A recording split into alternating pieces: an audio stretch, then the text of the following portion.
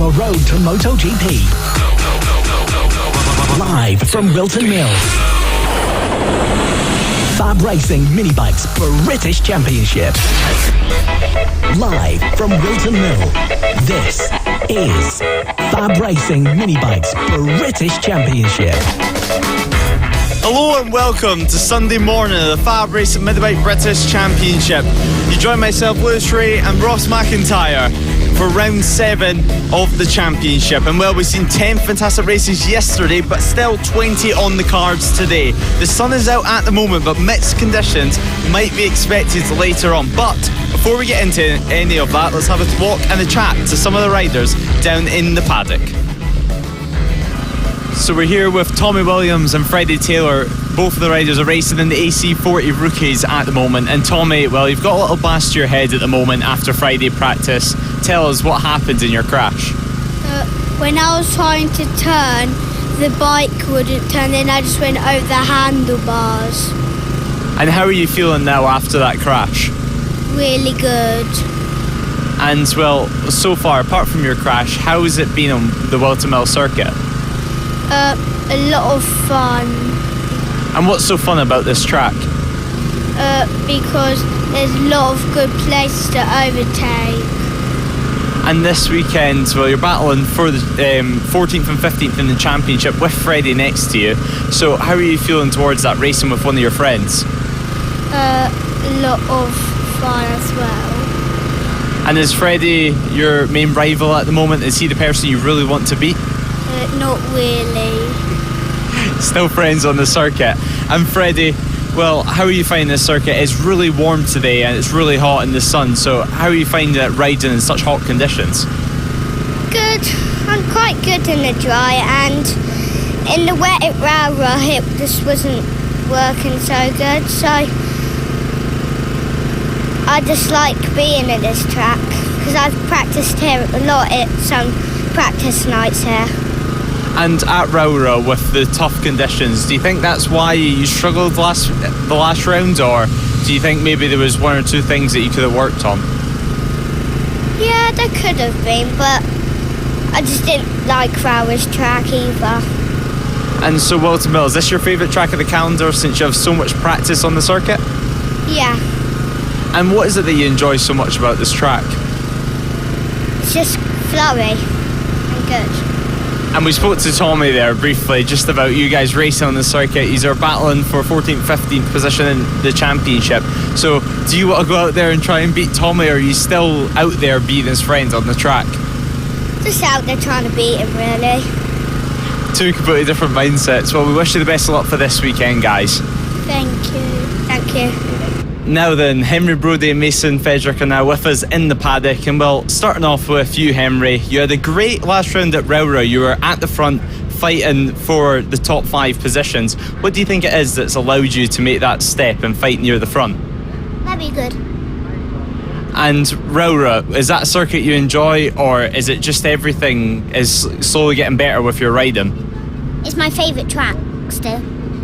And what makes it your favourite circuit at Rowra? I just really like it in the wet. And well, no wet conditions it looks like this weekend at Whilton Mill. So how are you looking forward to this weekend, or is this a track that you're not enjoying as much? I enjoy it very much. And well, racing the class this year, how are you finding it with such a tough field? Really hard, but I'm good. And who's the hardest person to beat at the moment for yourself? Mason. Well, Mason's sitting next to right now with a little grin on his face. And well, Mason, you had quite a big crash last time out at Rowra. How are you feeling after that? Fine, really. At least I got the win. And yeah, you did get the win in fine fashion at Rowra. What do you think it is that this season has allowed you to make that step and now are consistently at the front and battling for race wins? I think it's just practice. And well, Whilton Mill, have you had much practice around this circuit before, or is this still a track that you're learning every single lap? I've been around here quite a lot. And what's the toughest thing to learn about this circuit? It's quite smooth. And right now in the championship, you're now in championship contention with just 2 rounds remaining. How are you feeling towards that, and what is your mindset towards these last two rounds? Really good. And how do you think you're going to be able to battle it for the championship? Just try and keep up the good work. And at the moment, are you going all out for race wins, or are you thinking about the championship points while you're on the motorcycle? Thinking about the championship points. Well, it's a very mature mindset. We wish best luck to both of you guys this weekend. So best of luck, Henry and Mason. Thank you. Thank you. Mr. Taylor Tomlinson, I have to say, you're looking like one of the most confident mans in the paddock. So how are you feeling going into Whilton Mill? I'm feeling, well, seeing as Rower wasn't one of my best tracks, I know it was this last year, but now we're here and I've done a Friday practice, you know. And well, this weekend you'll be racing in the LC40 Elites, and also this year is your first full season on the Mini GP 50 bike. How are you finding racing the Mini GP 50? It's difficult. It's not the easiest of things, but I should be faster. I should be up with Matthew. And what do you think it is at the moment which is separating you and not allowing you to fight for race wins in the Mini GP 50 class? Experience and tiredness, because I'm doing that twice and then I'm doing the 50 last. Well, on the mini moto class, you are fighting for race wins and consistently at the front, and actually you're battling with your old rival Sebastian Gosowski. So how's that been this year, battling with him on the circuit? It's been nervous, but not as bad as last year. And do you think maybe that's down to getting a bit more experience racing motorcycles and allowing you to not get as nervous this year? No, I think it's just because at the start of the season we had Rex fighting for second with me, and I think that just gave Seb the point. Rex took the points instead of Seb, so. And we're looking towards the final round of the championship at Three Sisters. Is it a track that you've ever managed to ride before? I've done 2 corners on a go-kart, yeah, but it's a tiny little hill, but you know, that's it.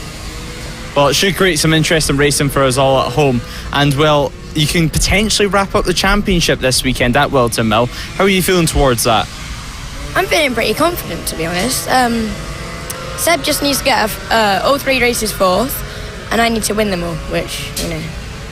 And so are you pure confidence? Do you think that you're just going to go out there on the circuit and go for pole position and all 3 race wins this weekend? Or if you don't have the pace, are you just going to leave a little reserved in the bag and leave it for Three Sisters? I want to wrap it up this weekend, but I don't think I'm going to do a pole position or anything. I'll win 1. Well, we wish you the best luck for this weekend, and hopefully we can see you once again do the Macarena across the start-finish line. Thank you. Here with Harley Baker, the sun beaming down here at Whilton Mill for round 7 of the FAB-Racing Mini Bike British Championship. How are you feeling coming into the penultimate round of the season? Yeah, good. I've got some good practice sessions. I got 2 5ths and a 6th, which is my best positions this season in any session. So, yeah, good. And it's without a doubt the warmest round of the season we've had so far. It's looking like it's going to get up to 32 degrees on Saturday. What's it like for you when you're out there riding in such heat? Is it a big problem? Is it maybe not as much of an issue as some people would think? It's very grippy, but it does get hot quite quick. After 3 quick laps, you are sweating and trying to wipe the sweat off your forehead and stuff. So, yeah. And what does the temperature do to the tyres as well? Does it cause problems, especially later on in the weekend? Do the tyres maybe start to run out a little bit of grip, or do they manage to last the whole weekend in these conditions? I'm not too sure about the tyres. It's grippy at the moment, and it's quite good at the moment. It's plenty of grip. You just chuck it onto the side, and it's good. So at the moment, it's all right, but I'm not sure. We'll find out at the end. So yeah, we'll have to wait and see. Well, thank you very much, Harley. Best of luck this weekend. Thank you. Callum Maxwell, I believe it's the first time we've managed to get to speak to you this whole year, actually. So how is your season going? Alright. I couldn't hear you. How is your season going this year, Callum? It's going really well. We had a small issue with the exhaust last session, like it started flaming a little bit. Other than that, it's been fine. And the Mini GP 50 class, how's that been learning to ride a geared bike this season? It's been rather tricky, but I've gotten used to it by now, and And the MotoGP 50 class, there's about 22, 23 years basically every single round. So what's it like racing in such a big class, especially compared to, for example, the AC40 Pros, which you were racing in last year? It's rather worrying because, at any point that you could get hit, but yeah, it's fine. And what do you think you have to improve with your riding to be able to get yourself at the front? I just have to improve. I think I just have to improve my confidence and start accelerating faster. And well, this weekend at Whilton Mill, just 2 rounds left. What's your plans for the next season? Are you planning on staying in the MotoGP 50 class next year, or have you got any other plans? I believe we are learning this year, and next year we are really going to be going for it. Well, we wish you the best of luck. Hopefully next year we can see you at the front. Thank you. Oliver Hall, you're getting ready to go out on the circuit, and well, you've got a smile on your face. You're looking really comfortable this weekend. You're looking extremely happy. Tell us, how's it going? Yeah, it's alright. My first session didn't start very well, but I've got up the pace and getting some, just trying to get some more couple of seconds in the corners. And well, so far this season, you've had quite an up and down year with quite up and down results, some of it not being your problem, some of it being bike issues. So tell us, how have you found this season so far? Has it gone how you expected, or has it been quite challenging? It's been quite challenging because some of the time I'm getting good results, but some of the other time I'm having bike issues, or it's just not working in my opinion. So, yeah. And well, the bike issues, are you confident it's all sorted for this weekend? Yeah, I think they're all sorted. I've went out on both bikes today. They both work. Oh, they both work. That's always going to help. And well, we spoke to you at the start of the season, and you said you're going to be focusing on the mini moto classes rather than doing the 50 at the same time. So looking into 2024, are there plans to ride the mini GP 50 and maybe move away from the mini motos, or do both again? I'm not doing pros this year, or next year, because I'm not doing it this round. Pros isn't just my thing, but when I'm doing elites next in 2024, I think I'm going to be doing elite and pro. And so no plans of the MotoGP 50 yet in 2024? Elite and 50, sorry.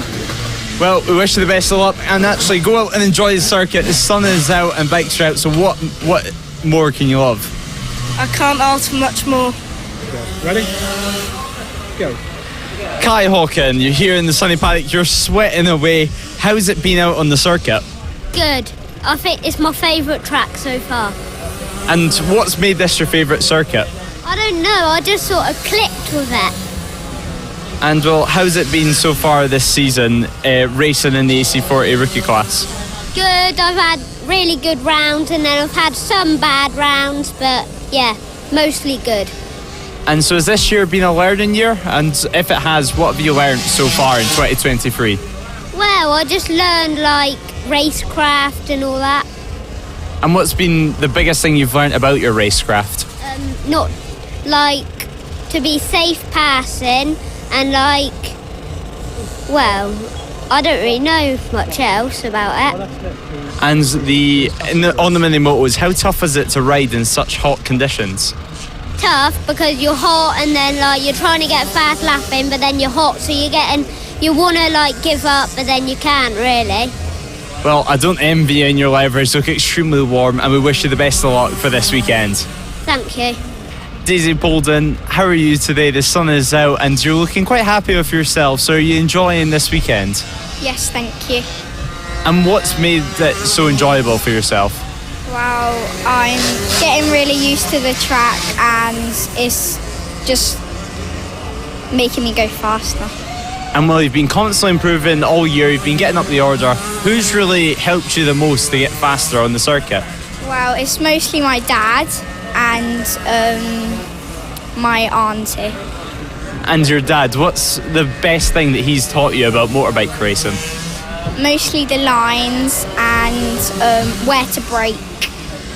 And well, lines are so important at Whilton Mill. How are you finding this circuit? Good. And what do you enjoy so much about it? Of course, there's a lot of different corners, there's some heavy braking zones, so what's your favourite part?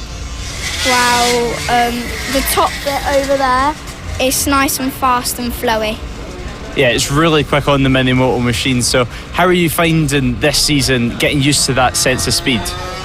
Yeah, I'm finding it really good, and I just look forward to going on a faster bike.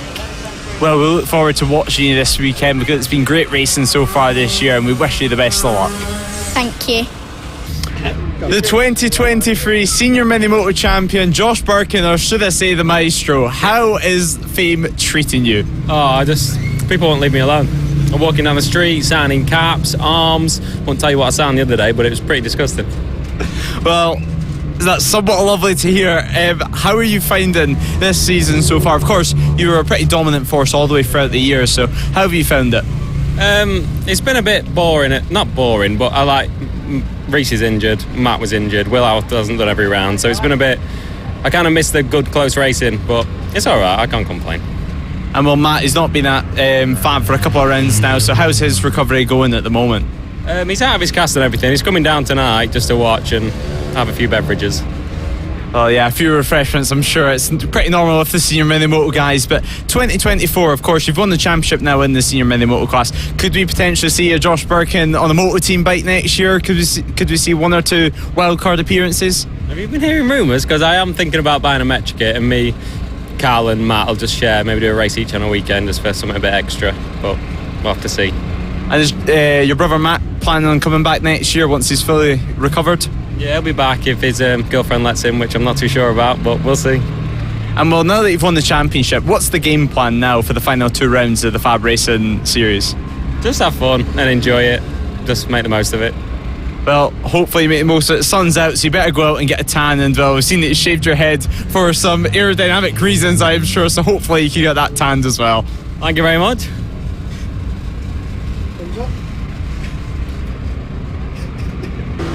We are now here with one of our most talented females in the paddock that we have here at the FAB-Racing Championship, Chloe Gleeson. And Chloe, you've got the fan on for yourself, I'm sure, and the bike. So how's this weekend going so far? Because it's so warm for you guys out on track.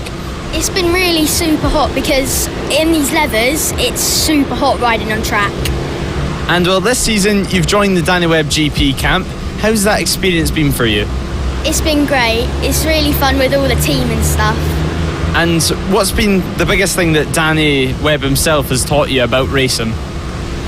Never to give up, really, and just like keep pushing. Even if stuff's gone wrong, just keep trying.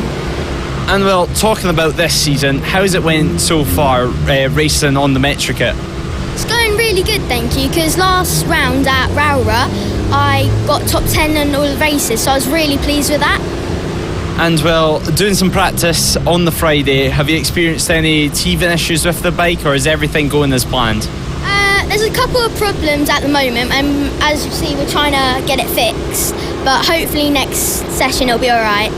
And what was the issue with the bike whenever you were out on the track? Well, a couple of times the bike just kept bogging, and it was really annoying, but hopefully it'll be okay now. And do you know exactly what they've changed on the bike? Is it something to do with the carburetor? I think it's either the jetting or some of the spark plugs, so hopefully that'll be okay. Well, hopefully you can get that fixed. And well, looking into next year, have you got any plans set in stone at the moment, or have you not got anything confirmed yet? I don't have any plans at the moment. I'm just going to stick with going to the end of the season for the 50s and see how that goes. Well, we wish you the best of luck for the final couple rounds in the Mini GP 50 class. It's a highly competitive class, and you're certainly impressing everyone out on the track. Yeah, it's really, there's a big grid. There's loads of them. Thank you so much. No problem. Thank you. We've spoken to one baker and now we speak to the other. We are here with Preston. How are you feeling looking into Whilton Mill? Good, thanks. I'm just... Hopefully I get a win and just get 3 wins in a row, really. I think that's the dream for everybody else here at Whilton Mill. Is this a track that you like? Is it a track you're fast at? Yeah. That's good. It's very, very hot here at the moment, as you can tell. The last couple of rounds we've had a lot of rain coming down. So what do you prefer? Do you prefer riding in the wet or the dry? I would say dry, because just a bit easier. And if it's on a bumpy track in the wet, it isn't really that fun. Yeah, that is fair enough. And I'm assuming you've been out for a few sessions today already in the practice sessions. How's everything feeling? You feeling confident on the bike? Yeah, just try and get race wins, really. Yeah, so go out there Saturday, Sunday, win all 3 races, go home a happy boy. Is that the plan? Yeah, Brilliant stuff. Well, thank you very much for talking to us, Preston, and best of luck for this weekend. thank you. Pit Bike Sonic, Jamie King, it is warm here at Whilton Mill. How are you feeling looking forward to round 7? Hot, yeah, extremely hot. It's like the Sahara Desert, isn't it? It's not a gust of wind, it is, yeah. I think even when we go to Benidorm, I don't think it's this hot. So, yeah, it's extremely hot. It's extremely hot. Can we cut that out? No, gotta carry on. Well, yeah, it's extremely hot, but it's been going okay. We're still on the magnificent borrowed engine from Sean. We're going to have a brand new one in for tomorrow. So, yeah, hopefully it'll go well. But we've gradually been getting quicker all day, but do about 5 laps and I'm bloody knackered.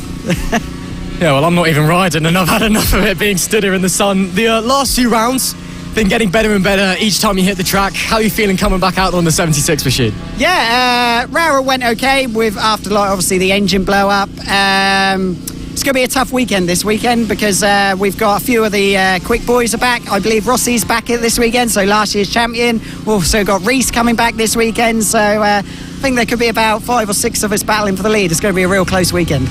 That's great to hear. We always love to see the old faces back in the Fab paddock and some brilliant action out on track. So I guess the plan for you is just beat the heat, get out there, get some strong points. Yeah, definitely. There's still a small chance of third in the championship, so we're going to try and get 3 good results and then 3 sisters. Hopefully, you never know, it's going to be a new track for us all, so hopefully maybe try and get some wins there.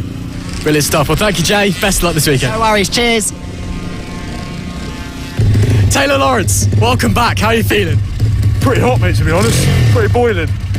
But, I mean, quite nice weather in it. Track's feeling nice. Yeah, just have a bit of fun with the mates again. See Jamie, and everyone's improved since I've last been here. Everyone's getting a lot quicker. Don't like it. So maybe not the 3 straight wins that we're all used to from you then this weekend. Well, I wouldn't say that. There just might have to be a bit of angle bushing, a bit of, sorry, mate, see you in a bit, but we'll have a good fun no matter what. It'll be a good race to watch, I'm sure. Especially with Rossi coming later. Awesome stuff. Well, thanks, Taylor. Best of luck. Cheers, mate. Thank you.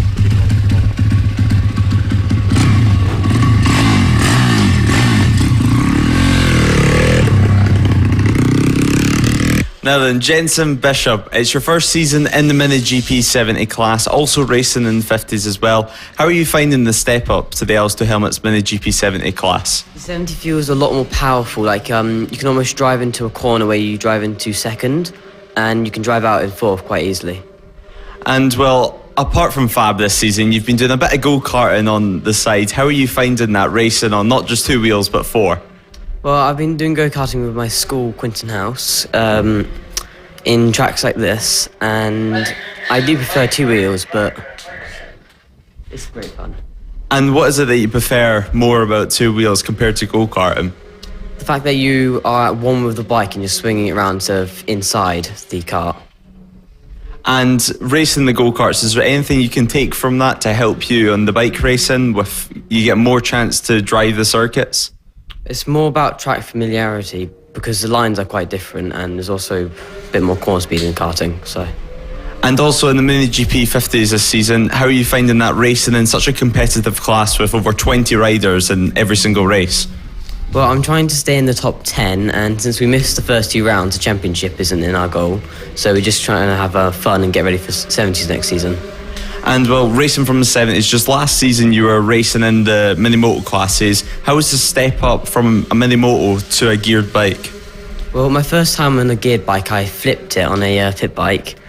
But the step up from a mini to a 50 is massive compared to like a rookie bike to elite bike. And just get used to the gears and familiarity of the gears is just a big step. And at Whilton Mill, how are you finding it so far this weekend? Have you got any aims or objectives going into it? Well, Whilton Mill is my local round, but it's not really my favourite. So my objective is just to have fun and try to place the top 10. And why is this track not your favourite? What is it that you're not so good on? Well, my speciality is corner speed, like in Ella. And this track's kind of bumpy and it's got a lot of anti-camber. Well, we wish you the best of luck for this weekend. Although it's not your favourite circuit, hopefully we can see you fight for podiums and fight for that top 10 positions that you want.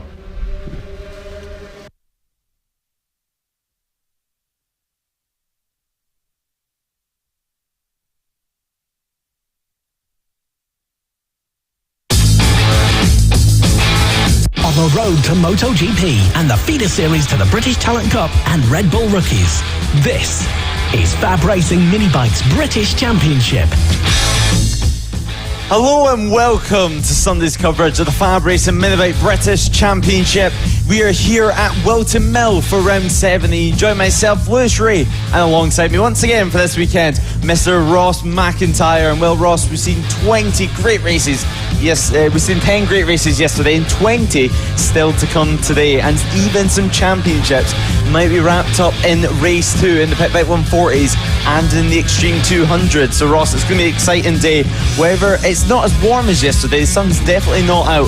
So it looks like it's going to be slightly more comfortable for the riders. We'll have to wait and see, Lewis. Hello and welcome to round 7, the penultimate round of the FAB-Racing Mini Bike British Championship. As you said, it's cloud cover today. Possible chance of showers later on in the day, which I don't think anybody was expecting coming into this weekend, given just how hot it's been here in the UK and here at Whilton Mill. But it is very, very muggy. It's very humid. So while the actual temperature and the track temperature may not be as hot, it is still going to be tough out there for the riders. We're just going to have to wait and see how it all goes. There we see the crowd watching along, getting ready for the first race of the weekend, which is just a few moments away, with the AC40 Rookies Championship.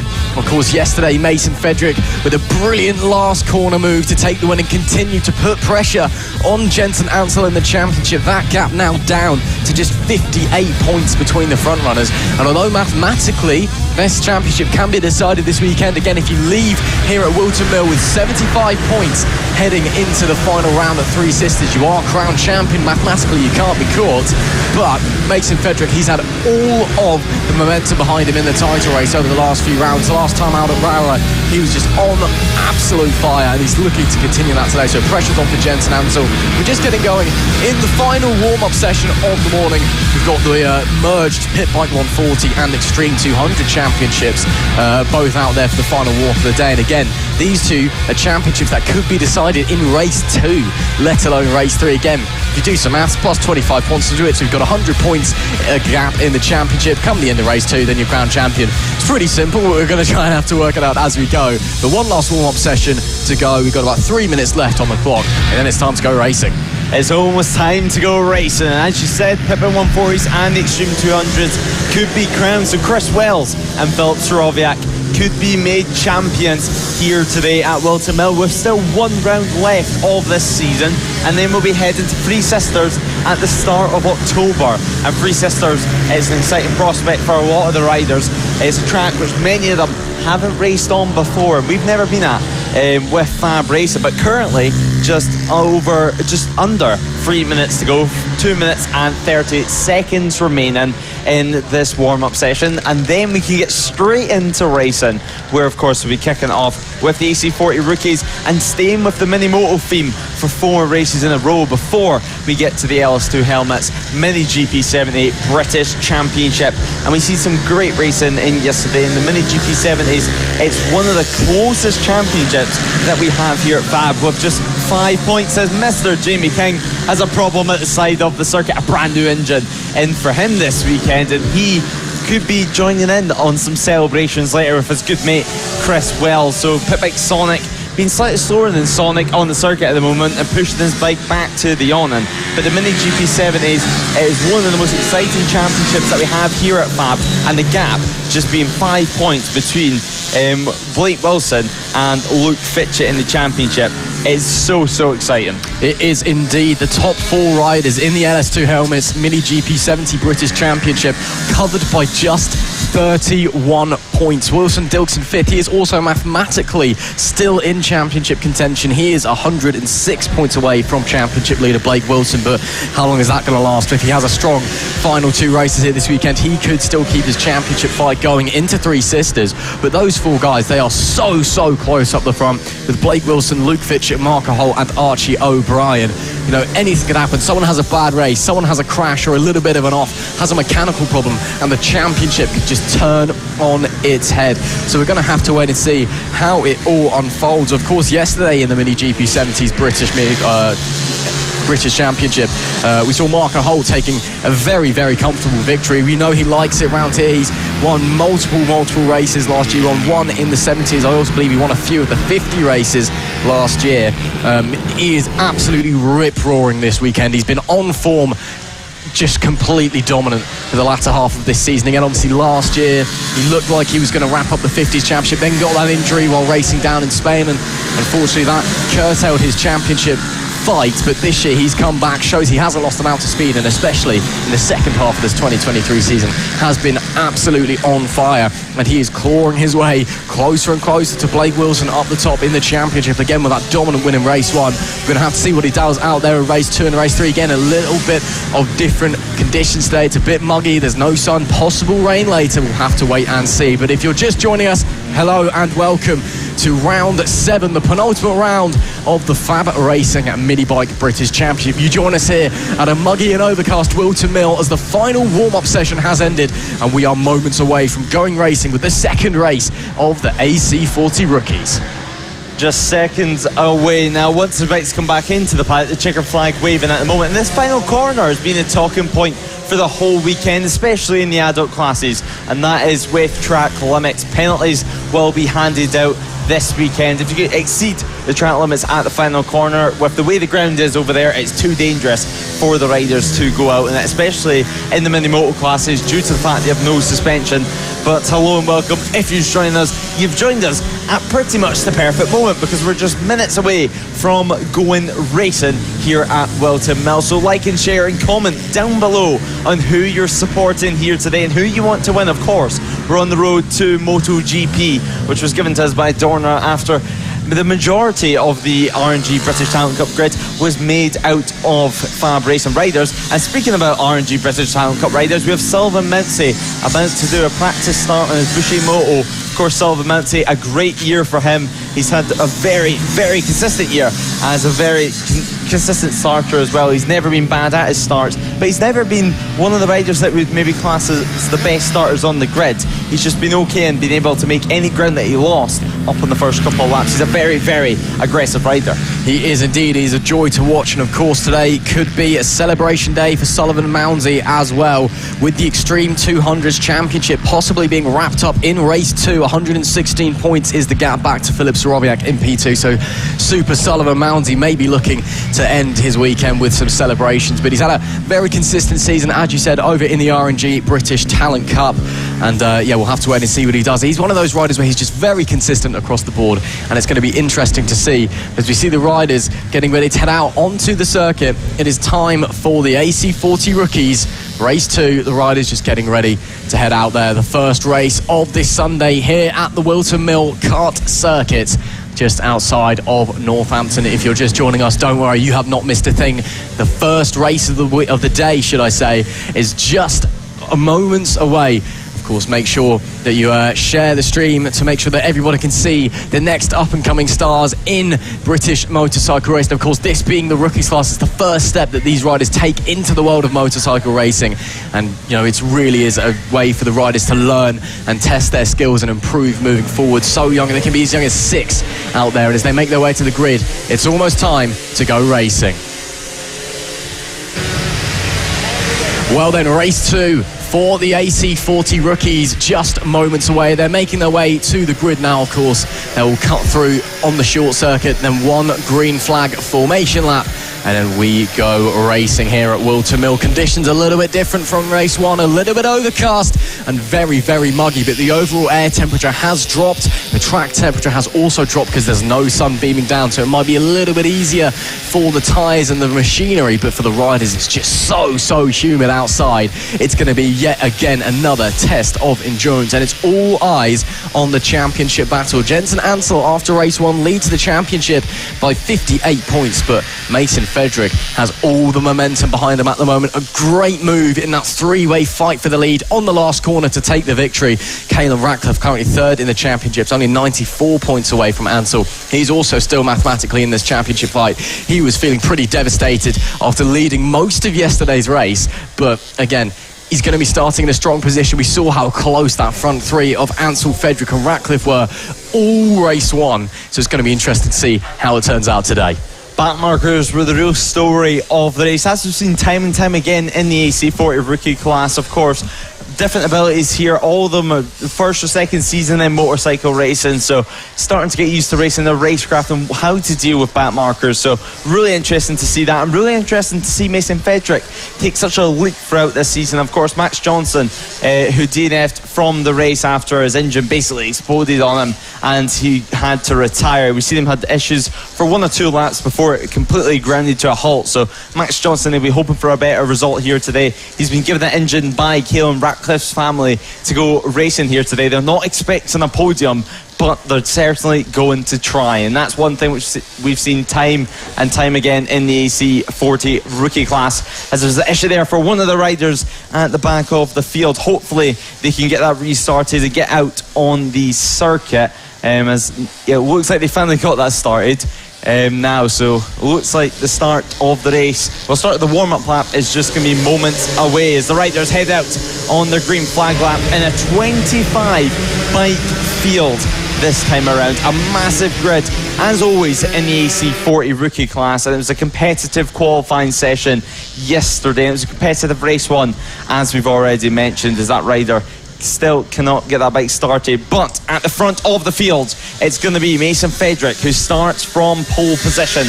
Alongside him will be Max Johnson, who's hoping for a better result here today. Ty Hawkin will be next to the championship leader, Jensen Ansel, with Caelan Ratcliffe and Henry Brodie on the third row of our grid.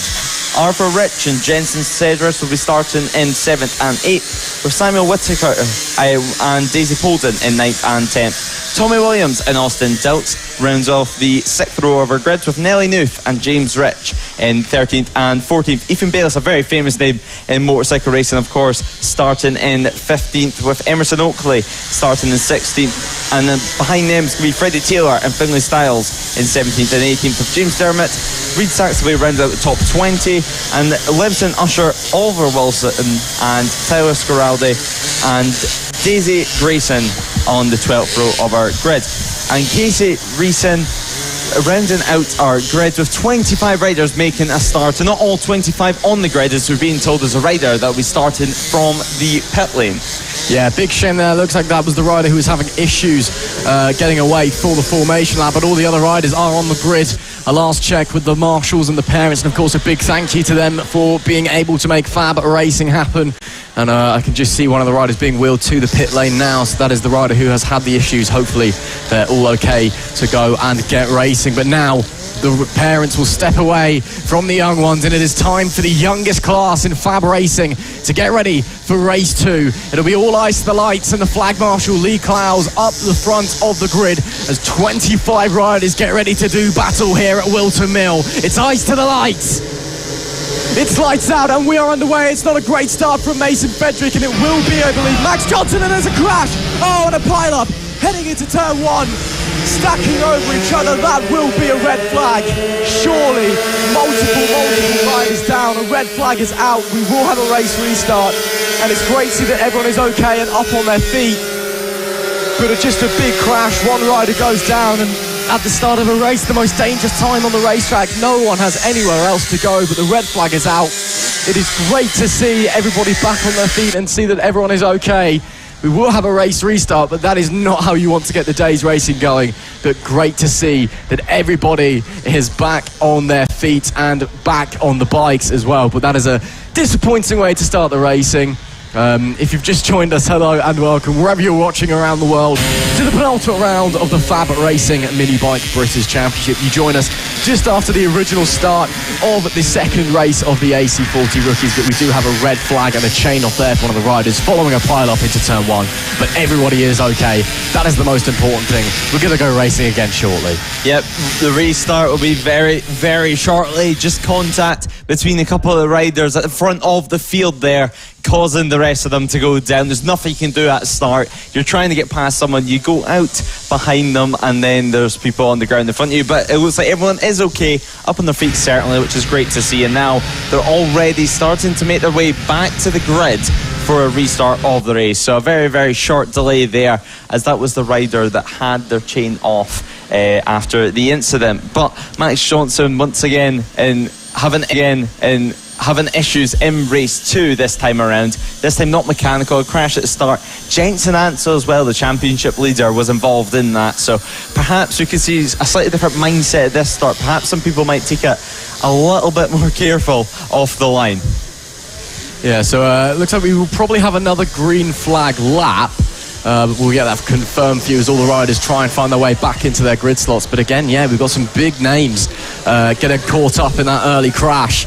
And again, it's great to see that all okay. Hopefully all the bikes are okay as well, and especially for the guys like Jensen Ansel and Max Johnson, who are, you know, in strong places in the championship fight. That is not what we want to do, is, you know, immediately have a crash and slightly damage the bike. We'll have to wait and see. I believe we are going to go for another red flag lap, green flag lap rather. And or are we going to go racing? No, we're going racing straight away. Lee Klaus points to the lights. It'll be red lights on. It's lights out, we're on the way. It's a much better start for Mason Fedrick on the number 5. This time round, he will inherit the lead down into turn 1. You can see the riders already being cautious as they head through the left-hander. And now on the run up to Christmas Corner. It's all clean this time round, which is fantastic to see, and already gaps starting to form. But what a great start for Mason Fedrick. He continues with 7 laps to go, so we are going to remove a lap from the total race distance as a result of that first lap crash. But Mason Fedrick is already putting the hammer down. Max Johnson following him as well. What a start for Mason Fedrick again, with all the momentum behind him in the championship at the moment. That number 5 machine is flying and looking to further close the championship gap to Jensen Ansel. Mason Fedrick trying to run away at the front with Jensen Ansel following behind. The 2 riders from the start of the race tried their hardest to get out away from the pack after that red flag restart after just a couple hundred meters, but then we power it out through towards the final corner of the lap, pits bend. But Max Johnson constantly dropping down that first lap, so perhaps, as we're saying, that engine just doesn't have enough power for them to compete at the front at the moment. So Max Johnson dropping down to 5th place from the front row of the grid, but at the front of the field it's still Mason Fedrick who leads the way from Jensen Ansel at the line. It was 2/10 of a second that separated the 2 riders. Jensen Ansel running extremely wide there at Christmas Corner, but behind them we have Kai Hawkins and Caelan Ratcliffe in 4th position. Ratcliffe kindly donating Max Johnson's engine for this race, with Johnson watching the rear tail of Caelan Ratcliffe behind. Henry Brodie having a consistent result at the moment in the top 5. It's where we've seen him pretty much all season.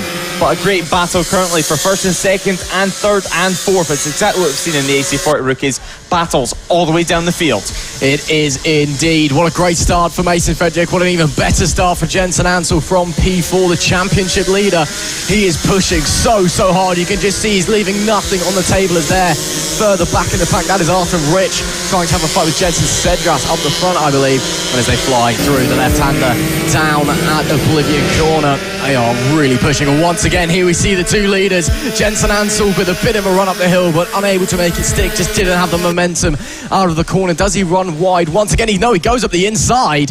And no, that's the back markers there. So not back markers, that was Kai Hawkins and Caelan Ratcliffe. So it looks like Caelan Ratcliffe has slid through into 3rd place. So great job for the number 96. Again, he was involved in that titanic tussle for the lead in race 1, and unfortunately losing out on the very final corner. But here we do see our leaders Fedric in P1 and Ansel in P2. And Ansel, you can just see how hard he's pushing. He's looking left, he's looking right, he's almost overriding the bike, but not quite. He is right on the edge of grip, right on the edge of what is achievable on one of these mini moto machines. And once again, he's looking through the boot section. As there we see some back markers starting to come up here in front of the leaders. It will be Caelan Ratcliffe who inherits third place as it becomes 5 laps to go at the line this time by. And Mason Fedric just hold on. Look how hard Jensen Ansel pushes the bike heading through Crook Bend. You can just see it chattering away, bouncing, complaining underneath him, but he is just sticking to his guns and he is pushing like crazy.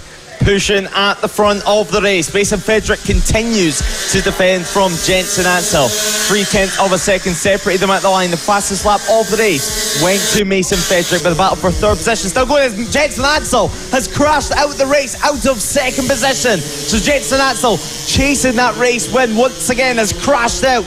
So that's not what he'll be wanting at all. He was battling for the race win and now he's dropped down to about 5th or 6th position.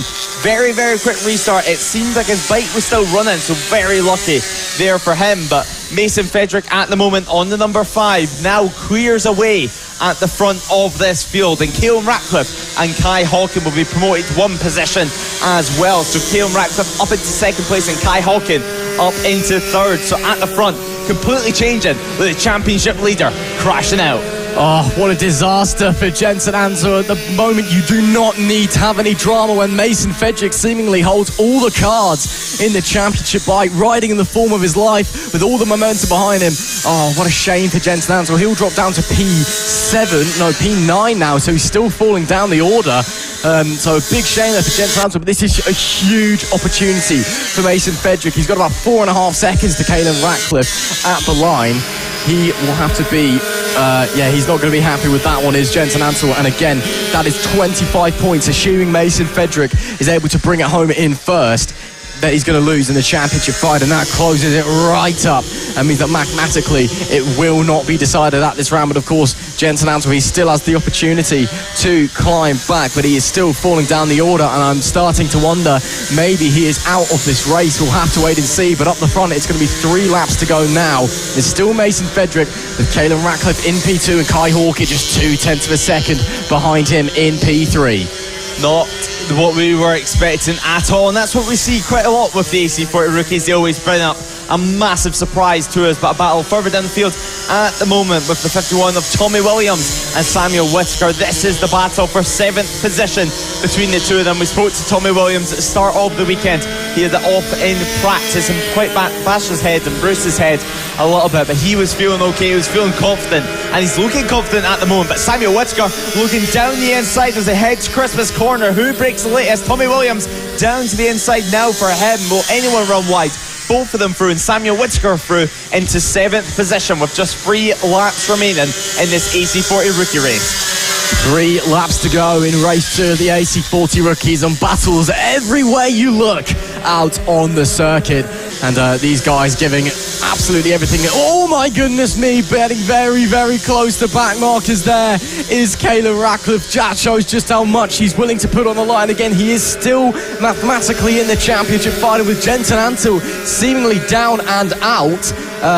This is a massive, massive opportunity for him to really claw his way back into the championship fight. But these two, it's a titanic tussle between the pair of them, giving each other not even inches between them as they head round up the top end of the track and into Ashby Corner again, coming into back markers. No blue flags in Fab Racing, and as we always say, back markers cause chaos. They can turn races on its head. They can decide who comes out on top in fights for the lead, and this could be what happens to Caelan Ratcliffe and Kai Hawkin here. Oh, there's a crash, and that was, I believe, Caelan Ratcliffe getting into contact with a back marker, and down he goes. Caelan Ratcliffe, another disaster for a championship frontrunner. He is down. Hopefully it'll allow Mason Fedric starts his last lap of the race as chaos occurs behind him. He's probably got no idea what's going on, Mason Fedric, on the 5, because he's just ridden his own race. He's almost 7 seconds ahead of everybody else, and not knowing that his main championship rivals have just had a dramatic race too. And this really, really hands him an advantage in the championship. The gap will close down to around about 34 points. The championship has been blown wide open in race 2 of the AC40 Rookies, and now Mason Frederick with a 6.7 second lead in this one from Kai Hawken, and Max Johnson now being promoted into the podium positions. Henry Brodie promoted up to 4th and Daisy Polden in 5th, with Caolan Ratcliffe continuing to drop down the order. But Mason Frederick, he has managed to stay on it. He's managed to let his rivals crack, and it's going to allow him to take another race win if he can stay on for just one more corner. He comes towards the pit bend, and he'll see the checker flag, and he'll take the race win in race 2 of the AC40 Rookies. Mason Frederick wins, so Kai Hawken should be coming across the line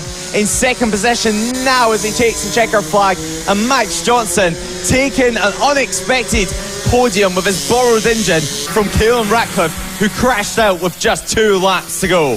What a dramatic race in championship terms. Caolan Ratcliffe is all but out of the championship fight now, finishing outside of the points. Jensen Ansel, championship leader, also a DNF. And that means that the gap between Jensen Ansel and Mason Frederick down to just 33 points heading into race 3. And now the pressure is on for the young Jensen Ansel. He's been leading the championship for so long, but this man, the number 5 of Mason Frederick, is just riding in the form of his life right now. And you can see how much that means to him as he pumps a fist to the crowd. He is delighted, he knows.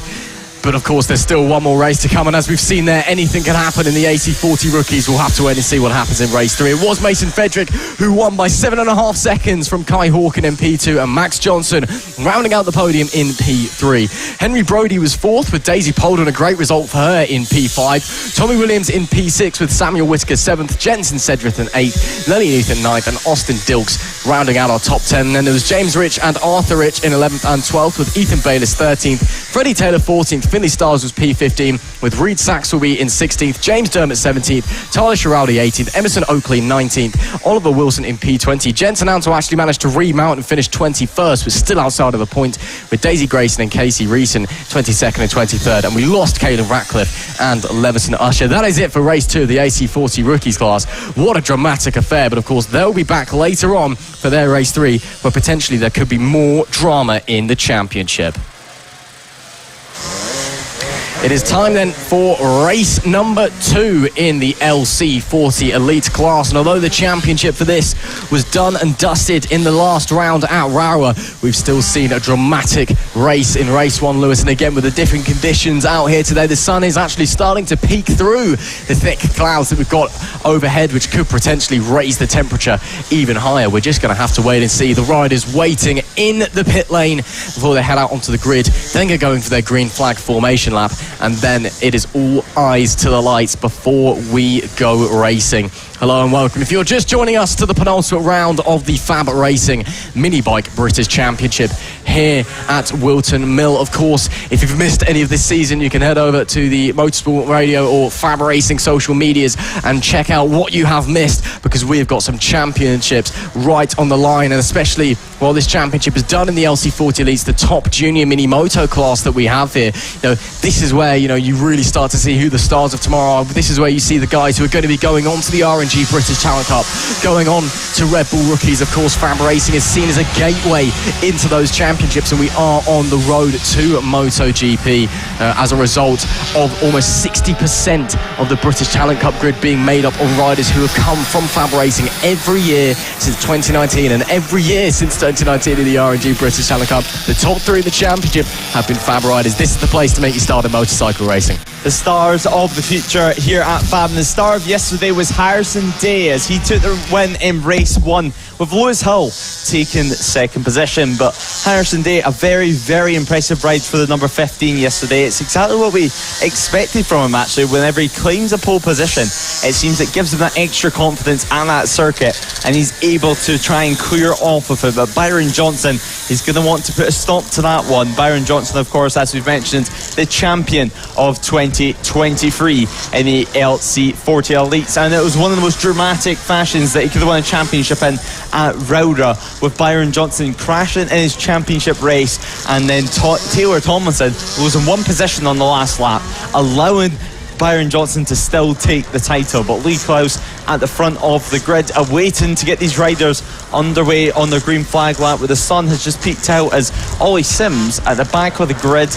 Looks like his bike has stopped, and his bike has stopped, so he's pulling into the pits. So Ollie Sims, he may not be starting this one, but the riders now head off in their one warm-up lap, where we have a 12-rider grid for this one, with Harrison Day being the rider to watch. Race 1 winner, can he turn it into a Race 2 victory as well? Byron Johnson is going to want to put a stop to that. Oliver Hall also looking confident, but Harrison Day, he was confident in qualifying, and he took the pole position with a 55.937. Alongside him was going to be Byron Johnson on the front row of our grid, with Lewis Hull after coming in second position. He'll be starting from third next to Taylor Tomlinson, and Bradley Curtis with Matthew Thomas alongside him. We've seen them have some great battles so far this year in the third row of our grid. Sebastian Gosowski moving up to this class from the AC40 Rookies this season. He'll be starting from 7th next to Oliver Hall, with Josh Perkins and Nicholas Dunwoody in 9th and 10th place.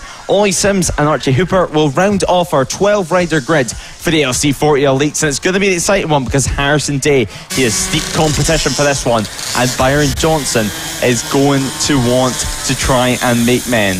He will do indeed. Byron Johnson on these liquid-cooled mini motor machines. He hasn't had that much of a success around here at Whilton in the past. On the air-cooled mini motos that we see racing in the Rookies and the Pros Championship, he's had much more success. Something about that liquid-cooled bike, it just seems to evade him here at Whilton Mill. He'll be wanting to climb onto the top step this time around, but you've got to be honest, you know, looking at that grid, Harrison Day, Taylor Tomlinson, Lewis Hull, Matthew Thomas and Bradley Curtis, Sebastian, I mean, everybody on that grid. I could go through the whole order, all spectacular riders, all at the top of their games in our top junior mini moto category. It's race 2 of the LC40 Elite, and although the championship is already done and dusted, they're still going to go out there and give us a show. Just a little bit of a delay on the grid, but the flag marshal Lee Klaus will point to the lights, and there will be red lights on, and we will go racing.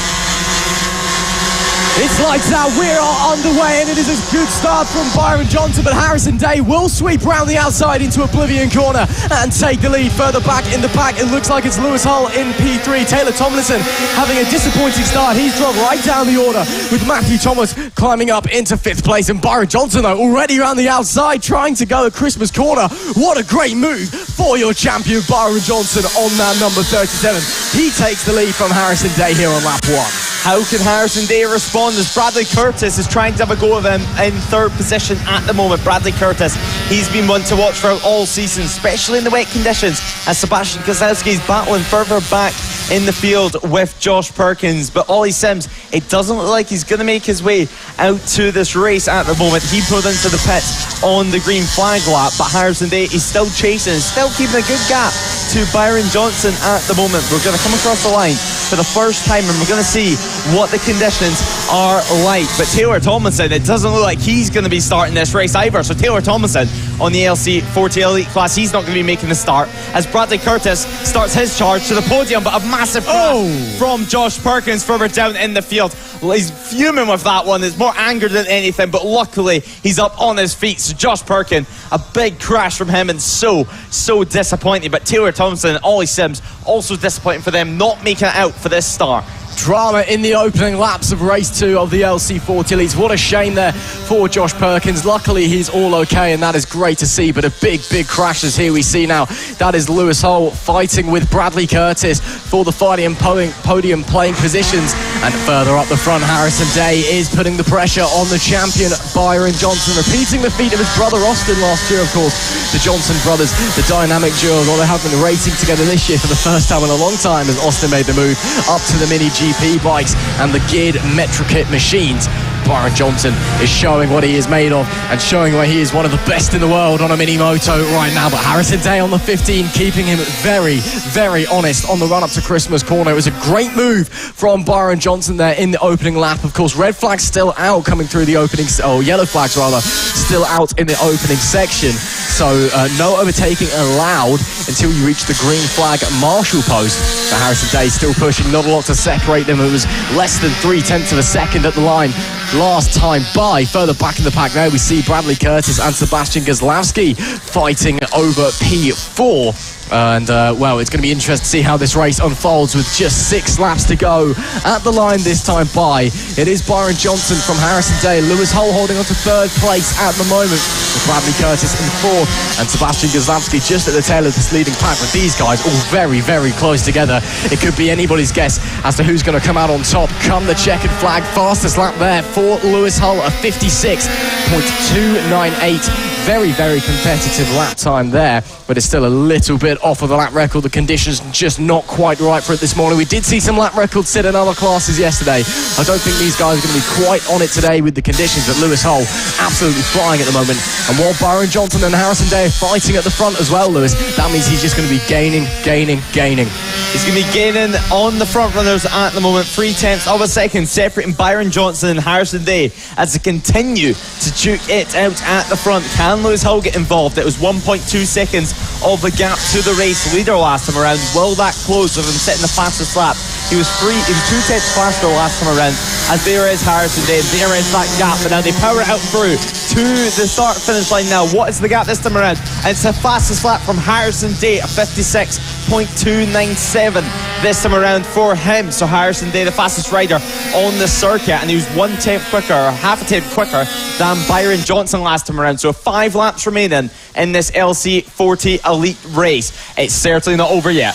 It is not over yet at all. Harrison Day was looking very racy coming through the top section of the track there, up the top of the hill. But Byron Johnson holding on for the time being on the number 37. Again, championship is done and dusted. There's no pressure on these guys. They don't have to hang back anymore and be fighting and be racing smart with their heads. They can just go out there and maximum attack every single corner, every single lap. And that is what Harrison Day is trying to do at the moment. He is just pushing like absolute crazy, and he's keeping Byron Johnson on his toes. As you see further back, Bradley Curtis and Sebastian Goslavsky getting closer together as he becomes 4 laps to go this time by. Sebastian Goslavsky would love to get up into P4 and maybe even a podium place, as Harrison Day last time fastest lap of 55.868. First time we've been into the 55s this race, so a great lap there from Harrison Day. The top 2 pushing each other to the absolute extremes as Lewis Hull starts to drop back just slightly, and these 2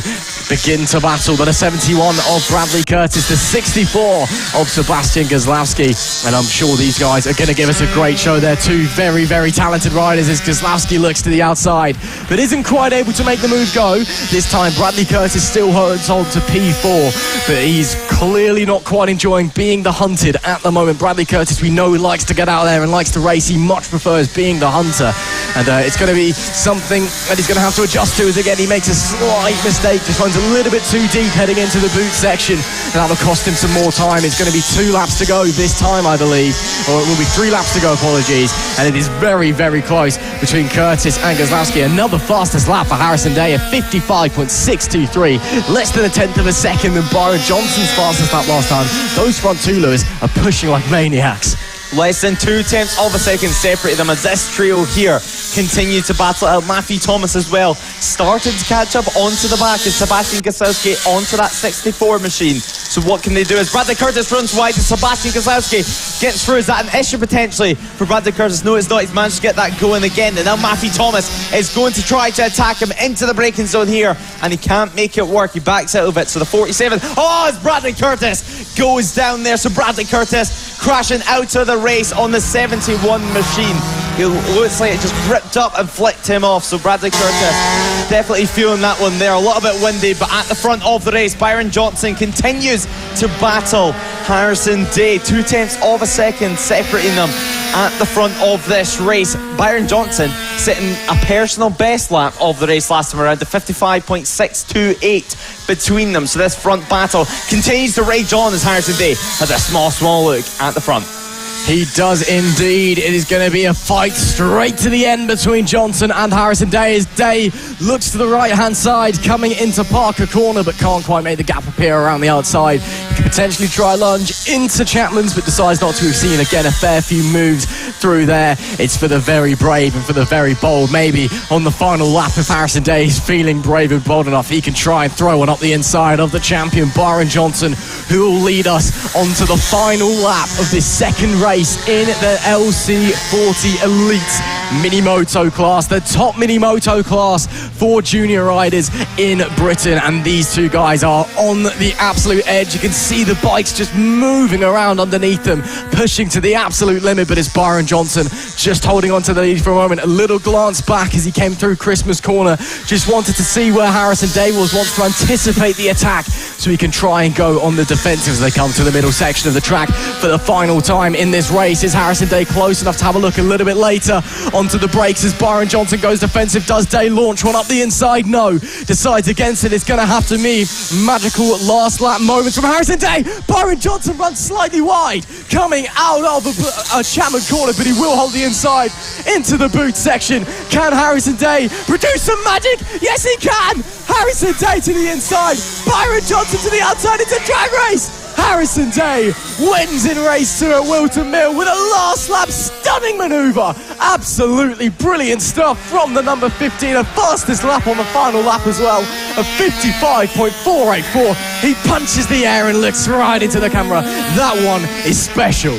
He watched, he waited, and he attacked on the last lap of the race. Harrison Day winning once again here at Whilton Mill. A perfectly timed move at the end of that race. Lewis Hull coming to congratulate Harrison Day. A 55.484, an incredible lap time from him. But Byron Johnson, he led the race from almost start to finish, and just at the final couple of corners it all unfolded. You have to give it to Harrison Day.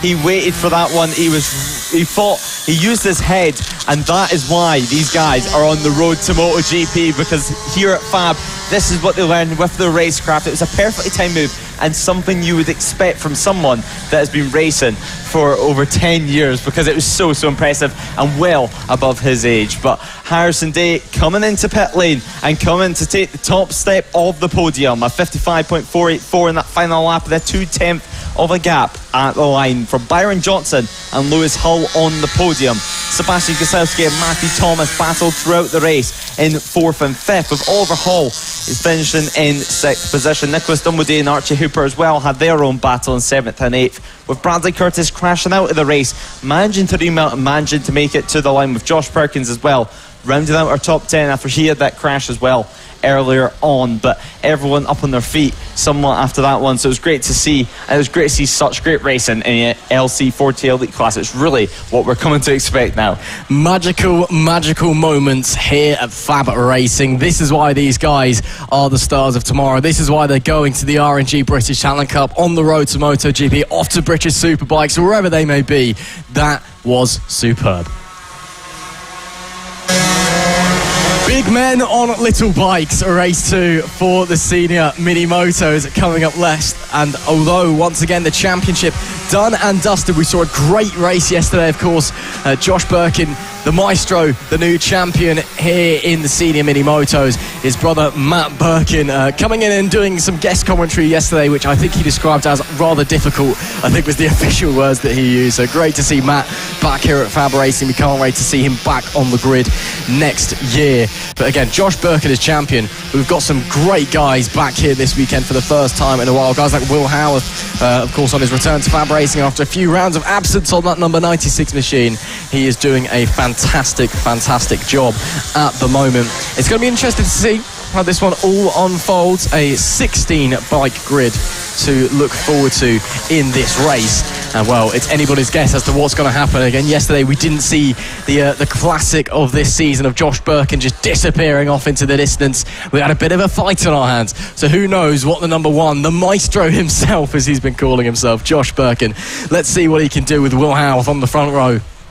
Will Howarth trying to attack and definitely back at top form as they head out on their warm-up lap. Who's it going to be this time around? Josh Birkin, he had no response in race 1. He was unable to catch and pass Will Howarth. He managed to keep the gap about the same, but Josh Birkin, he has another chance here today, and he'll be starting on pole position alongside Will Howarth, who took the race win in race 1. Nick Bennett, we spoke to him at the start of the weekend, he's feeling confident. He starts next to Keaton Payne in 4th position. David Maya and Chris Yeomans, they round out the 3rd row of our grid for the senior mini moto classes. Mark Payne and the returning Holly Harris behind. Callum White and Lamar Morgan are going to be started on our 5th row of our grid, to Gary Eldrick and Ross Michael in 11th and 12th. Isaac Greenstreet, a famous name here at FAB, it's almost coming with the Greenstreet family. It's a real family affair, starting in 16th position, with Jerome Richards in 14th and Rob Gentry and Steve Jones in 16th position. And rounding out our senior mini-moto grid, it's going to be an exciting race. Lee Klaus at the front of the grid at the moment, awaiting for the riders to line up, and then we will be able to go racing. You can see the tension at the start. They're friends off the circuit, but on the circuit it is completely different. Rhys Gentry watching on this one after getting an injury earlier on in the year. He'll be watching all of his friends and of course his dad, Rob Gentry, who'll be starting from 15th position in this one. But the point to the light has been made, and the light will appear on now.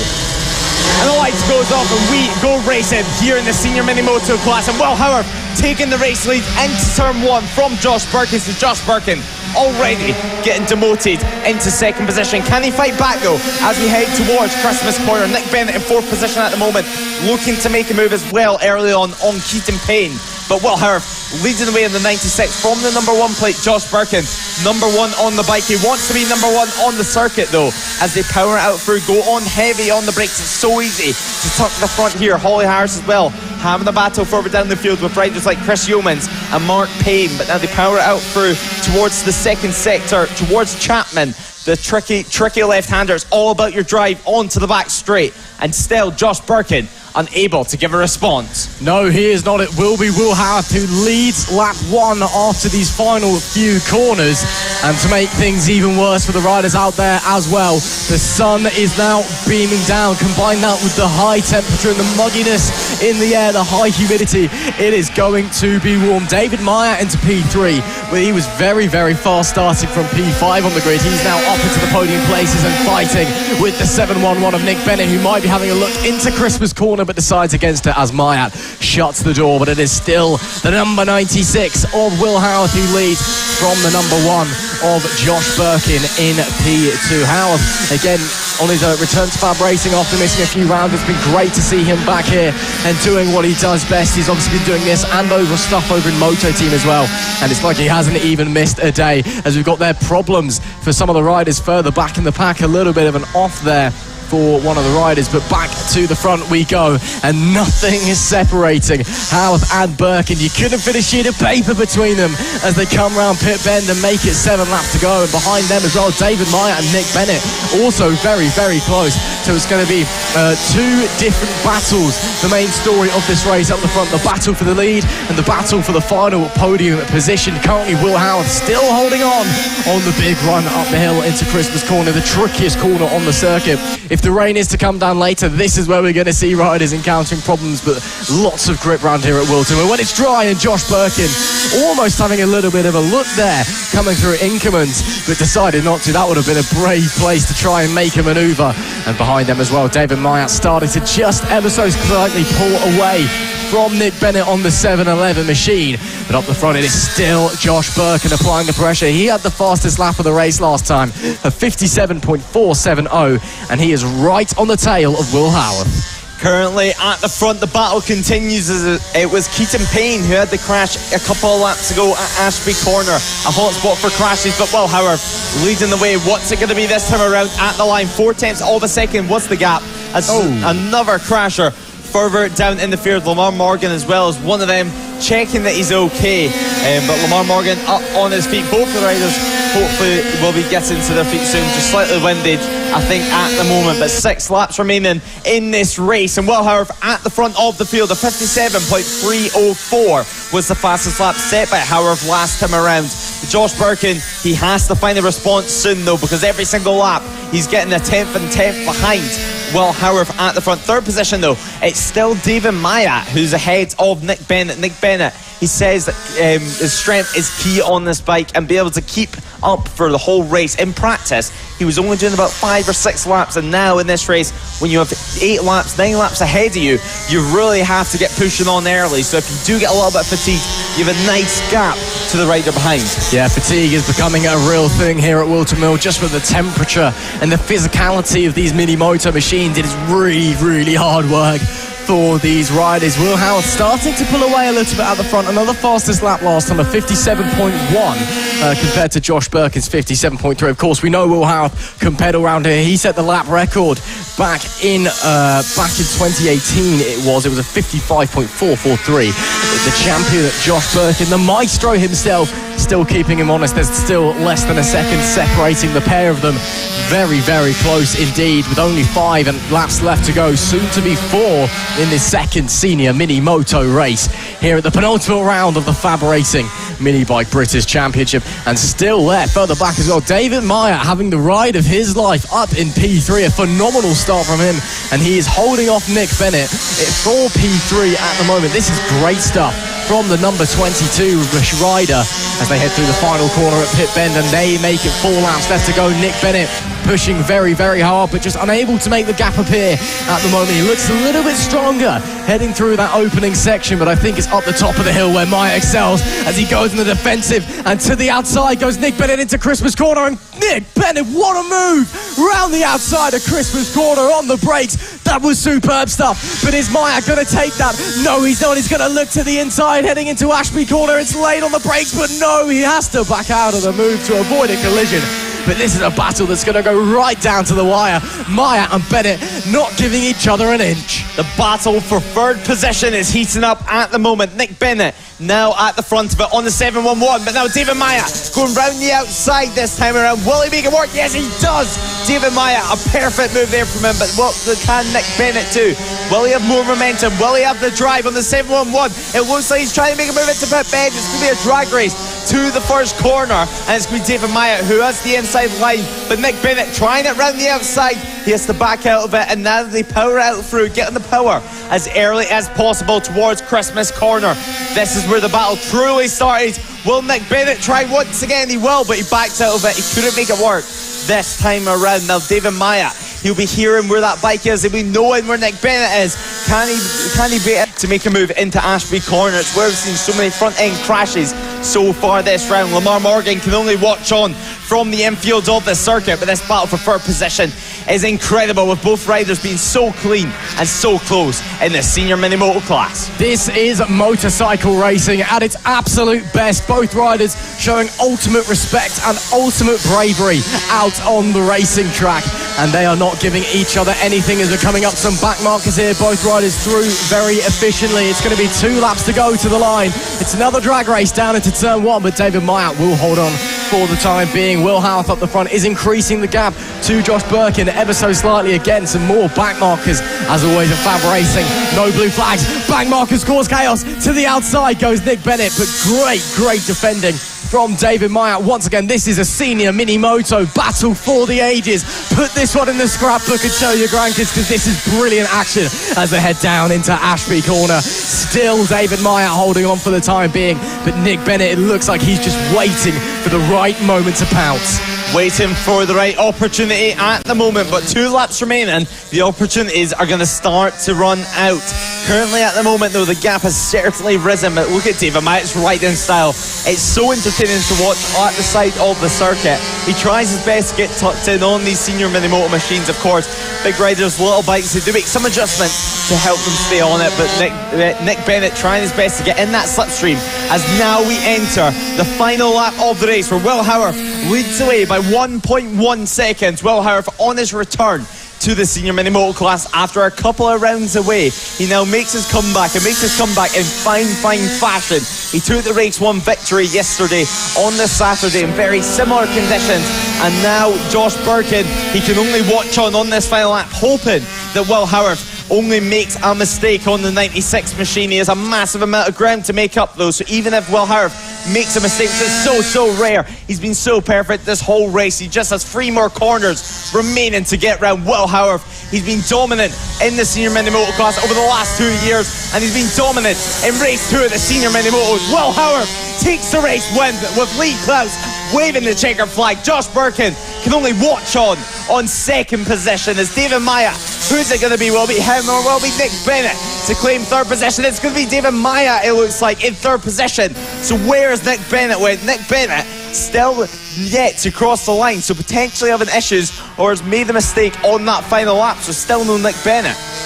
No Nick Bennett to be seen. Maybe problems for the 7-1-1. Oh yeah, the bike stopped. I did wonder if he was slowing on the penultimate lap of Nick Bennett. Oh, what a shame for the 7-1-1. The engine stopping. Oh, that is so heartbreaking for Nick Bennett. Of course, he's still got one more race this afternoon to show us what he can do, but that was a brilliant ride from him, and he does not deserve to have it end in such a disappointing way. But it was Will Howard who took a very fine victory here in race 2 for the senior mini motos, almost 3 seconds up the road from the maestro, your champion Josh Birkin in P2. David Byatt managed to hold on to take P3 and round out the podium with a great ride with Mark Payne in P4, and Holly Harris another great ride there in P5. Keaton Payne was 6th with Chris Yeomans in 7th. Nick Bennett looks like he's going to be classified in P8 with Jerome Richards in P9, Gary Eldridge in 10th, and Steve Johns 11th. And unfortunately, we did lose Callum White, Isaac Greenstreet, Ross Michael, and Lamar Morgan in that race.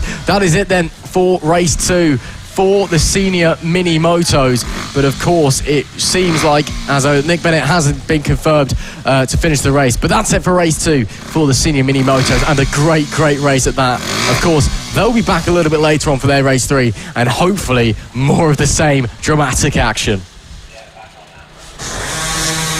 Race 2 for the AC40 Pros about to get underway here at round 7 of the FAB-Racing Mini Bike British Championships here at Whilton Mill. And this is a championship that is hotting up. Potentially, we're going to have to wait and see what is going. Taylor Tomlinson, this could be, of course, a title decider. So we're going to have to wait and see what it... On the road to MotoGP and the feeder series to the British Talent Cup and RedBull Rookies. Live from Whilton Mill. This is FAB-Racing Mini Bikes British Championship. Title decider. Race 2 for the AC40 Pros, and as you just heard, potentially a title decider. The championship is hotting up here in the penultimate round of the FAB-Racing Mini Bike British Championships, and Taylor Tomlinson has a gap of 56 points in the championship race heading into this one. And again, the magic number that you need to leave Whilton Mill with at the end of the weekend, 75 points or more. If your gap in the championship to your nearest rival is that, then you are crowned at the top of the table. So it's going to be interesting. What can Taylor Tomlinson do? What can Sebastian Gazlowski do? His main rival, Logan Cousins, as well, one to watch out for. He is still mathematically in this championship fight. Of course, last time out in race 1, Taylor Tomlinson did very well to get up to 2nd place and get onto the podium. Or Sebastian Gazlowski, a disappointing result for him, that could only manage P6 overall, and that is not what he needed in the title race. So it's going to have to wait and see what's going to happen here in race 2. The sun now shining here at Whilton Mill.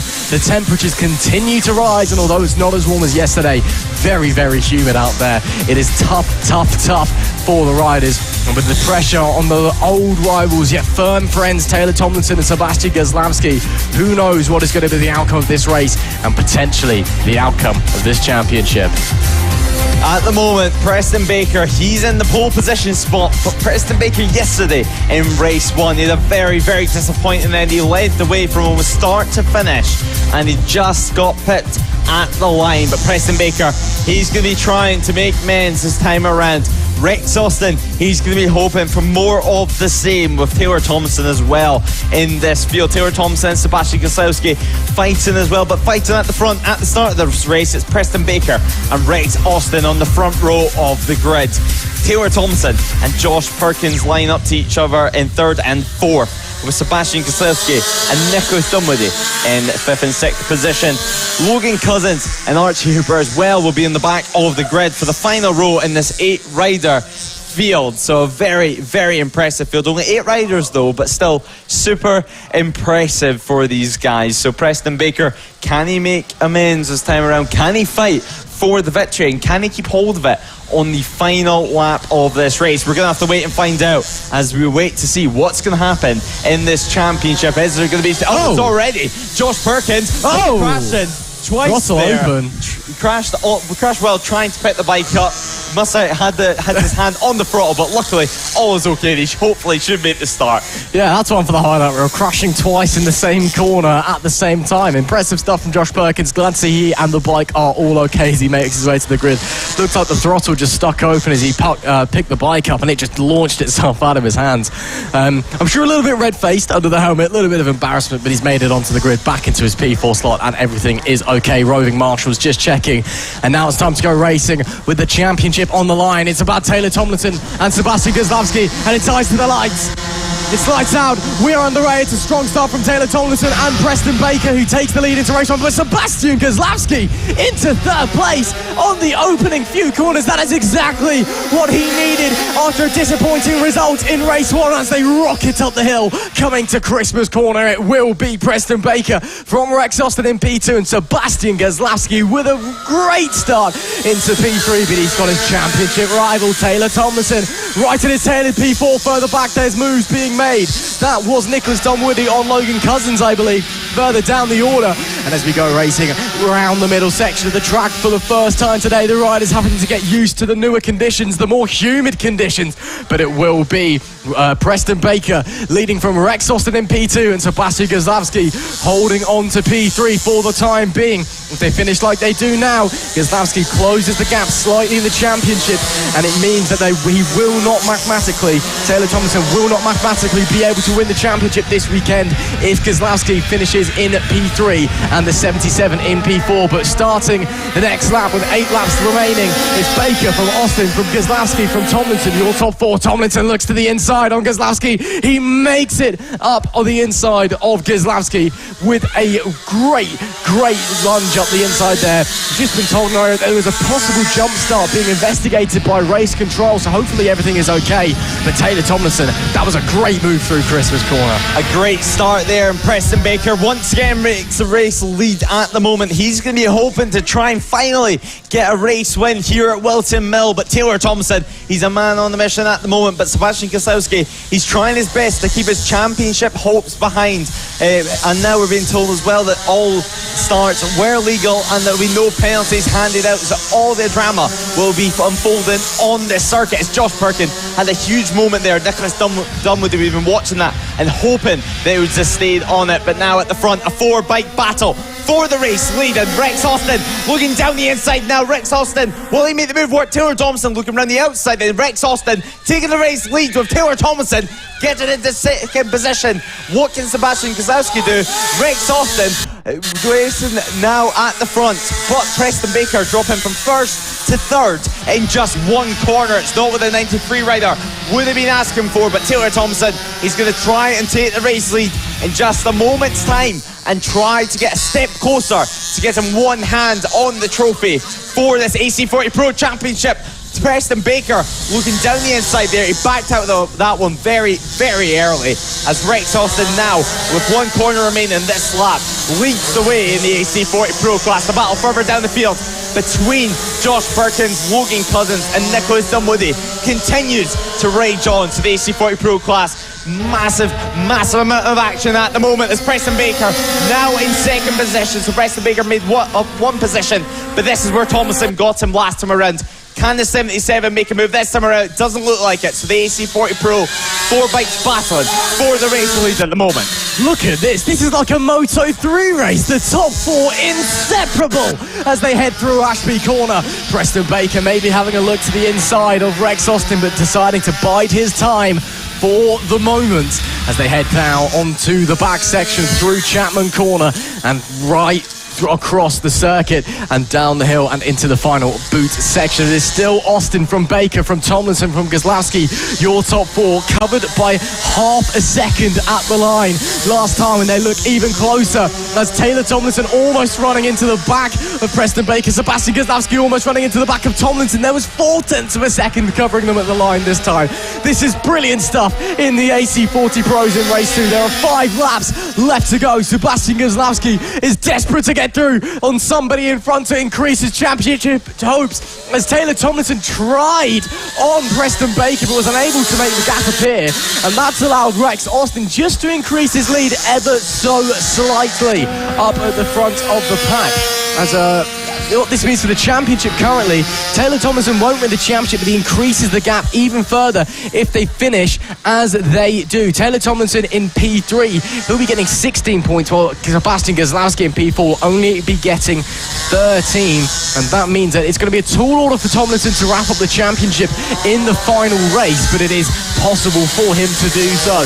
So we're going to have to wait and see how this race takes shape over the final 4 laps as we cross the line now, and Kozlowski is all over the back of the 77, but he's had to back off to avoid a collision. Now here we go, roaring up the hill to Christmas corner. Preston Baker looking left, looking right, can't quite make the gap appear on Rex Austin. Taylor Tomlinson similarly can't quite make the gap appear on Preston Baker.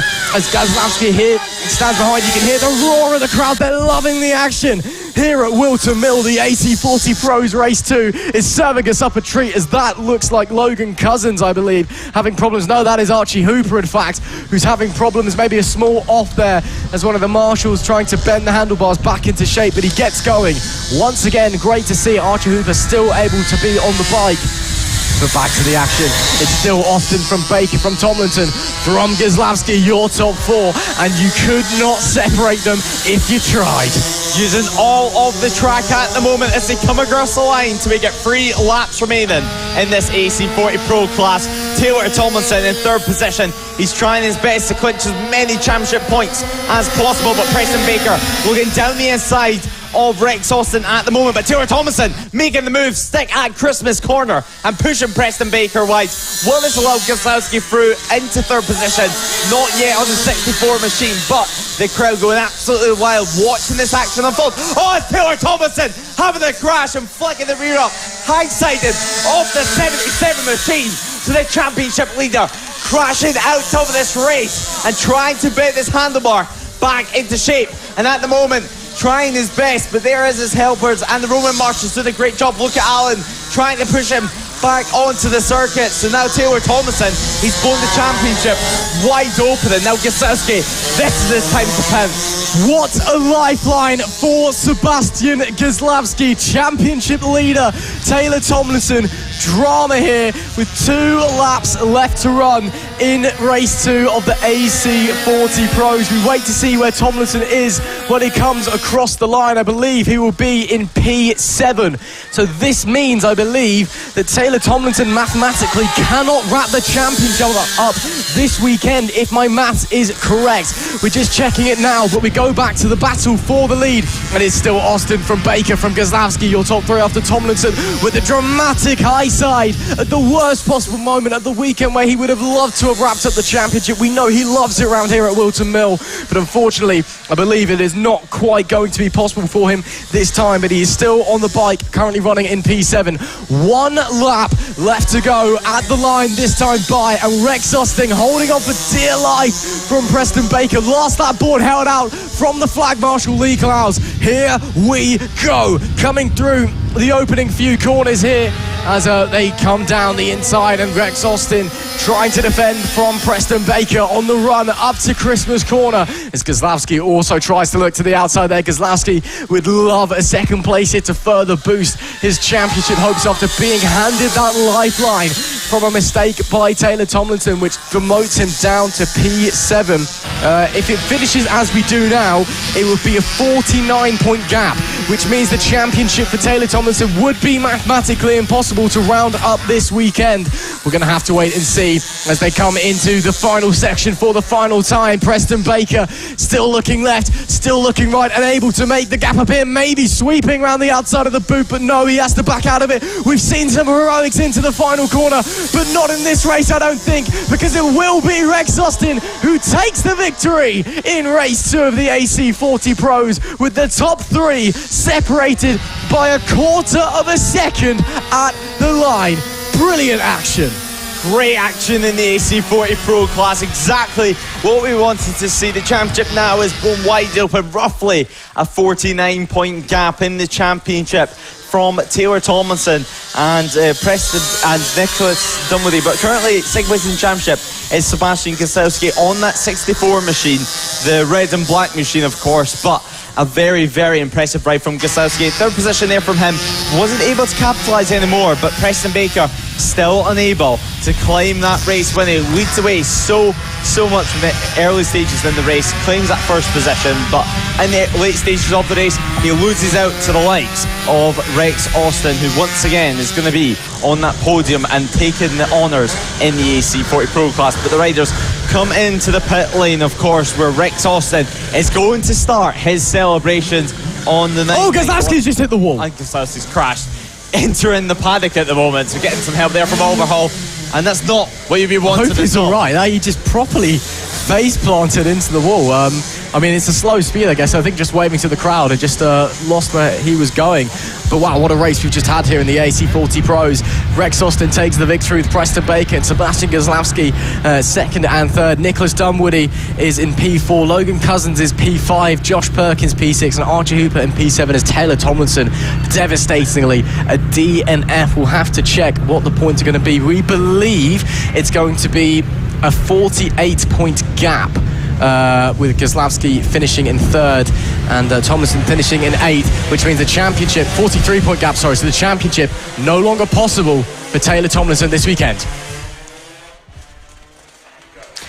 Now then, it is time for race 2 of the Premier class here in FAB Racing. It's race 2 of the LS2 helmets Mini GP 70 British Championship, and again the championship is hotting up in this one. It could not be closer coming into race 2. We've got 4 riders who are on the absolute tops of their games and are doing everything they can to try and make it a solid race out there. There we see the 4 riders in question up the front of the field. It's going to be interesting to see, Lewis, how this one all unfolds. What is going to happen? We've seen lap records getting broken yesterday by Marco Holt. Of course, he set the lap record last year and he set a brand new lap record this year. So the championship hotting up as Sam Gardner as a late exit to the race. So for the 56 making his way to the grids, he will be starting this race, Sam Gardner, from 10th position.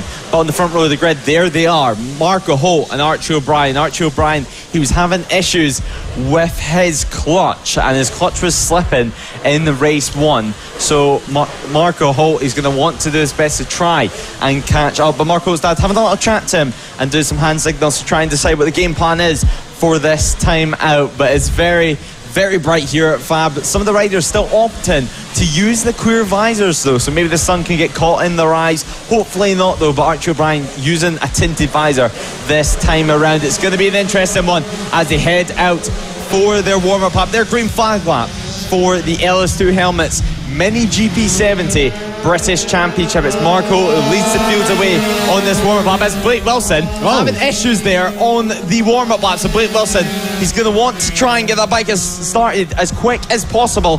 That is the championship leader, Blake Wilson, having issues with his bike. So a 5-point lead in the championship currently for Blake Wilson, and now he's sprinting back to the pits to try and get help and try and keep his championship hopes alive. Yeah, potentially disaster there for Blake Wilson when the top 3-4 riders in the championship covered by only 31 points. You cannot afford to have problems like this. This could be detrimental to his championship bid. But it is Archie O'Brien who starts on the pole with Marco Holt in P2. Luke Fitchett is third, and is Blake Wilson going to make the start? We simply don't know. The Luke Fitchett third, Blake Wilson in P4, Wilson Dilks is fifth with Bill Harris in sixth, 7th Finley Pahol, 8th Jensen Bishop, 9th Austin Johnson, 10th Sam Gardner, Ollie Sims 11th, Harry Payne 12th, and Hamish McIntosh rounding out our grid in 13th. Of course, no Blake Wilson unless he's starting from the pit lane. We're going to have to wait and see. I think that's going to be the case as the riders get ready to go racing. Championship leader, disaster strikes before the lights go out in race 2. It's all up in the air. 31 points covering the top 4 in the championship. It's pointing to the lights from the flag marshal, and it's time to go racing. It's lights out. We are under. It's a great start there from Luke Fitchett, I believe, but it will be Archie O'Brien who takes the lead, coming through Oblivion, and up the hill we go on the run to Christmas Corner. It's O'Brien from Marco Holt, from Luke Fitchett in P3. A great start there from Archie O'Brien. Counteracts the disappointing getaway he had yesterday, but Super Marco Holt on that number 58. He's already pushing hard again. We know he loves it around here at Whilton Mill, and he's looking to take another strong result after a brilliant win in the race yesterday. But Archie O'Brien, he maintains the lead from pole position for the the time being. But who will get the advantage in this race? Again, Marco Holt setting lap record after lap record yesterday. Archie O'Brien wasn't quite on the same pace, but now that he's got a good start, he has that confidence. He's got the lead on lap 1. We'll have to wait and see what happens. The real question, did Blake Wilson get away? I believe he did, but the championship leader has got a massive order in front of him, starting from the pit lane. Such an impressive start from Mark Holt as he takes the race lead now into Christmas Corner, and the 58 leads away from the 91 with Luke Fitchett only able to watch on at the moment. So Blake Wilson yet to cross the line if he has made it out to the championship, but it's going to be completely changed by the end of this one. Marco Holt, he's going to lead the way once again. Currently this season he's had 5 race wins, and Blake Wilson hasn't made it out on the circuit after having a chain issue on the formation lap. So Blake Wilson, the championship leader, will no longer lead the championship if things stay the same at the moment. But watching on 4th position is Wilson Dilks as we come across the line to be at 10 laps remaining, the fastest lap of the race, going to Marco a 50.071, a 50 dead from Marco. Yesterday though, we were in the 49 second range, a 49.6. A new lap record was set yesterday. Can they do the same today? Slightly cooler conditions, slightly cloudy actually at the moment, so these riders, slightly more manageable racing conditions for them. But Luke Fitchett, we've seen him have a somewhat subdued weekend. He's been in 3rd position. He's not been able to catch the likes of Mark Holt this time around.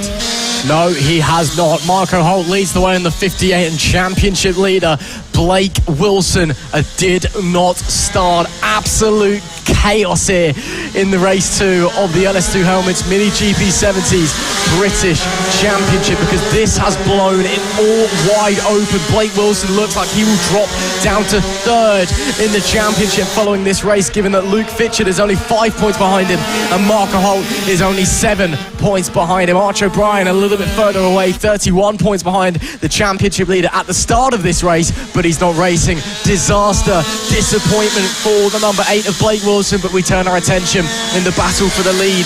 Whereas Marco Holt at 50.008 on the last lap, he's starting to set the pace, but Archie O'Brien keeping him honest, and not far behind them Luke Flatcap Fitchett and Wilson Dilks. They are all so close together. The front 4 of this race is going to be 8 laps to go at the line this time by. It's going to be interesting to see how the riders start to fare, potentially with back markers in the coming laps, and how they fare with each other. There we do see Wilson Dilks currently in P4. Marco Holt not faster that time of 50.115, so lap time is maybe something to climb back up again. The conditions maybe getting a bit worse, but it wasn't a particularly strong lap from Archie O'Brien. That's allowed Marco to just extend the gap a little bit, and now maybe Archie O'Brien starting to think about defending from his old rival Flatcap instead of attacking, and that's going to allow Holt to pull away even more at the front on that number 58. 0.6 of a second was Holt's lead at the line from Archie O'Brien. The Spider-Man helmet trying his best to chase Holt and trying his best to use his superpowers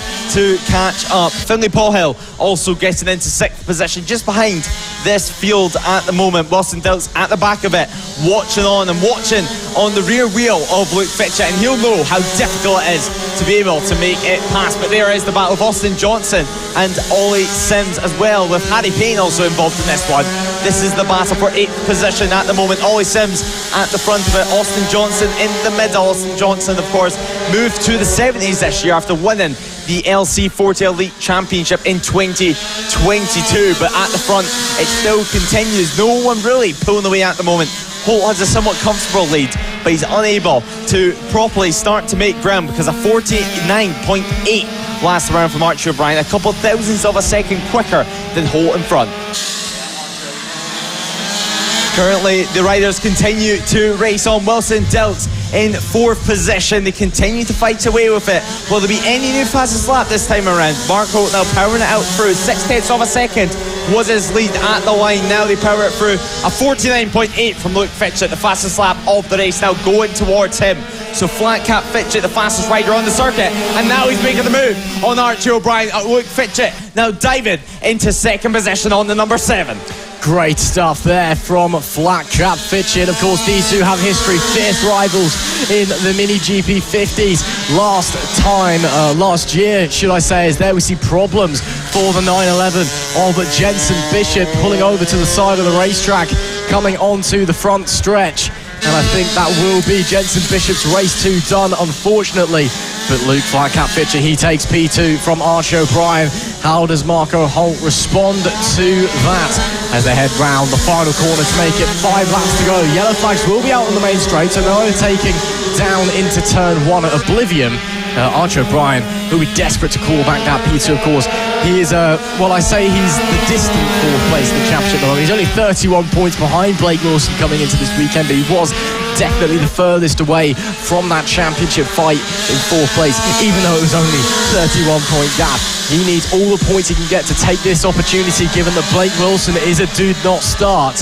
But still, P3, it's going to be a strong result. But when, again, his championship rivals finishing in front of him in Marco Holt and Luke Flatcap Fitcher, yeah, he'll be looking to try and move forward over the remaining 4.5 laps of this race. Holt still leads from Luke Fitcher in P2, O'Brien in P3 and Wilson Dilks in P4. It is starting to get cloudy here. There was potential for rain in the early afternoon and then heading into the evening. It was a very slim potential as no one was expecting it this weekend, but we're going to have to wait and see as the clouds firmly come over. The temperature's still very, very warm. It is still very, very humid. Further back in the pack, Ollie Sims still holding on to P7 at the moment. Austin Johnson giving him a good chase with Harry Payne just behind them. Up the front, fastest lap last time. Wilson Dilks of 49.808.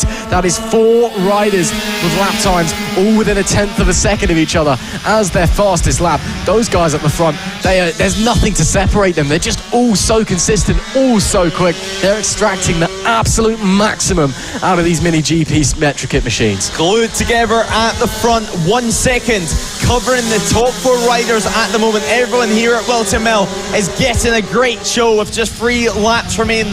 The show is almost over. A 49.668 is now the fastest lap of the race, and that is going to be a brand new lap record in the LS2 Helmets Mini GP70 British Championship. Luke Fitcher claiming that new lap record on the number 7, as now he's closed in the gap to just 0.3 of a second from Marco Holt. So an incredible time there, and there is confirmation of that lap time. So Luke Fitcher taking the honours, and he's going to want to take the honours in the overall finish of this race with just 3 laps remaining. He continues to chase Marco Holt, who set a 49.7. So Fitcher last time around 1/10 quicker. Yeah, Fitcher absolutely flying at the moment out there in P2. A new lap record last time. Does anyone go any faster this time? No, not quite. Lap time's just all climbing up a little bit, but penultimate lap of the race, and Holt and Fitcher have started to break away from Dilks and O'Brien, with Dilks actually squeezing his way past O'Brien. So Archie O'Brien down to 4th place on the number 91, but this is now the battle for the lead. It's Marco on the 58, it's Luke on the number 7, and it's anybody's guess as to who's going to be on top, because Flatcap has looked very, very fierce here in race 2. Can he find a way past the 58? Can he find a way through and into the race lead? We've got 1.5 laps left to run. Dilks in P3, O'Brien in P4. Those two have changed places, but it will be 1 lap left to go here at Whilton Mill in race 2, and Marco Holt leads the way across the line. Last lap board held out by the flag marshal Lee Clowes, but Luke Flatcap Fitcher, he is still applying the pressure on the run up to Christmas corner now. Fitcher isn't quite close enough to have a dive up the inside. Archie O'Brien tried to have a look on the outside but couldn't quite make it work. Traffic ahead for Marco Holt on the final lap of the race. We saw him robbed of a race win on the last lap at Raura last time out in the 50s racing. Maybe the same thing will happen again, because he's catching it at a very awkward time on the inside of Chapman's. They go, squeezes his way past, and it looks like he's managed to get away with it. Fitcher a bit too far back to challenge. So with just 1 section remaining, it's been a tense race for the number 58, but he will round the final corner, and that will taste sweet, because it will be the championship lead. Marco Holt wins in Wilton here for race 2 of the LS2 Helmets Mini GP British Championship, and crucially, he takes the championship lead. Drama here on Sunday at Wilton. Drama in the championship in the LS2 Helmets Mini GP70 class. Marco Holt, an impressive victory once again. 0.7 of a second is the gap between them at the line. Luke Fitcher, very impressive there from him. The best showing we've seen of him in the 70s so far this round. Luke Fitchett not even qualifying on the front row. In third position he qualified, up into second. Wilson Dilks managed as well to pip Archie O'Brien for the final place on the podium in the last couple of laps. And Phil Harris rounding out the top 5, but Hamish McIntosh as well claiming a top 10 finish as well for him, ahead of Sam Gardiner, so a good result there for him. But Mark Holt, he will be celebrating this one all the way into the night. Still one more race to go so far this weekend, but Luke Fitchett, a brand new lap record for him in race 2. Lap records constantly falling, conditions slightly cooler, which seemed to help him this time around. But Mark Holt, he helped himself by taking yet another race win here at Whilton Mill in race 2 of the Els2 Helmets MotoGP 70 British Championship. He took it by 0.7 of a second over Luke Fitchett and Wilson Dilks, who managed to overtake Archie O'Brien for third position on the final couple of laps. O'Brien ended up finishing in fourth, ahead of Bill Harris, rounded out the top 5 with Finlay Paulhill and Ollie Sims in 6th and 7th. Sims was in a battle with Austin Johnson and Harry Payne for 7th place. They finished in 8th and 9th, with Hamish McIntosh rounding out the top 10. Sam Gardner as well finished in 11th, and sadly we lost Jenson Bishop and Blake Wilson not even starting the race after having his chain coming off the motorcycle on the warm-up lap. And now already with one more race left this weekend, the championship is certainly starting to heat up. Race 2 of the Mini F1 sidecars coming up next, and although it is not likely to be a championship decider, given just how close the leaders are, it is still hotting up in the championship. After that victory in race 1, Mick Williams and Mike Elms have a 55-point lead in the championship. Of course, Mick Williams riding with Jack Quarters on the sidecar this weekend. Again, Mike Elms still recovering from that injury he sustained a few rounds ago, of course, who wish him all the best. But the Green Streets still very, very close. They repeated their feat from last year, taking pole in qualifying here at Whilton Mill, as it looks like maybe some problems there for some of the guys trying to leave the grid. But we are on the formation lap here, so it will be the Green Streets starting from the pole position with the 26 of Mick Williams, with Jack Quarters on board in P2. Mick Lee on the 44 starts third with the 369 of Vince Bailey and A.B. Tilbrook, the real showstoppers of the sidecar paddock, in P4. The Impies on the 457 are fifth, with Mark Parker in P6. John Hosker on the 127 will start in P7, and the number 11 of Jamie Alexander, they start from 8th on the grid.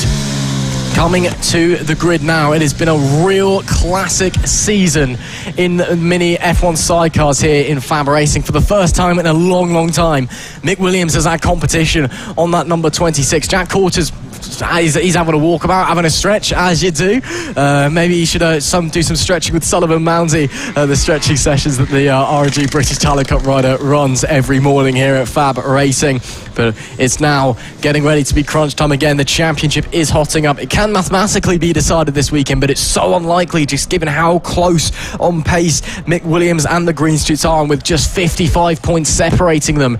Green Streets on pole, Mick Williams in P2. The 44 of Mick Lee is going to be able to make it to the grid after having problems leaving the pit lane, which is great to see. So we'll just wait for them to come round before we get ready to go racing. And yeah, it's going to be a very interesting one. Of course, Mick Williams took the victory in race 1 after a brilliant, brilliant start. But the Green Streets kept the 26 honest the whole way through the race. And again, with the championship hotting up and on the line, it is anybody's guess as to what is going to happen. Mick Lee comes in and slides into his grid box, and where eyes go to the lights. It's lights out, we are underway. It's a really fast start from the Green Streets, but with the inside line, the 26 of Mick Williams will take the lead, as he did yesterday, coming into Oblivion Corner, and they now rocket up the hill to Christmas Corner. The Green Streets look to the left-hand side. They're going to try and draw alongside the 26, but the 26 has the inside line, and that's the 44 of Mick Lee. They went from nearly not starting the race. Now they're holding on to a very, very solid third place. Well, that's, Mick Lee doing a great job up the inside. Go the Green Streets, heading through Ashby Corner. The Green Streets take the lead with a great move up the inside, and they will also have the inside line coming into Parker Corner. Mick Williams trying, cannot get through. It's Green Streets to the front after losing out from pole position as the lights went out. But as we round down to the back section and onto the back stretch, it is the green streaks from Mick Williams, from Mick Lay in P3 at the moment. The top three all very, very close, and you can tell this is going to be a very close race indeed, because Mick Williams is almost pushing the green streaks.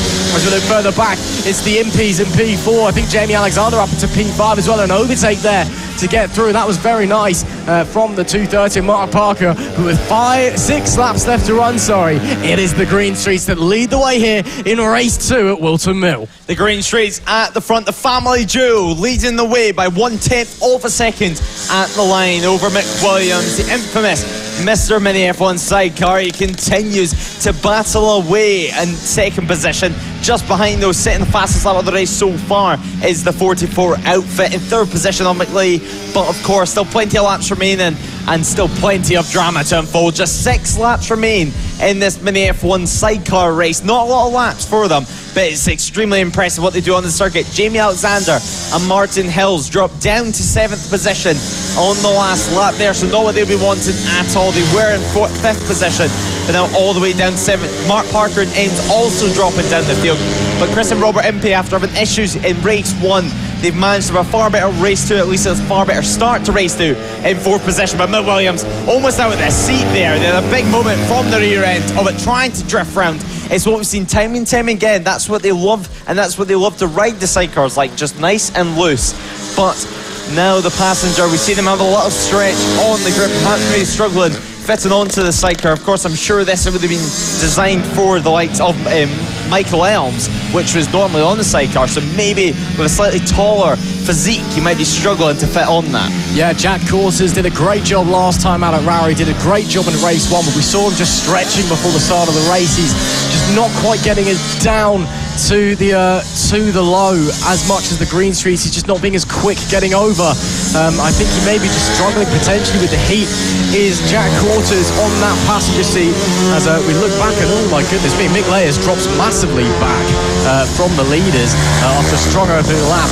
4 laps left to go here. We see further back action for P4. It's the Impies against the Hoskers. Currently the Impies leading the way on the 457 machine, but John Hosker doing a great job. Mick Williams almost touching the back of the number 90 machine on the exit of Christmas Corner. Mick Williams is ready to make the move, but he just can't quite find the way through at the moment. He is the rider with the pace. He was about 0.5 of a second faster on that last tour of the Whilton Mill kart circuit. But the green streets still holding on for the time being, still doing a fantastic job on a win they would desperately need, because if they swap places, Mick Williams has a 60-point advantage in the championship. If they finish like they do, it's a 55-point advantage in the championship, and that looks like it's Mick Lee from P3 having problems and coming into the pits. So the 44 machine looks to be down and out of the race as it becomes 3 laps left to go. The green streets still leading from the 26. Continuing to lead at the moment, but Mick Williams looks like they want a bite of the cherry to take the race lead and try to take another race win in the Mini F1 sidecar class. An interesting riding style from Jack Horters, but Mick Williams, he's a highly experienced rider in the Mini F1 sidecars. Is he waiting to pits? Is he trying to learn from the green streets? It's been one of the green streets' best seasons that they've had in the class. It's been some of the best racing we've ever seen from the Mini F1 sidecars. Consistently great racing and consistent bravery from these guys at the front. 2 completely different outfits, 2 completely different riding styles. It's 4-stroke versus 2-stroke. Who is going to come out on top at the moment? 3 laps remaining in this race, and number 90 continues to lead the way from Mick Williams, who continues to watch and waiting for them to pounce perhaps into the final corner, into the pit bend. Will they make it work on the number 26? They have the back out of it. Mick Williams still unable to make a pass on the green street, so still continuing to watch on from behind. But John Hosker as well has been promoted into the podium position, so the 127 now in 3rd. Just a little bit of breathing room for the green streets there, with Mick Williams backing off further down in the pack. More action with the Impies, Mark Parker, and I believe that's Jamie Alexander there on the number 11 machine. The Impies doing a great job at the moment, holding on to that P4 position, as John Hosker here is P3 from the unfortunately retired Mick Lee. Up the front though, it is still the green streets holding on from Mick Williams. They're doing a great job on that number 90 machine, but don't discredit the 26. If they finish as they do now, the championship gap goes down to 50 points, which means that it is mathematically possible for Mick Williams to win the championship in the final race, as he has another look to the inside coming into pit bend.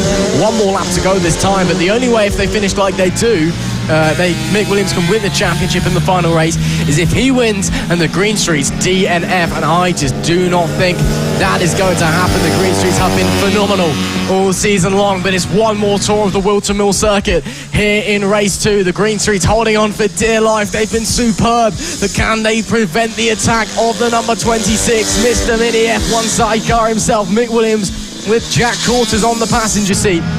Doing a great job. The Green Streets run slightly wide, and does Mick Williams get through? Yes, he does. It's a last lap move, a mistake from the Green Streets, and Mick Williams slides through, heading into the back straightaway. And the Green Streets look like they had it covered, but just one little mistake, and that has allowed Mick Williams to slide on through. And this will mean, the Green Streets, they made contact. The Green Streets touch Mick Williams. It's going to be a drag race into the final corner, almost contact again. Coming through the final corner, a drag race to the line. Who's going to be on the top step of the podium? It is the Green Streets with a dramatic final lap here in the Mini F1 sidecars. Absolute superb stuff here at Whilton Mill, and that will mean the championship goes down to 50 points separating the pair of them heading into race 3. But I can tell you that Mick Williams isn't going to be happy about that one. I mean, they say Robin's racing, but that was a little bit of a touch off, as we see there further back in the pack. The fight for P4 rages on. The Impies still holding on from Hosker, and that's Jamie Alexander having a look to the inside, coming into the final corner. They're almost touching the 11 barges. The number 230 out of the way, and the 11 finishes in 5th place. Wow, what a sidecar race we have just bared witness to. The Green Streets on top, the championship gap down to 50 points, and I can assure you Mick Williams won't be happy about that move into the final corner. The Green Streets cannot believe it. They take the race win by 1/10 of a second. Mick Williams, a small shake at the line, but 1/10 of a second separated Green Street and Mick Williams. And John Hosker claiming that final podium position. Chris and Robert Impey finishing in 4th position, with Jamie Alexander and Martin Hills rounded out the top 5. Martin Parker and them's got overtaken at the final corner from Jamie Alexander, with Mick Lee sadly DNFing from the race. We also didn't see Vince Bailey and Amy Tubbert take the start, but still, for these guys, they're still going to have one more race later on where they're going to hopefully see more celebrations like this, and we're going to hopefully see more battles like we've seen in race 2.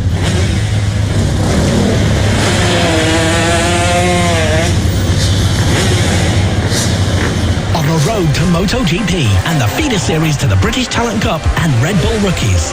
Live from Whilton Mill, this is FAB-Racing Minibike's British Championship. Title Decider. Coming up next is the Extreme 200s, where we've seen all season close racing. We have 18 riders lining up on the field. And now, Sylvain Mountsie, he has the chance to take the Extreme 200 Championship in 2023.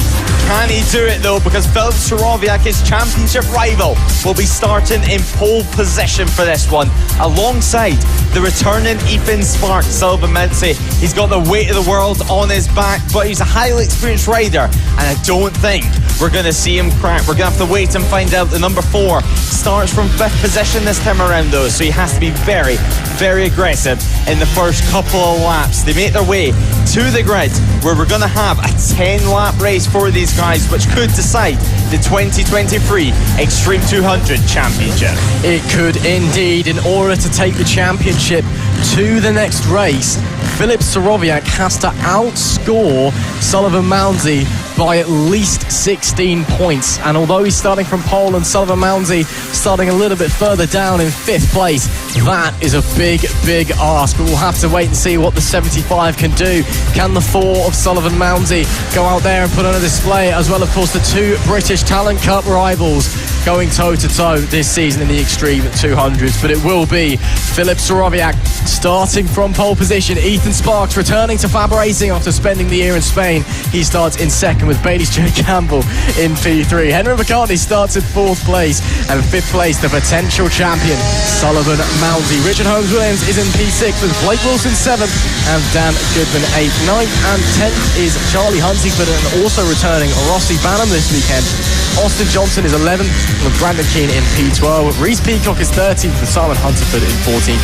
Aidan Bentley is 15th with Ollie Sims in P16. Jordan Thomas is 17th, and Will Howard rounds out our grid in P18. So it's going to be an interesting race here, Lewis. The pressure is on Filip Soroviak here. Sullivan Mounsey basically just has to finish in the points, and as long as Soroviak doesn't outscore him by 16 points, he will be crowned the 2023 FAB Racing Minibike British Championship Extreme 200 champion. Of course, Soroviak, he's been in this situation before. He was the champion of last year, but, you know, it's advantage to Mounsey at this point. It is at the moment, but on the grid it's going to be the advantage of Filip Soroviak. He's been looking extremely strong on this motorcycle, which is Harvey Claridge's old machine, but Ethan Sparks, he gave him a good run for his money. But all Sullivan Mounsey needs to do is score some points, as the point to the light has been made, and the lights go on. And it goes out, and we go racing for the Extreme 200 Championship decider. Filip Soroviak is in 2nd position with even Sparks claiming the race lead. Sullivan Mounsey, we get up 1 position on the start there, up into 4th position. As further down the field, more battles with Rich Owens-Williams gets done as Sullivan Mounsey almost got clipped there. All it takes is one mistake from someone else, and the championship could be blown wide open. Henry McCartney, though, in 3rd position. He's been extremely strong, even won a race at Roura, but Ethan Sparks leading the race lead at the moment and leading the way after spending some time in Spain and Austria over the past year, of course. The LS2 helmets, Mini GP70 reigning champion, a 2-time champion in the class, now returns in the Extreme 200 race for the KTM 85cc and leading the way after lap 1. Now we come across pit bend, Sullivan Mounsey already on the back, and who knows, Sullivan Mounsey is Bailey Stewart Campbell actually now just leaving the pit lane. So Bailey Stewart Campbell trying to make it out for this race, but Sullivan Mounsey in 4th position at the moment, now trying to make it to 3rd, potential championship winner at the end of this race. He's certainly pushing on, and he's not going to go home without a trophy in his hand. No, he is not. If they finish where they do right now, Soroviak only outscores Mounsey by 4 points, and we crown Sullivan Mounsey the 2023 Extreme 200 champion. But of course, still a long race to go. There's still 11 laps left in this race too here at Whilton Mill, and anything can happen. Sullivan Mounsey did have the fastest lap on that previous lap, a 51.762. Absolutely flying there from the RNG British Talent Cup rider on the opening few tours of this circuit, but it is still Ethan Sparks, the double back-to-back 2-time LS2 Helmets Mini GP70 British champion from 2021 and 2022. Of course, racing over in Spain and across Europe and in Austria this year is old Sparky. It's great to have him back here for the first time this year in the FAB Racing paddock and showing us what he can do, and he is holding off the pressure from Filip Soroviak right now, who set the fastest lap last time at 50.020 and is actually having a look to the inside of Ethan Sparks there up the inside, and there goes almost contact between Soroviak and Sparks. We've seen that before way back in the day at Glandau. I believe it was 2021. The two came together at the championship decider in the LS2 Helmets Mini GP70 British Championship. This time it's in the Extreme 200s race for the lead. Somehow they don't touch, and somehow Ethan Sparks holds on to the lead. Somehow keeping it clean at the front of the race, but it's Sullivan Mounsey in 3rd position at 49.7, the fast lap of the race, as Filip Soroviak goes into the lead of the race from Ethan Sparks. So Sparks getting demoted, he's trying to make a move as soon as possible, and he does, the 62 back into the race lead, but Filip Soroviak battling back straight away on the Ford machine. Now he battles it through, powers it out towards Parker and then Chapman.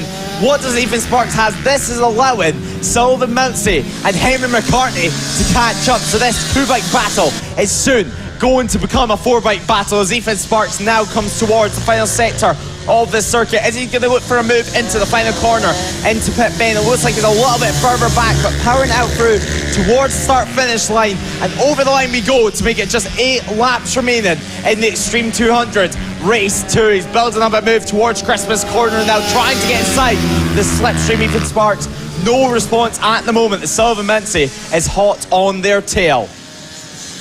These guys continue to battle through as race control is now investigating someone using the wrong transponder on their motorcycle. So I'm sure they'll have a good look at that and check them all after the race. But Philip Starowiak on the number 6, a 49.9, his personal best of the race, a 1/10 of a second gap between the two riders, and Sullivan Mincy for over 3/10 back at the line. So you have to say the race is not over yet. It's certainly not going to be a 2-horse battle for the race lead, as Sullivan Mincy, although he has a championship on the line, is now closing in the gap and hoping to take the win. Yeah, well, you'd love to wrap up the championship with a win, wouldn't you? And that's what Sullivan Mincy is trying to do. Again, at this point, if they finish as they do, it is not enough for Philip Starowiak. Sullivan Mincy is crowned champion. The gap will be over 100 points. And if it is so, then mathematically, Philip Starowiak, even if he won the remaining 4 races left in the season of the Extreme 200s in 2023, and Sullivan Mincy didn't even turn up for them, he would not get close enough to be crowned champion. So if they finish as they do, it is Sullivan Mincy on top of the Extreme 200s world. But up the front, it's Starowiak on top, leading the way from Ethan Sparks at the moment. As there we see potentially the champion-elect Sullivan Mincy on that number 4 machine. He's doing a great job at P3 at the moment, but he'd be loving to see the two in front of him start to battle so he could close back up again. 6 laps left to run here in the Extreme 200 Race 2 at the penultimate round of the FAB-Racing Minibike British Championship here at Whilton Mill, just outside of Northampton. And there is the man we are expecting to be crowned champion at the end of this race, pending a disaster. Of course, touch wood and all of that. But if they finish as they do, again, he is crowned champion. Starowiak had the fastest lap of the race last time, a 49.275. But it's actually a new lap record there for Philip Starowiak, so he breaks the lap record from the previous race. So Philip Starowiak flying here at the moment, a 49.275, a new lap record for the number 6, a new lap record for the man in the lead. But unfortunately for him at the moment, it is not enough for Philip Starowiak. Again, he's done everything he can, but as it stands, it will not be close enough to get him the championship.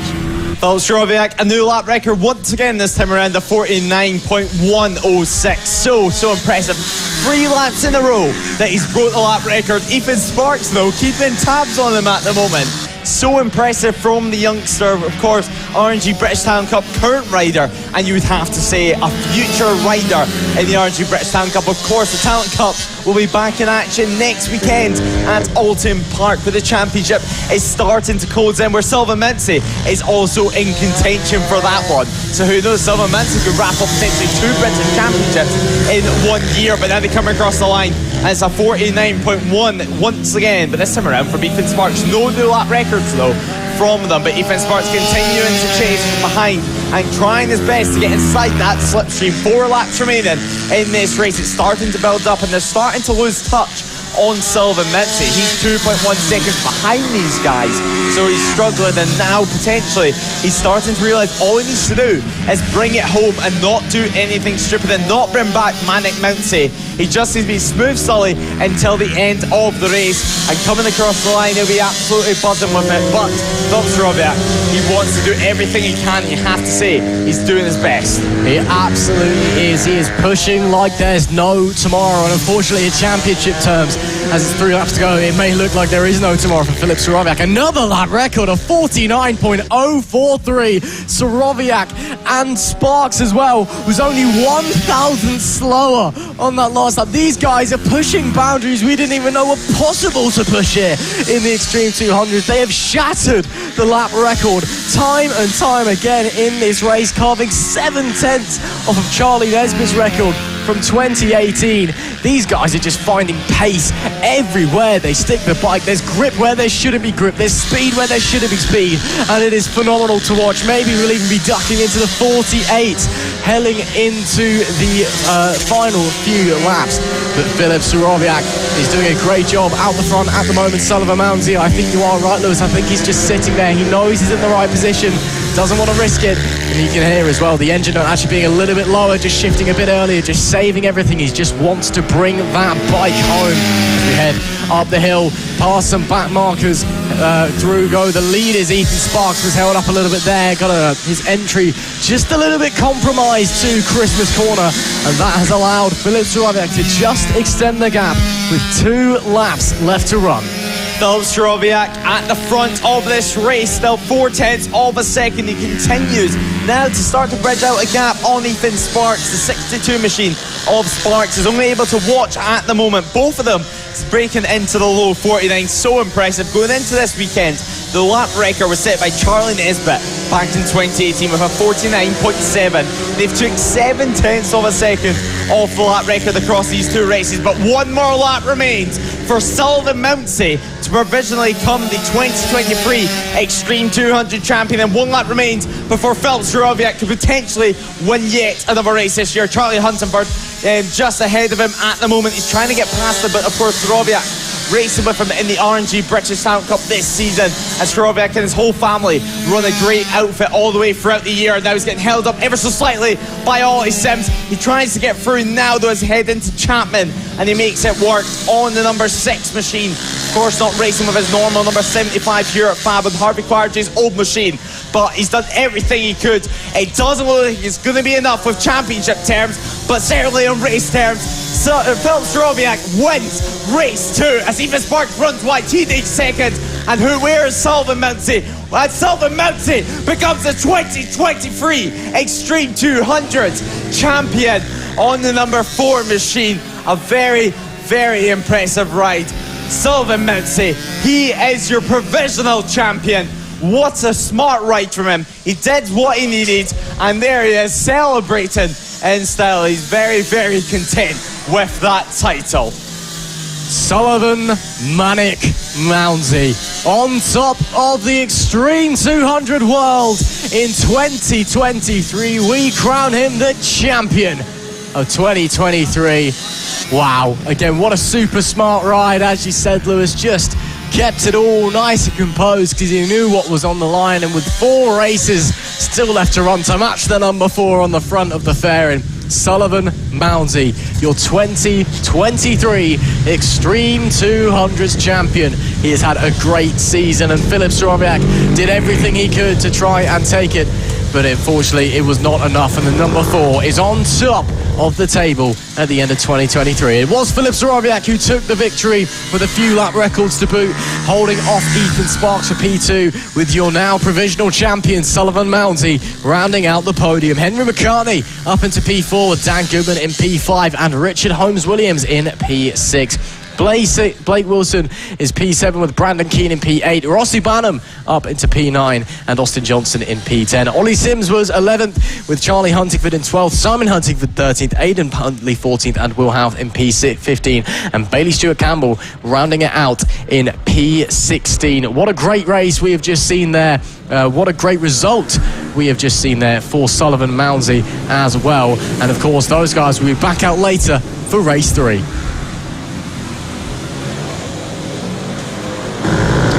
Race 2 of the Moto Team weekend here at Whilton Mill, and the championship in the open classes is hotter than ever as we riders make their way round on from the pits and up to the grid before the green flag lap. We saw a great race yesterday here in Moto Team. We saw some great action all throughout. Of course, the standard championship has already been wrapped up by Team Pinky and the Brain, but over in the Open Championship, Will Houth, on his return to FAB Racing this weekend, did what Will Houth does and went and won the whole damn thing.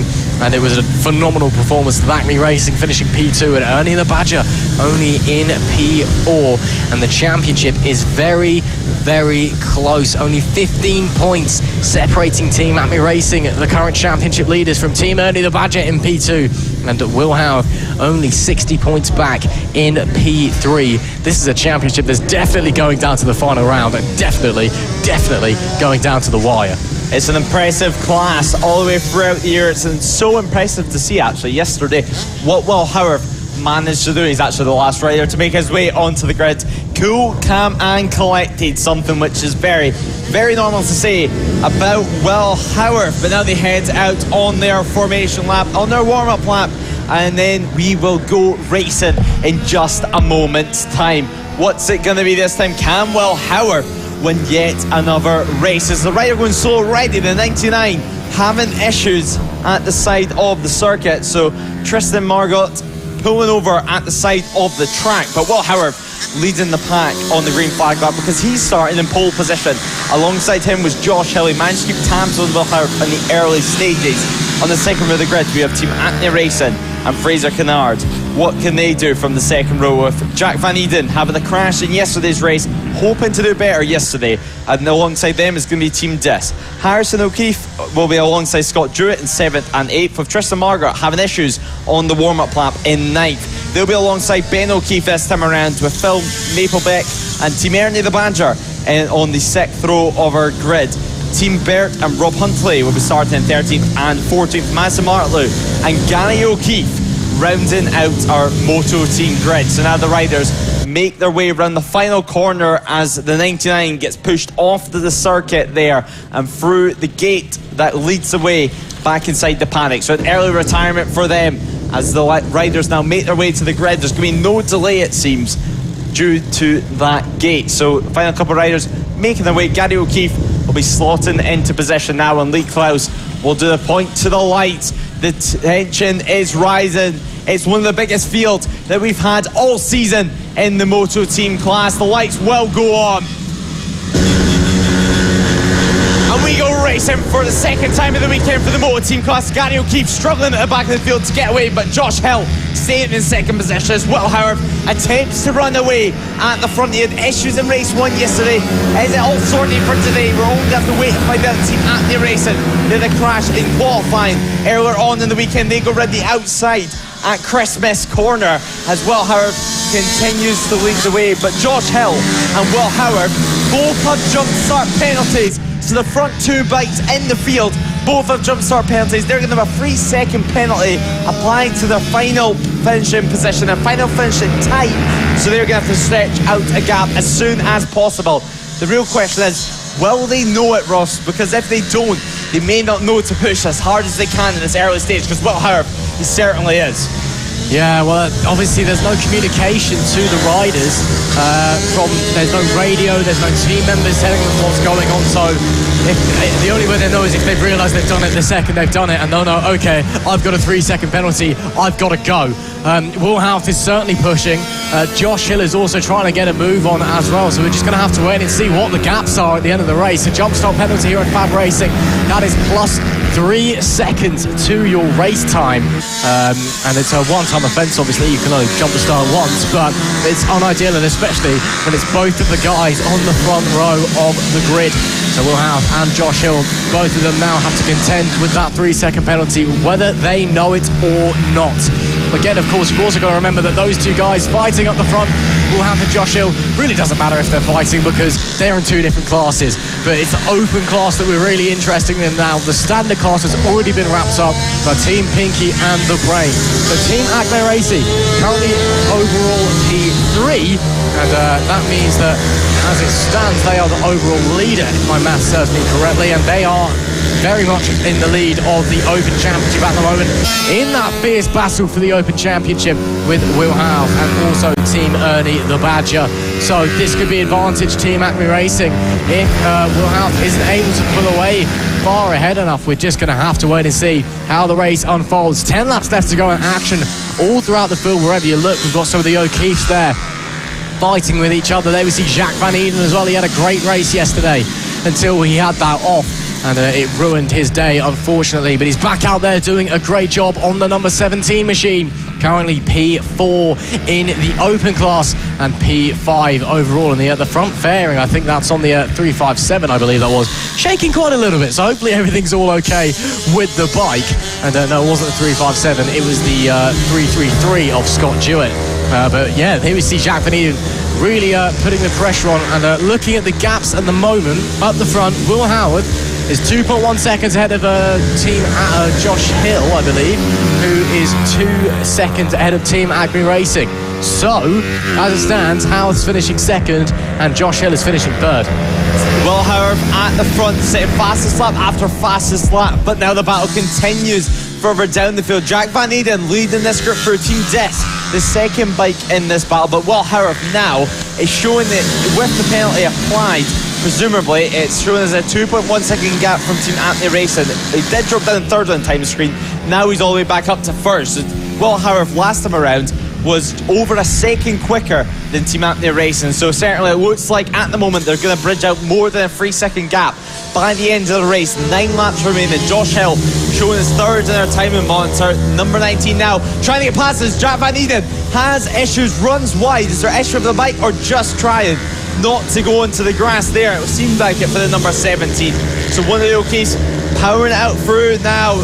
It looks like it's going to be Harrison O'Keefe, the top O'Keefe once again, and Phil Maplebeck will also go up into 5th position ahead of Team Des, who's just ahead of this field. Team Des though under pressure from Harrison O'Keefe, who goes down the outside of them, and now will he make it work into Christmas corner, the side by side through the flip-flop. Harrison O'Keefe, he did back out of it though, as there is Phil Maplebeck on the number 19 leading this field through it already, starting to bridge a gap. Well, however, another fastest lap yet again at 55.3. These guys which you're seeing on your screen, they're doing 58 second lap time, so Will Howard ahead of everyone else at the moment, as there is the 357 of Team Des. Scott Jewett as well in this field, battles all the way through in the Moto Team class. The top standard bike at the moment is still Josh Hill, who's 3rd place overall, and Josh Hill in the standard class. The next standard class bike is Team Des in 6th. So Josh Hill, although he has that penalty, it looks like he might be able to hold on to the standard class race lead.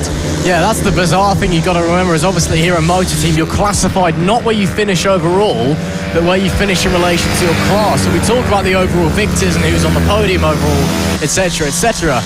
But, you know, Josh Hill is leading the standard class at the moment, even though he's P3 overall. Even with that 3 second penalty, he's so far ahead of Team Dis in P6 overall, the next standard class bike, that Josh Hill will still pick up the 25 points for this race. Try and wrap your head around that one at home, but there's the man currently leading in open class and overall, Will Howard, who has shot off into the lead again. The 3 second penalty not applying here at all, because he is well above 3 seconds ahead of Team Acme Racing in P2. 4.3 seconds is the gap back to second place, and again the championship leader in the open class, Team Acme Racing. Will Howard is just doing what Will Howard does best. He's just getting his head down and riding the absolute wheels off that number 96 machine, and he's doing a superb job at the moment. Again, we saw yesterday he had a couple of moments, a few problems, a few niggles with the bike, just seemed to not quite want to do what he wanted it to do, but he seemed to come over them, and looks like he's all running okay now, as the conditions started to cool down here a little bit at Whilton Mill. This will help these larger wheeled bikes out, because of course, you know, when it's so hot they really struggle with the temperature and with the track temperature. So now it's starting to cool down.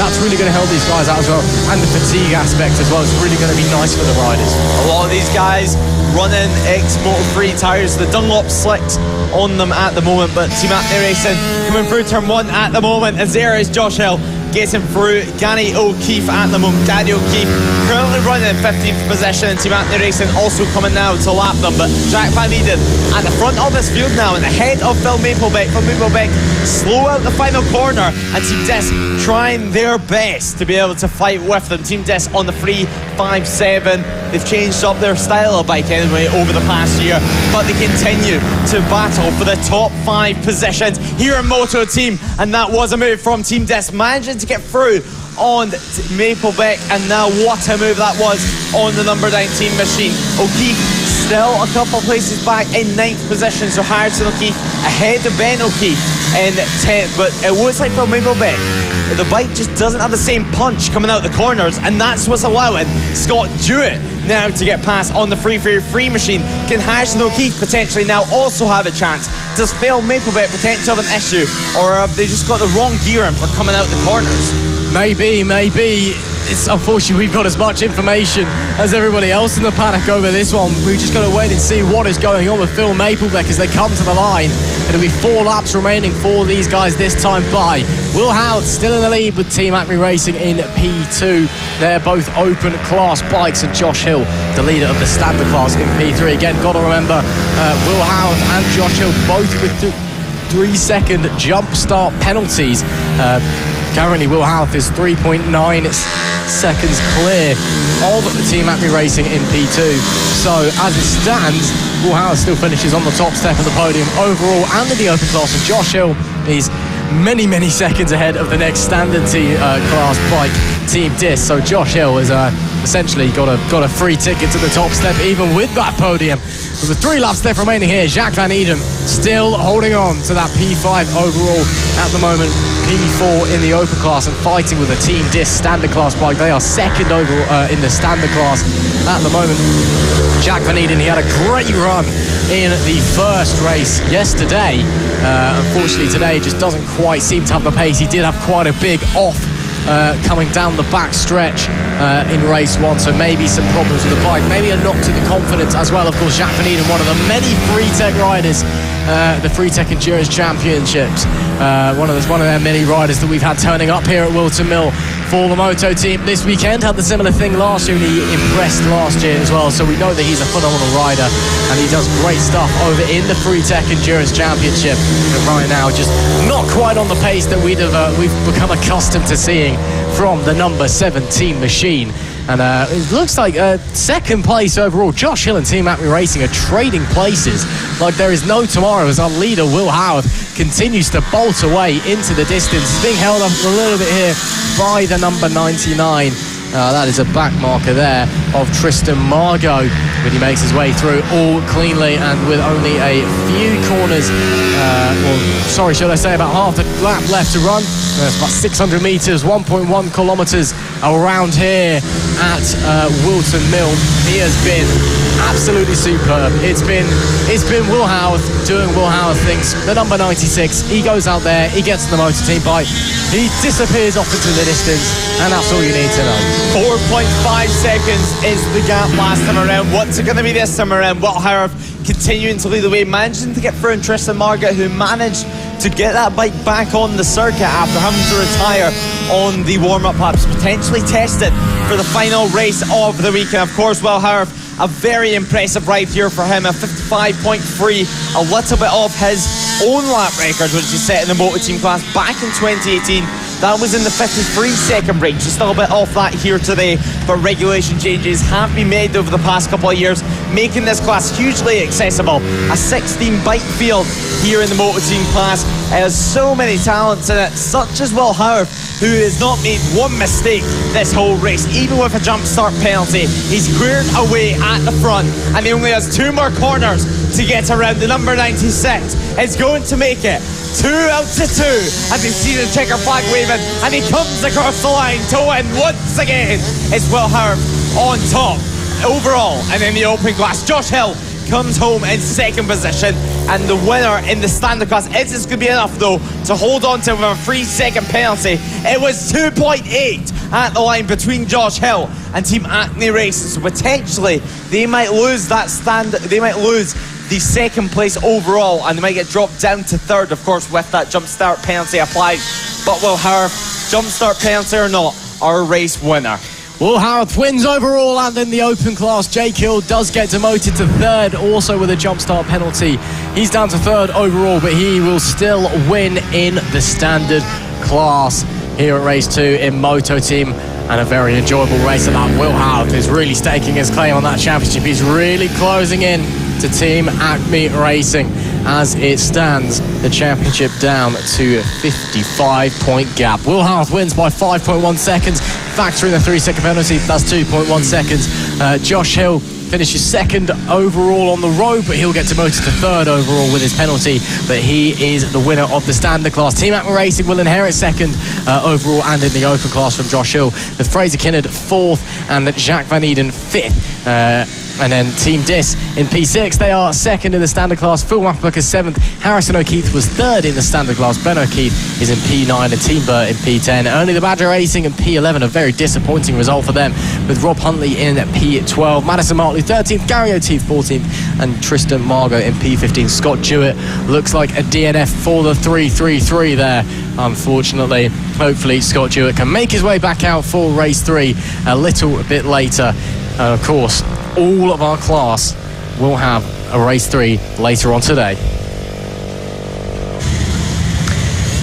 Now then, coming up, race 2 for the Mini GP 50 class. We've seen a very exciting race 1 so far, but Marco Holt on pole position for this one. A 51 dead in qualifying he did, and straight away out to the blocks in race 1 he would go on to take yet another race win, and actually his 14th race win of the season. Marco Holt has been almost an unstoppable force here at Whilton Mill. He also holds the lap record now, which is set in race 1 as well, a 51.416, taking the lap record from Luke Fitchett, which was set last season. But the riders now heading out on their sighting lap before they come to the grid to a warm-up lap, and then we will get underway with racing. An incredible field once again. 22 riders line up on this grid. Chloe Gleason there as well, with Callum Maxwell, Sam Gardner, Dylan Tureen, just to name a few. So many talents in this field, and it's a class which is constantly expanding, and you really have to question, how much bigger can it get? How much MetroGP machines are out there on the market for these guys to expand their grid? It's so popular. The class is expanding year on year. It's proven the MetroKits are the bikes to be on for young riders. So if you watch this and decide that you want to get involved, of course we're on the road to MotoGP. Head over to the FAB-Racing website and discover how to get involved. Contact them to discover how you can get hold of one of these beautiful MetroGP machines. They're a master of engineering, and they're definitely the bike that all young riders should be learning on at the moment. But Ross, it's a tense picture on the grid at the moment. Marco Holt, he's looking relaxed. Luke Fitchett, on the other hand, he is completely focused. Dead focus from the front row. The championship rivals. Marco Holt can mathematically win the championship in this race. He has an 83-point gap back to Luke Fitchett at the moment, but that would require Luke Fitchett DNFing and Marco Holt having a strong result. So we'll have to wait and see what is going to happen there. But it is all advantage Marco Holt in the championship. Race 3 could be the championship decider. We will have to wait and see as the riders make their way out on their green flag formation lap. And on the pole, it is Marco Holt, the championship leader. His main rival, Luke Flatcap Fitchett, alongside him. Wilson Dilk starts in P3 with Frankie Watson in P4. Byron Johnson, a great qualifying from him to get into P5 with Sam Garner in P6. Harley Baker and Jensen Bishop make up row 4 with Matthew Thomas and Travis Shaw rounding out the top 10. Chloe Gleason is 11th with Dylan Tureen in 12th. Beth Ashby is in P13 with Tyler Hartley in 14th. Annabelle McCartney starts 15th, but alongside Ollie O'Gorman. George Ackerman is 17th with Seth Hayward in P18.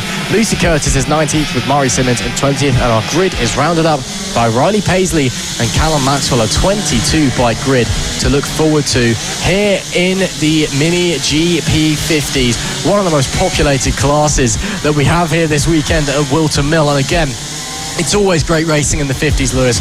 We've got a championship which could mathematically be decided in this race. Realistically, it's definitely going to race 3 at least, if not beyond, into the final round at Three Sisters. This could be a crucial race this weekend. It's a crucial race for Mark Holt and Luke Fitchett. Fitchett currently second in the championship. He's been Mr. Consistent all season. 17 podiums to his name, but just one race win. Can he make that 2 race wins after race 2 of the Mini GP 50s? The lights will go on now. And the lights go off and we go racing for the second time in the Mini GP 50 class. Mark Holt leads the way, almost making contact with Luke Fitchett. Fitchett, though, drops down to 3rd position and allows Wilson Dilks to claim 2nd place. Can Fitchett, though, battle back straight away at Chris McCorney? He looks down the inside and has to back out of it. Frankie Watson in 4th place. He's going to be the next man that's going to try and fight Luke Fitchett and try and battle his way through the couple of laps. As we see, Wilson Dilks taking the race lead of Mark Holt straight away on the first couple of laps. His aim clearly is to try and beat him up and try not allow him to get into a rhythm in the early stages. Jenson Bishop and Byron Johnson as well battling away in 5th and 6th position. A great ride from Jenson Bishop. He started all the way down in 8th position. Now he battles his way to 6th on the opening couple of corners. Wilson Dilks, though, you wouldn't have thought this after lap 1. He leads the way and comes across the line with Marco Holt just behind in 2nd position. Ollie O'Gorman as well having the battle with George Ackerman further down in the field at the line. 1/10 of a second separated the top 2 riders as Marco Holt looks down the inside on the 58 at Christmas corner, and he makes it work and he makes it stick with Luke Fitchett only able to watch on behind. Yeah, what a great start there from Wilson Dilks, but Marco Holt slides his way through, but there goes Wilson Dilks again up the inside at Ashby corner. Marco Holt responds to the outside. Can he sweep round the left-hander? No. Wilson Dilks will hold on for the time being. Luke Fitchett, a disappointing start when he needs a strong result here, as in he needs a win to keep his championship hopes alive. Marco Holt to the inside, heading through the boot section. Lovely little move there from the 58 again. And we're talking about this at Rowra last time out.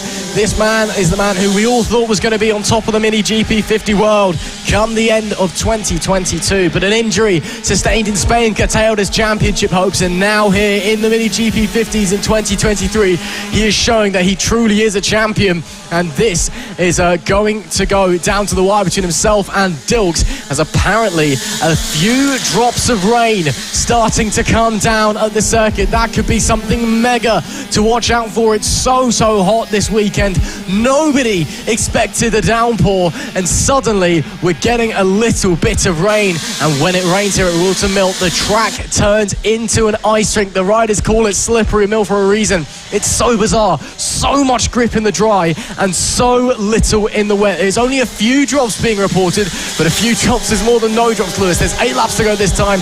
Marco Holt leads Wilson Dilks at the line with a 52.146, the fastest lap of the race last time out. These guys are absolutely flying. Calm before the storm at the front, but Marco Holt still leading the way, the fastest lap of the race, a 52.146 from him this time around. Of course, the lap record being a 51.416, so still a little bit off that, exactly 1 second quicker than that, so still a little bit of time to make up, but a lot of spots on their visors will be appearing if there's 1 or 2 drops in the air, and that's really just mental rain at the moment. And Wilson Dilks seating it actually is moving about quite a lot at the moment. Less than 10th of a second separated them at the line last time around, though. It's clearly not over at the front. Luke Fitchett, he was a further 0.8 of a second behind. Who knows though, these conditions constantly changing, weather constantly changing in the air. Who knows, we could see someone like Luke Fitchett, like Frankie Watson, maybe even Jenson Bishop battle for the podium positions. But further down the field, loads of battles going on as Wilson Dilks tries to get in the slipstream, tries to make a move towards Christmas corner. Now the 85 looking down the inside. He does his doctor's dangle and he backs out of it as soon as he can. It's such a tight and tricky section there, Marco Holt. He knows how to cover it up. He's led the way throughout the whole weekend, a 51.954, the first rider to hit into the 51s in this race. It's Mark Holt, of course, and now he leads the way by just over 1/10 of a second as Luke Fitchett, he tries his best to keep tabs on them. He does indeed. Marco Holt really looking fast out here, but he's having to fight with Wilson Dilks. It is not going to be an easy victory for the 58. He's going to have to earn this one. They round pit bend and make it 6 laps to go, this time by Black Cap Fitchett, currently sitting in P3. Not good enough for him, unfortunately, if he wants to continue this championship battle. While it won't wrap up the championship in this race, it puts one hand on the trophy for Marco Holt. Further back in the pack, we've got some great action going on here. That is the 25 of Chloe Gleason scrapping with Travis Shaw on the number 4 machine, and just behind them Beth Ashby as well, doing a great job, just being overtaken by Dylan Tureen in the final few corners.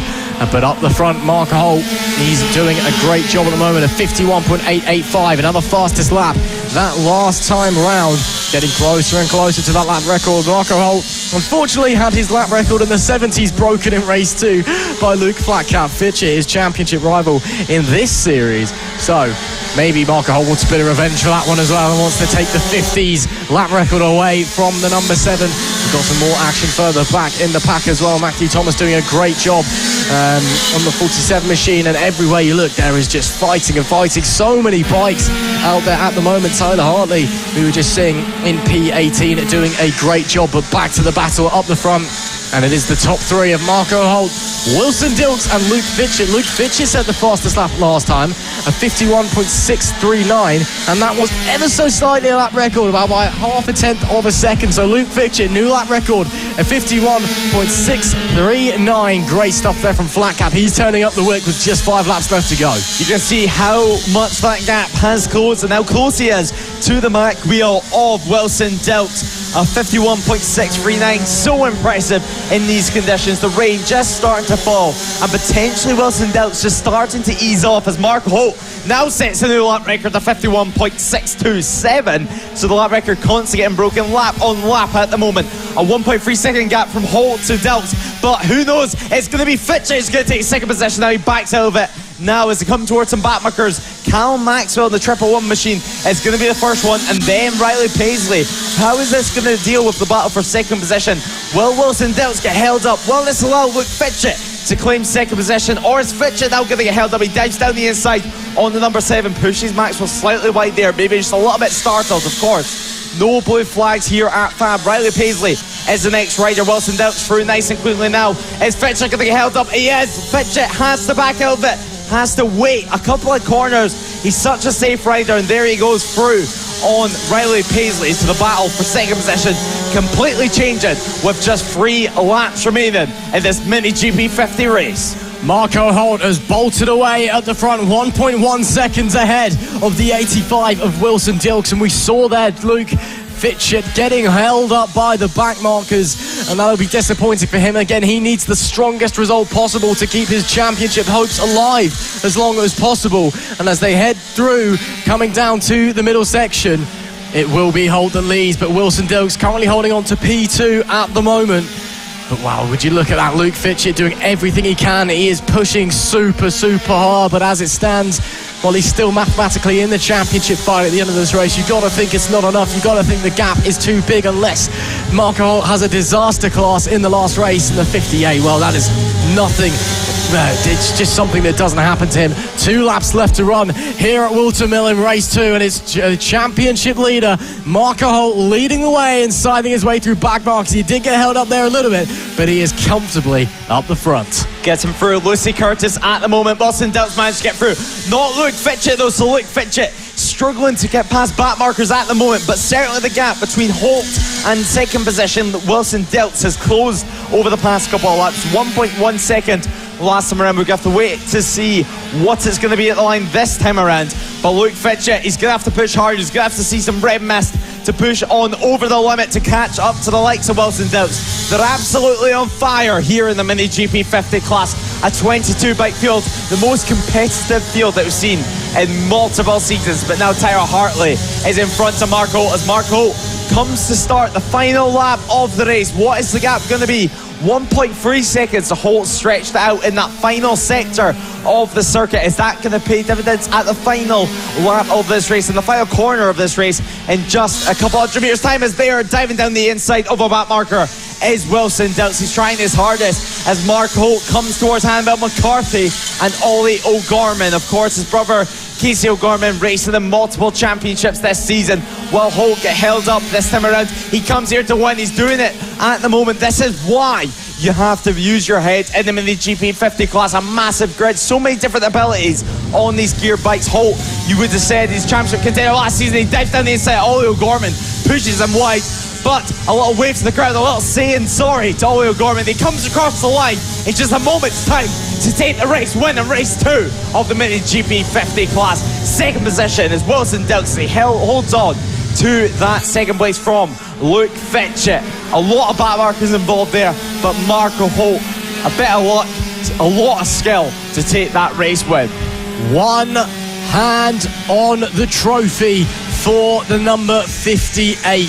He increases his championship lead up into the 90-point region, and that is a tall order for Luke Fitchett in race 3 if he wants to take the championship to the final round at Three Sisters, and you can see just how much that means to the 58 of Marco Holt. He is delighted, double punching the air.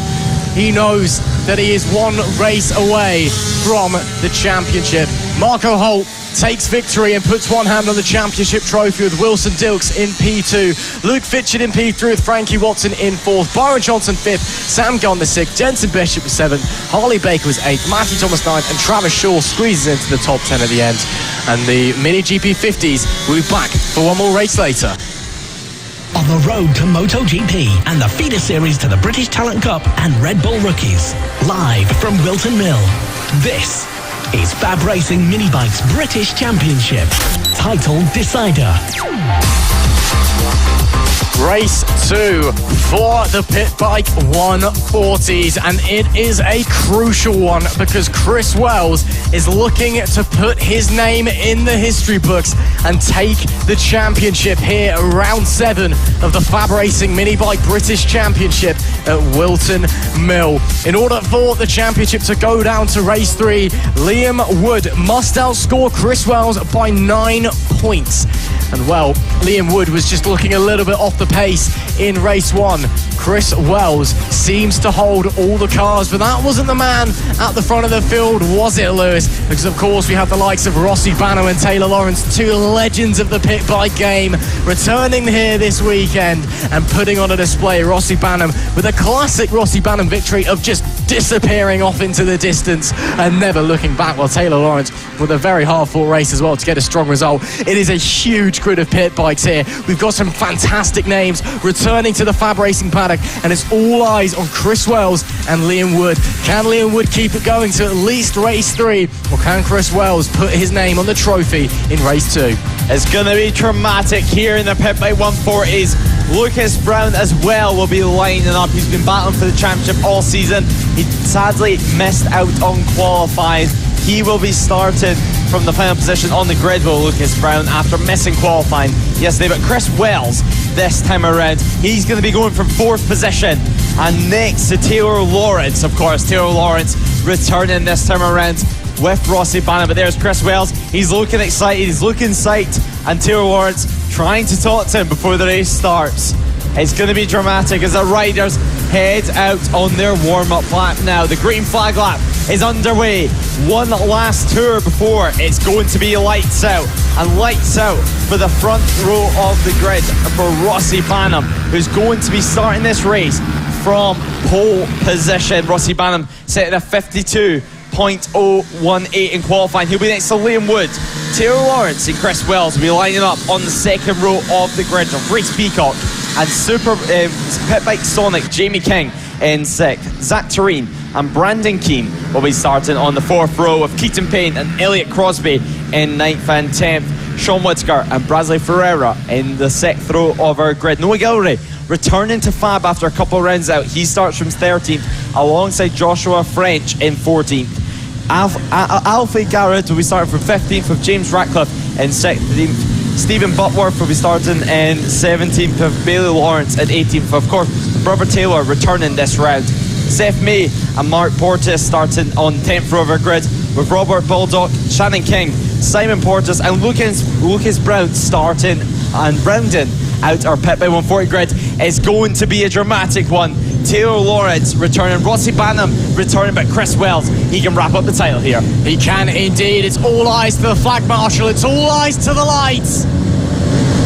It's lights out and we are underway, and it's a bit of a pop-up wheelie for Rossi Banham from the start, but he will still take the lead. Liam Wood manages to hold on to 2nd place with Taylor Lawrence in P3, and championship hopeful Chris Wells under attack from Jamie King for P4 on the run up to Christmas corner. Jamie King decides not to go for the move for 4th place, so it is in fact at the front. It is Banham from Wood, from Lawrence, from Wells, your top 4. The 4 starting in the order they are running in now. And look at that, Liam Wood, he is desperate to get on with it. He needs to find a way past Rossi Banham. He needs to outscore Chris Wells by at least 9 points to make it to the next race at least and keep his championship hopes alive, but currently he's not doing that if they finish where they are, but there's still plenty of laps left to run in this race. It's only lap 1, and Rossi Banham, it must be said, is already doing what Rossi Banham does and is starting to streak away. Some small battles, some small clusters of riders bunching together already forming as it's 11 laps to go. At the line is Banham, who leads the way from Liam Wood in second and Taylor Lawrence rounding out the podium. Here goes Pit Bike Sonic, the 3-time champion. Jamie King up the inside of Chris Wells. Do they make contact? Not quite, no. Chris Wells just holds on to the position, and that means that Reece Peacock might be able to make a move on Jamie King, but it has not quite worked out. Unfortunately, Lucas Brown on the AMR machine doing a great job. He started from the back. He's already up to P12. Brilliant stuff.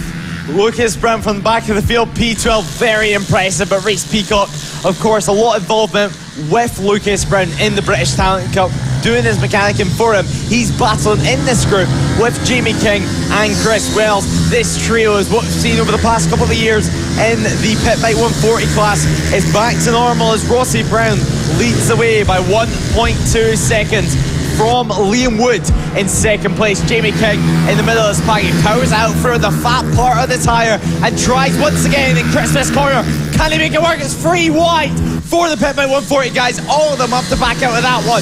Reece Peacock and Jamie King backing out of a move, but Chris Wells still leading them in 4th position. 10 laps remaining in this race. It's starting to build up. Of course, the gap now 1.2 seconds at the front. The podium position guys not battling at the moment. Taylor Lawrence still trying to find a way past Liam Wood. So this battle for 4th is the one to watch, with real veterans in the Pit Bike 140 class duking it out on the circuit.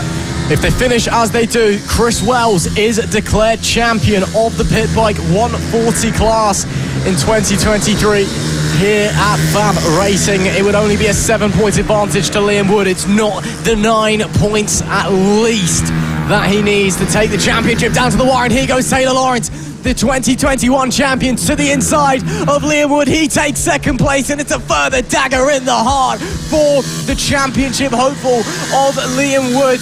Now he needs Chris Wells to fall down even further down the order, because there's only a 4-point advantage he's gaining if they finish as they do with 9 laps left remaining. What a lovely move there from the 2021 champion, Taylor Lawrence. Rossi Banham, of course, has absolutely disappeared off into the distance already. No surprises there from the reigning champion.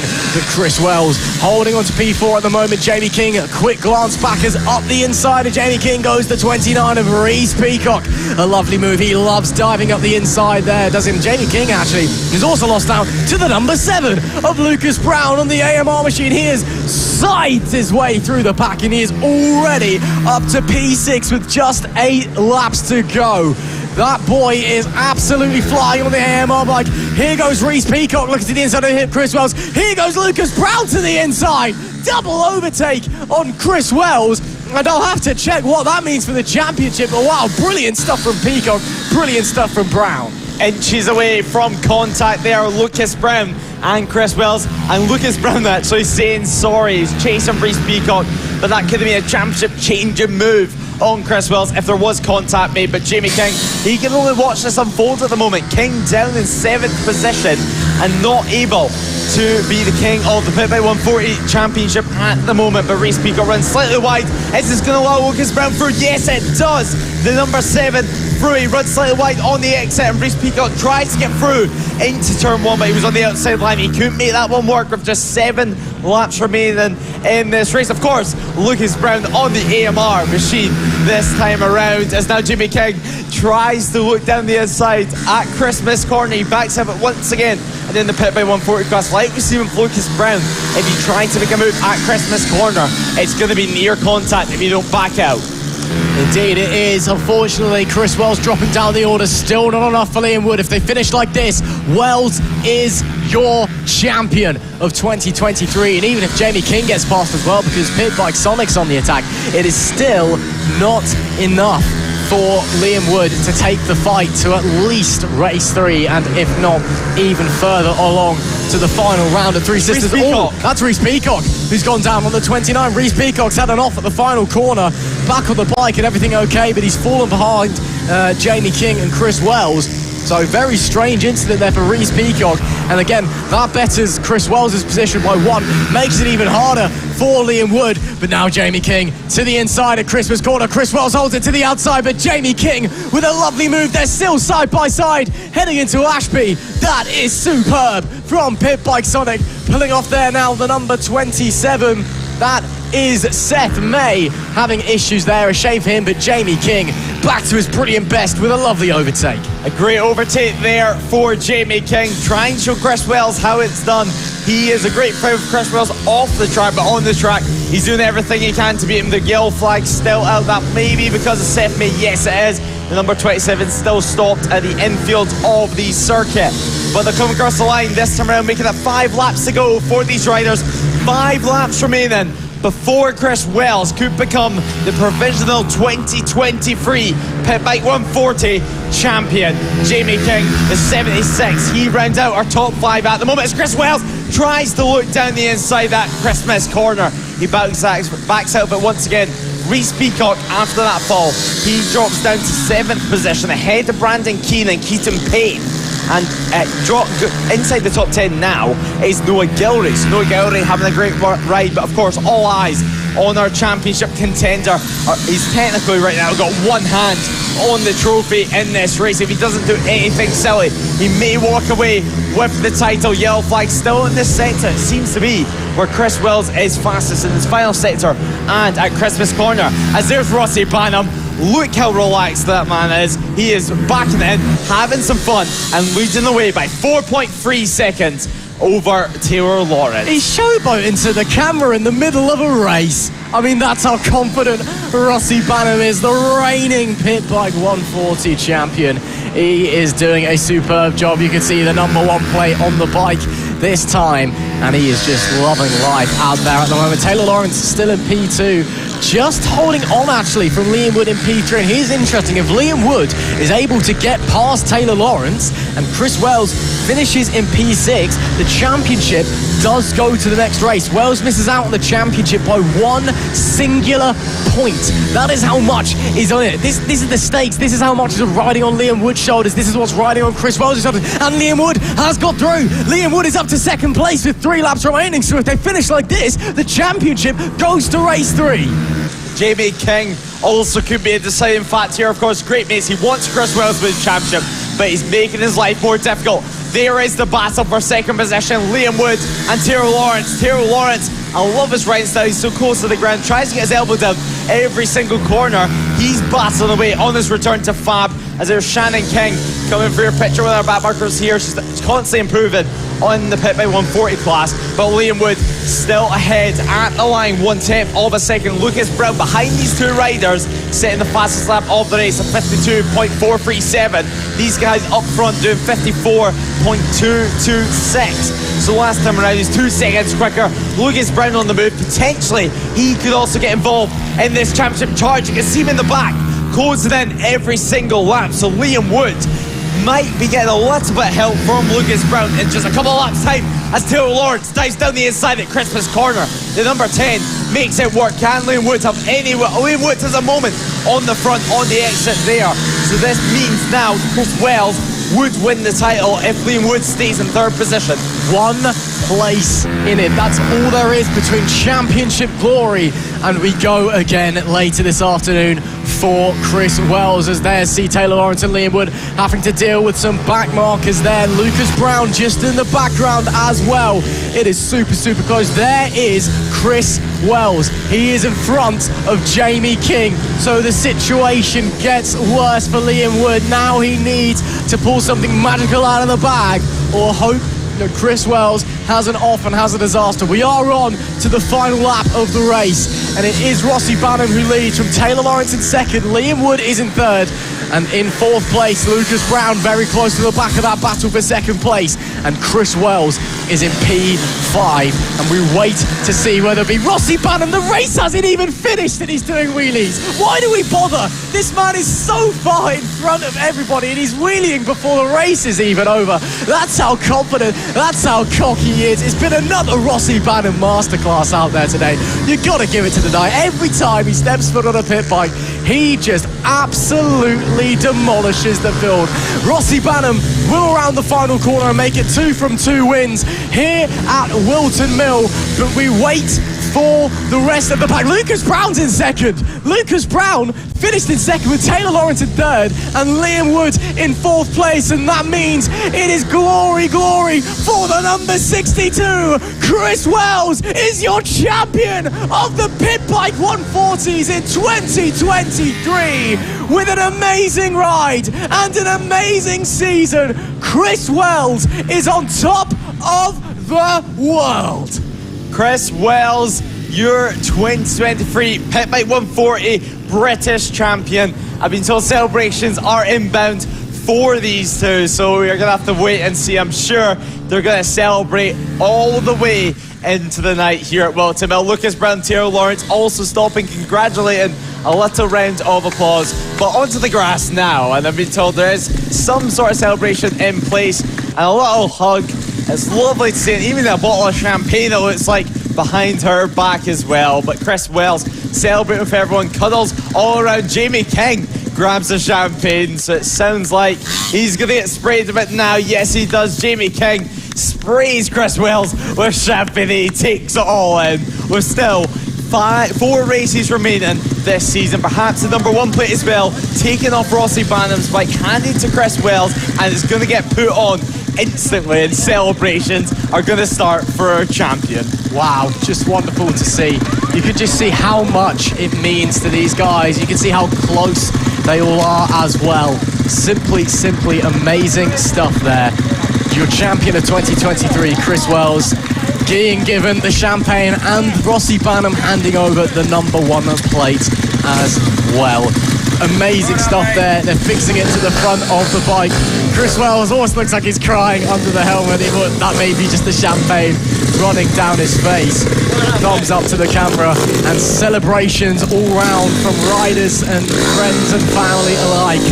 Chris Wells is your 2023 Pit Bike 140 champion, and he joins an elusive club. So many great riders, so many great names up there being champions, and Chris Wells can now forever say he was one of them. Rossi Banham takes the victory here at Whilton Mill with Lucas Brown in P2 and Taylor Lawrence in P3. What a ride there from Lucas Brown, last to second.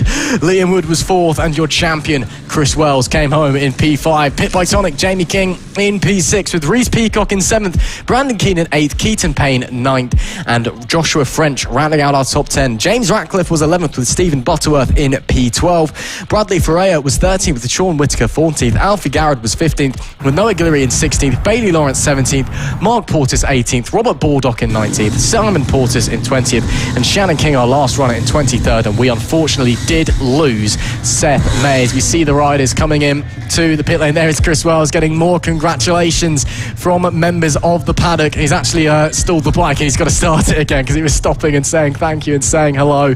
We can see many of our younger riders congratulating, and maybe they'll be Pit Bike 140 champions in the future and join that elusive list. But wow, what a season, what a ride, what a rider. Chris Wells, your 2023 champion. So impressive. Celebrations continue, and I'm sure there'll be a couple of refreshments after the racing has finished here today. He still has one more race left on the cards here at Whilton Mill, and luckily was it been okay for the weather. But of course, Whilton Mill, it's been a place of drama over the years, and we've seen some great racing. So let's take a look in the past in the FAB-Racing archives, and let's have a look at the Mini GP 70 Race 2 in 2022. As the LS2 Helmets Mini GP70 British Championship. We wait for the final checks to be done on the grid before we can get underway. The point to the lights is done. Everyone looks up to the lights.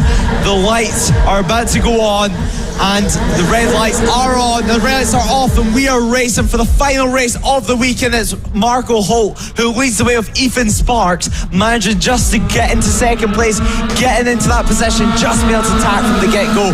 Blake Wilson managing to stay into third as it looks like at the back. Ruben Bray is battling with Noah Gilray as Ronnie Harris and Luke Fitcher are having a right old tussle. But it's Marco Holt who leads the way, and it's going to be a dream weekend for him if he can win this 70 race. It's such great conditions. He's been through every type of conditions. As now Ethan Sparks, he's trying to find any way past on the Vision Track bike. Such a quality team, such a quality bike that he's on right now. All these riders, they're immaculate. Every single part of their racing, they put 100% effort in, and it's so great to see at such a young age. Yeah, it's really good to see that they're all on slicks as well, because in the second race it's sort of a bit of a disadvantage, but when they're all on the same bike, same tyres, yeah, it creates really good racing. And for all of them, they don't want to win because the other one's made a mistake on tyre choice or whatever. So yeah, I think all three of them are up for it. It'll be interesting to see if Ronnie can get in the mix, because he's been a little bit behind them throughout the weekend, but he's got pace. So yeah, hopefully it's a 4-5 way battle, because Luke's had a good weekend in the 50s. He won all 3 races, and yeah, a bit extra track time, so hopefully he can get up there in this one. Yeah, it's been great to have so many riders in the 70s. It's a 10 bike field, it's a pretty healthy field. We've seen some rounds where it's been slightly less, but it's great to see all these riders being so competitive on the motorcycles. And it's a class which, no matter where you're at in your racing career, people are able to find a race and able just to progress with the racing career and with the racecraft, because these bikes, they help riders so much, they give them so much feedback and really teach them the fundamental parts of racing a Grand Prix motorcycle. Yeah, 100%. It's that racing style. It's a 2-stroke, which is different to what most people ride now, but yeah, I think you learn more on them than you do on the 4-stroke. So yeah, it's really good to see them all up there. It's getting to a class where all the times are so close now, whereas before in the past there's been big gaps between first and last place. But yeah, now it's really close, and even the guys at the back are doing 51s, 52s, which is really respectable times. Yeah, it certainly is. And right now it's Ronnie Harris who is trying to get up to Luke Fitcher. Luke Fitcher, of course, has had a dream weekend in the GP50s. Slightly slower machines than these, but Blake Wilson, your rider of the race yesterday, is in that third position once again, and at race 2 he took the slick tyres and it paid off, and now you can just see him once again. He's sticking with the front boys. He's not able to necessarily be there and be able to fight with them, but he's there to pick up the pieces if anything goes wrong. As Ethan Sparks looks down the inside, but will he make it work? Yes, no he won't, as Marco closes the door on him. You can just see it so close. They're on the knife edge, these guys. They're pushing every single ounce out of this motorcycle. It looks like Marco Holt is taking a slightly more defensive line right now at this stage of the race. 9 laps to go, so he's already thinking and understanding that he is Ethan Sparks, last year's champion, right behind. Mark Holt now is going round, still having to defend the conditions though. They're the best that they're going to get all weekend, and it's the last race of the weekend, so what a better way to finish it, really. I mean, when you've had a weekend where it's been mixed conditions all weekend, and now it's dry, do you just kind of just go for it, or do you have to maybe spend a couple of laps to feel out the conditions and feel where you can push far harder than you have all weekend? I think 100% they just go for it. They've done enough time here in the dry over the years with the mini motos and the 50s and things like that, so yeah, they're all pushing. I think the overall's still up on the line here, so they all want to win it, and yeah, it's good to see. I think for me now is the best time of the day. I think maybe they'll get a 49, but it'll be difficult, but it'll be great to see if they can do that, because that's what they're doing in the Extreme 200. So yeah, they're pushing hard. Luke's being able to stay with them, which is surprising, but well, not surprising if you look at his 50, but surprising if you look at his 70 results from this weekend. So yeah, it's good to see someone else getting in the mix and showing him what he can do. Yes, certainly. Ethan Sparks is still waiting and still lurking behind Marco Holt, and it's at the point in the race, 3 laps to go, where he's going to have to show some cards pretty soon. Do you think that Ethan Sparks just actually a 49 set? Scott, you called it perfectly. A 49.980. set by Marco Holt as Ethan Sparks dives down the inside and takes the race lead. How will Marco Holt respond? Will Marco Holt sit behind and just take a lap or two to think about where he can make this pass, because it's so tricky to make a pass at Whilton Mill? Or will he just try and dive back and just go back straight away and not let Ethan Sparks get into a rhythm? Because once Sparks get into a rhythm, it's so difficult to make it pass. Yeah, 100%. For Ethan now, he's just got to put in 2 qualifying laps and hope he's going fast enough where Marco can't overtake him. But for Marco, he's just got to disturb the rhythm. Straight away into the one at Christmas corner, he's got to try overtake and try not let him get away, because if he's got 1-2 bike lengths here, it'd be impossible to overtake. Yeah, and obviously these Metric bikes are world renowned for being so good for giving on talent and bringing up talent into the future, and we've seen that with the British Talent Cup numbers and with the amount of riders that have came from it, such as yourself. And how much feedback does these bikes give you whenever you're going around on track? Yeah, it is basically a mini Moto3. It's good for them to ride these bikes. It's the same. Yeah, they're not going as fast and they're on small tracks, but it's definitely a stepping stone on the route to Moto3. Certainly, and these bikes are so technical to ride. I mean, it's two stroke more, as you mentioned. They teach riders so much more than the four strokes. They really have to keep the revs up and really just have to ride it so hard. But of course, Josh Watley, you're battling against in the 70s for the championship, and well, now he's your teammate in Moto3. So do you ever talk about that time, discuss that time back in the day whenever you're here at FAB? No, not really. I think the present's the important one at the moment, and yeah, he's doing all right. But yeah, we both want to beat each other now, and at the moment I've got the upper hand, which is nice. And yeah, I'm sure he'll be working hard to try beat me in the second half. Yeah, so well, now we're on the final lap of this race. Ethan Sparks still leads the way, half a lap left. Now Marco Holt is wanted to try and find any way past. Marco Holt taking a far wider line there, trying to carry a bit more momentum, a bit more corner speed. But right now, Ethan Sparks, 1 more corners to go. Can he keep it? Yes, he will. He will take the race win and take the final race win of the weekend. Ethan Sparks wins the race from Marco Holt, and Luke Fitchett getting another podium. He took 3 race wins in the 50s and now has got another podium to his name in the 70s. So an excellent result from Fitchett. As Ruben Bray now coming across the line, following Samuel Munson right to the line. That battle goes. Ollie Sims closely behind them, but now you can just see them celebrating, messing about on the track. Racing's done for the weekend now. It's celebrating time. Yeah, it's really good to see Ethan win that, especially with the other two doing the 50s. He's had half the track time they've had, so yeah, it's good to see that he's on the pace. And on the second to last lap, Marco did a 49.8, which yeah, he'd much rather be Ethan right now, but it's a bit of a consolation for him. But yeah, it's good to see this. I don't know who's actually won the overall. I think it'll be close because Ethan had a bad second race, but maybe he's just pipped it, but I don't think he'll mind with the big championship lead he has. The Extreme 200s are about to restart their race after a very brief red flag. All riders have been moved and seem to be okay, so now we will get underway in just a moment's time. Many of the riders still trying to restart their bikes after having sat on the grid for a few moments. Richard Holmes-Williams starting on the first row of the grid, second place, and is still struggling to get it restarted, so may well have to sit out this race restart. We're being told they're not going to be given another warm-up lap. They'll just be going straight from the grid, which won't do much good for their temperatures. Otherwise, it seemed to be a struggle. Richard Holmes-Williams furiously pushing down the right foot to try and get the bike restarted, and is not having much luck in doing so at the moment. So it could just be just one rider on the first row and one rider on the second row of the grid. So looking a bit bare towards the front. Looking further back, everyone seems to be in their normal grid slots. Richard Holmes-Williams is not going to be taking the start of this race. So Charlie Nesbitt, by comparison, will be leading by turn 1, you would expect. And as the red lights are on now, they're underway. A good start again by Charlie Nesbitt, leading. Into second place goes Bradley Ray through turns 1 and 2 for the first time.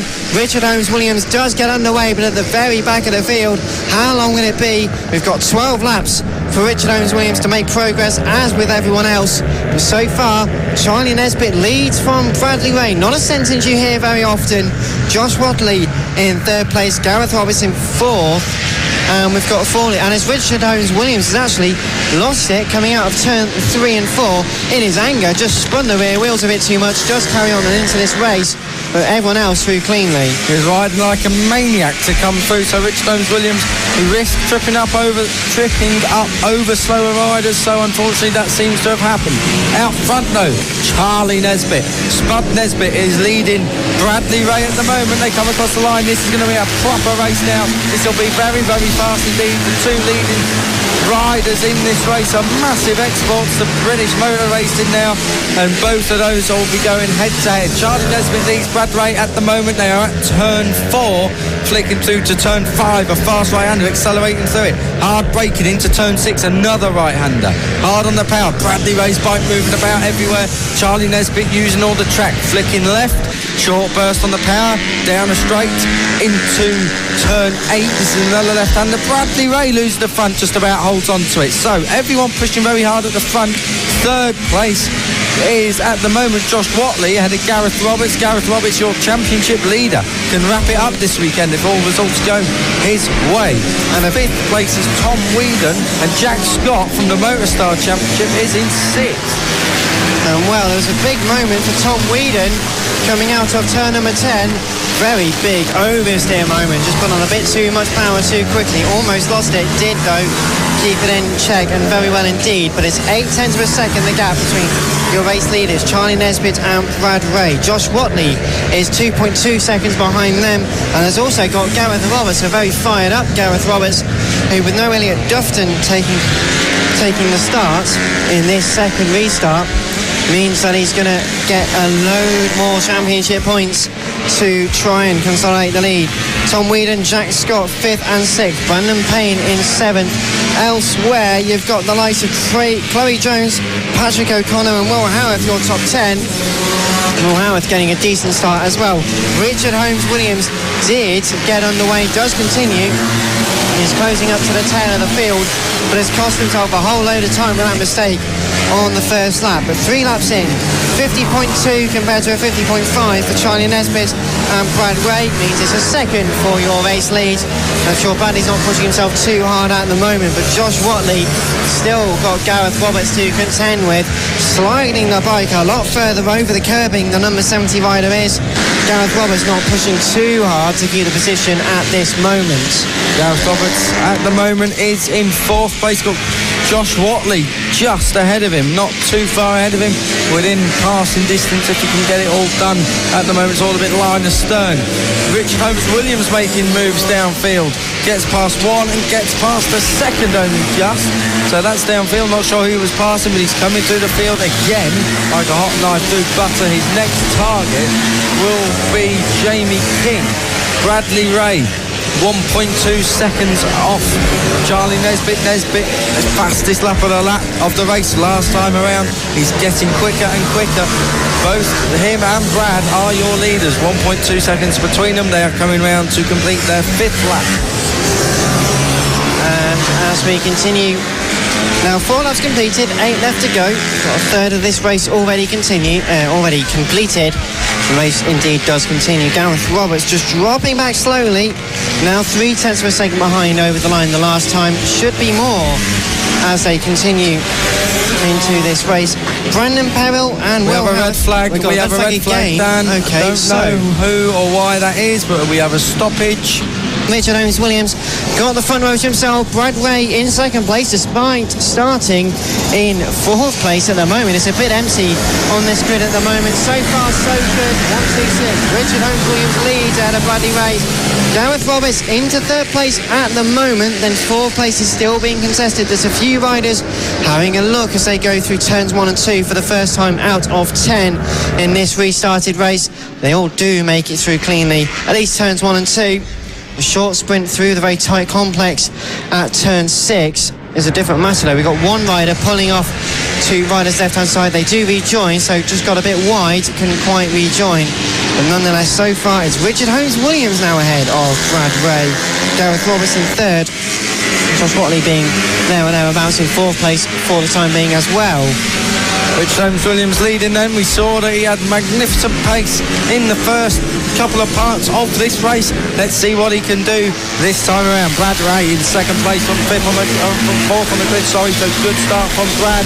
But out front, Richard Holmes Williams. Brad's right on his case though. This is not done just yet. I know his dad's watching back home. Kevin is tuned into the feed. So Brad Ray in 2nd place, looking for a win here back in Coolfab for this Whilton Mill round in 2018, round 7.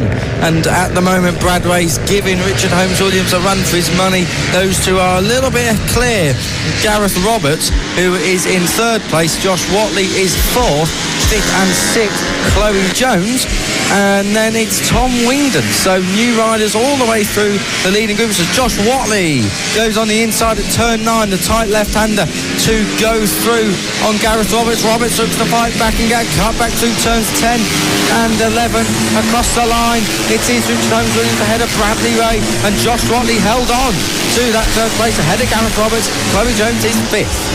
So a great move there. Just got a great run coming out of turns 7 and 8. The two left-handers really used a better traction to good advantage. But Brad Ray with the fastest lap, 50.710. Bradley Ray's alongside Richard Holmes Williams. Bradley Ray to the front. So the kid from Lead then decides he wants to have a little go at the front. He was in early, out a bit wide. Richard Holmes Williams knows he's got to fight straight back if he's to stay in touch with Brad, and doesn't do so. So Bradley Ray then at the front of a Coolfab race meeting. Not the first time we've said it, and I'm sure it won't be the last either across this week. Bradley Ray loses the front and down he goes. I can't believe it. Bradley Ray, I'm meant to be his friend. I cannot believe I've just shot him out of this race. Oh my goodness me. Bradley Ray, Kevin, I know you tuned in. Please accept my apologies. I do not care if I take you off if you take me off your Christmas list. My goodness me. Richard Holmes Williams will be giving me a handshake later on. Richard Holmes Williams is back in the lead. Bradley Ray's front end was under him for a week. It was at turn 8, sorry. Unbelievable scenes. Bradley Ray, fastest lap of the race in this race, but certainly I cannot believe what I've just said, or seen for that matter. Bradley Ray's front end. Well, I think you need to go and have a lie down for a minute, Kiko Giles, but nonetheless, a great... It does continue though, the thing to mention, he has continued into the race, so he is still in 4th place, he's still got the fastest lap, so could well yet change. We've got 4 laps left to go, and the gap, which was 7.8 seconds since it recorded over the line, is now Richard Holmes Williams in the lead, ahead of Josh Watley in 2nd. So as they make their way through 7 and 8, they are still fighting tooth and nail, but we are about to see and about to have the last lap flag has been waved for Richard Holmes Williams. 1 tour, 1.20 kilometres of this circuit to go. And Richard Holmes Williams on the 126 machine is working his way through some of the other riders in this race. Doing it masterfully though, and really has got the measure of it. Bradley Ray in 4th place, 50.9 was the quickest rider out on circuit last time around. It is purely academic at the moment. Richard Holmes Williams is going to take this win in this championship. 2nd will be Josh Watley. 3rd is going to be Gareth Roberts, and then Brad Ray will come home in 4th. Richard Holmes Williams comes through the last few corners now. 1 to go. Keep it neat, keep it tidy, don't do anything too silly. Through he comes. Richard Holmes Williams, a dramatic Extreme 200 race finally concludes. Richard Holmes Williams takes the win. Josh Watley 2nd, Gareth Roberts 3rd. Bradley Ray should be 4th. Yes, he is. Apologies there. Chloe Jones is in 5th place. What a result that is for Chloe Jones on her debut in this paddock. 6th place, Tom Whedon. 7th, Brandon Payne, Brandon Perrell. 8th, 9th place. Hang on, our time is Will Howard is 8th place. Brandon Perrell gets 9th, and 10th is Josh Ingram. The 80-40 rookies Race 2, head out onto circuit now, and it's Liam Hodgins with the grid. 22 strong this field is, and at the top of it is the championship leader of Archie Gibbs, starting from pole position 1.7 seconds quicker than Casey Spadey in second in qualifying. Luke Fitchett picked up the race win in race number 3 last time out at Leeds, will be in third ahead of the 73 of Ollie Sims. Joshua Williams on bike number 78 with a fractured thumb, doing a very good job out there this weekend on the number 78 machine, ahead of the 58 of Marco Holt in 6th spot. Row number 4, 7th spot for William Harris, ahead of the 3-3-3 of Brandon Keane. In 9th is Archie O'Brien on bike number 91, and rounding out the top 10 runners and riders at the start of this grid is Harry Payne. Thorley Trevorrow is next up in 11th on bike number 42. Wilson Dilks in 12th, ahead of Arnie Carr on bike number 83 and 13th. Max Wilson, who's come from go-karting to mini bikes in the last couple of rounds, this is his second weekend on bike number 33. Max Wilson in 14th spot, ahead of Byron Johnson. Bike 273. Bailey Lawrence is next up, just outside the top 15 and 16th spot. Felix Dorling on bike 87, ahead of Minnie Rossi. Eddie Carter on bike 46 and 18th. Austin Johnson is next up, ahead of Callum Maxwell on bike number 111. Chloe Sewell in 21st, ahead of Bethany Ashby, making her debut this weekend. So a very strong grid of entrants, the second race of the weekend for the AC40 rookies. The riders on the front row look towards the light, as does everybody else. They're waiting with anticipation ahead of this next racing session. Whilton Mill for round 6 of the championship. The red lights come on now, and as they rev the engines, they're waiting to get racing. They do get going now. A good start from the front row, making their way through the first few corners. It's a great start by the number 3 rider, that of Archie Gibbs, who leads this race, heading up towards Christmas Corner for the first time. Luke Fitchett once again getting involved in the battle for second place. That was a fantastic battle that Luke had yesterday. Certainly going to be emulating that again in the next 8-lap encounter. A few riders running a bit deep into the first right-handed hairpin for the first time, just sizing out where the grip is. The conditions are a lot cooler than where they were yesterday. Not quite this time. Yesterday the wind's a lot further down as well, so conditions are quite different, and it's a difficult thing to try and learn riding in very different temperatures and wind conditions. With these bikes being so small, the wind would buffet them around quite a lot, so thankfully the wind is down quite a lot today, as you said, Dan, and it means they won't be getting such a strong headwind as they head down some of the straights, and in turn it would give them a big tailwind. But Archie Gibbs, championship leader on the number 3 bike, powering out the final corner, coming across the start of the finish line to complete lap number 1. Your championship leader is leading this race ahead of the number 96 of Luke Fitchett. Casey Spadey is in 3rd spot, coming off 2nd. I said he was in 3rd spot, he's not anymore, as Ollie Sims powering up to Christmas Corner, late on the brakes. Can he make it stick? No, he can't. So Casey Spadey looked like he was about to lose 3rd spot, but pounding up towards Christmas Corner, managed to hold it. There's some more riders further back pushing each other away through Christmas Corner, so some great battles heading down the field. Ollie Sims in 4th, Marco Holt in 5th, ahead of Joshua Williams, Brandon Keane. Oh, it looks like it might be raining. It's raining outside quite heavily now. So fingers crossed. Oh, we've got Archie Gibbs down. Archie Gibbs here. Oh, 2 of them down. Luke Fitchett as well. Everyone's going down. The red flags will be coming out, so everyone, fingers crossed, everyone can get back to the pits okay. So it started raining, and in these slick tyres, there's no grip at all. So coming through the double left-hander, we've got another rider down there pushing a little bit hard. Red flags are out. Red flags are out, which is good to see. These riders won't have any grip in the slick conditions, the wet conditions here. Green surface. Archie Gibbs went down first, Luke Fitchett in 2nd went down after that, so these tricky conditions catching out all the riders. One of the riders looks like they're up and okay, bit of a bang, so fingers crossed they can get back to the pits and restart this race. So Dan, horrible conditions now, worst time to have the rain coming down for this race. Well, as you mentioned, it was saying just a moment ago, it's much different conditions. It's changed even further with a bit of the rain coming down fairly horizontally. It's not a simple straight down rain. This track, known as Slippery Mill in the wet, because it's such a highly used circuit by bike testing and kart testing, and so much karting going on here as well.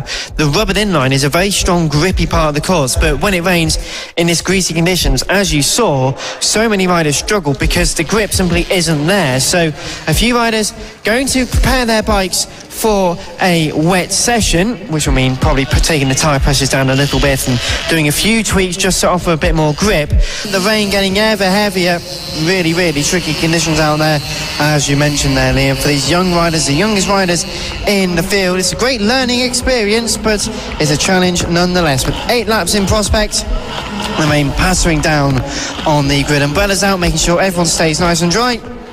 And just to reiterate, a very big thank you to all of our marshals, all of our medics and our race control. It's been a very tricky day weather-wise.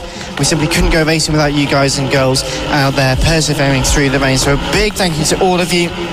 We can't reiterate just how much we mean that, because it is a real great thing that you guys do.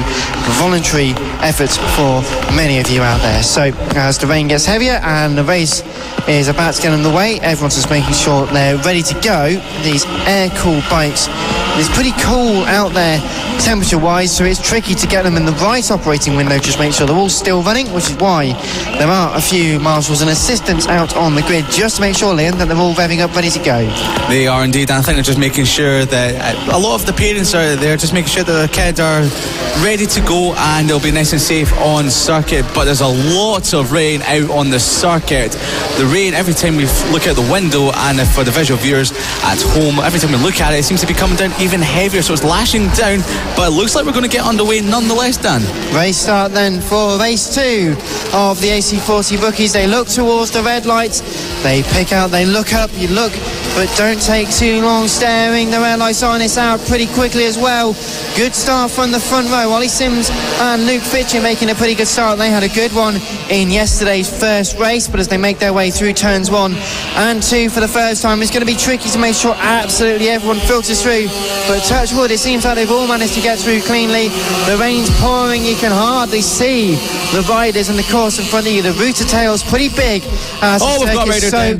We've got one rider down immediately down at turn number 3, Christmas corner. There seems to be the 42 are Thorley Trevorrow. Thanks there, Liam, as he does get on the way. Riders up and back into the race.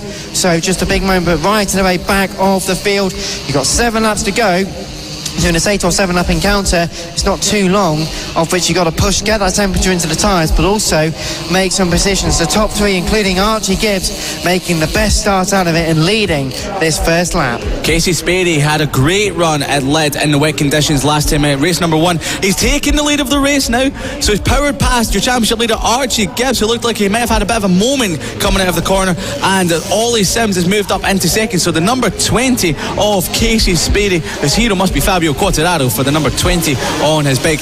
Powers down to the final corner on the circuit. Sperry leads them across the start finish line to start lap number 2. Sperry leads Sims. Gibbs, who was leading the race, is now back to 3rd position. There's a big gap of over 3 seconds back to 4th position. It's Williams on the number 10 ahead of Brandon Keane. Marco Holt also making a great start into 6th. Harry Payne in 7th. Archie O'Brien in 8th.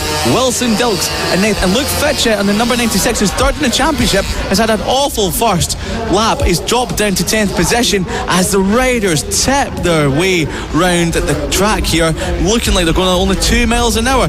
But Ollie Sims is lining up Casey Spadey. They both dropped Archie Gibbs. Archie Gibbs just trying to protect his championship lead. The circuit resembles a swimming pool out there. It's like a sheet of white ice out there. You can see the reflections. You don't need to be a hero in these conditions, just bring it home, bag some points, because ultimately come the end of the year you're going to regret the race you didn't finish rather than the race that you finished in 6th or 7th and got a few points. But as the rain continues to come down, the edge has been taken off the rain. The edge has been taken off Casey Sperry's run as well. Through has gone the number 73 of Ollie Sims into the race lead, but Casey Sperry, as you say, had a great run at lead, emulating that fantastic run in the wet once again, through the puddles, through everything else. But as we continue through this race, once again, Casey Sperry and Ollie Sims are your 2 race leaders. Archie Gibbs in 3rd. 4th is William Harris at it's going to be a fascinating start to this one. Who can keep their calm? Who's going to make that tentative start to this race in these tricky and wet conditions? We've got one bike starting from the pit lane, so they will wait until the rest of the pack leave the grid and cross the line, and then a great getaway there from Friendly Polehill as Austin Johnson. Anyone else doesn't quite need to be that much quicker than anyone else. Has an 11-second lead at the moment and can. As we wait for some of the riders just to find their way into the grid slot, you can see Jamie King, centre of your picture. He's had quite an up and down season.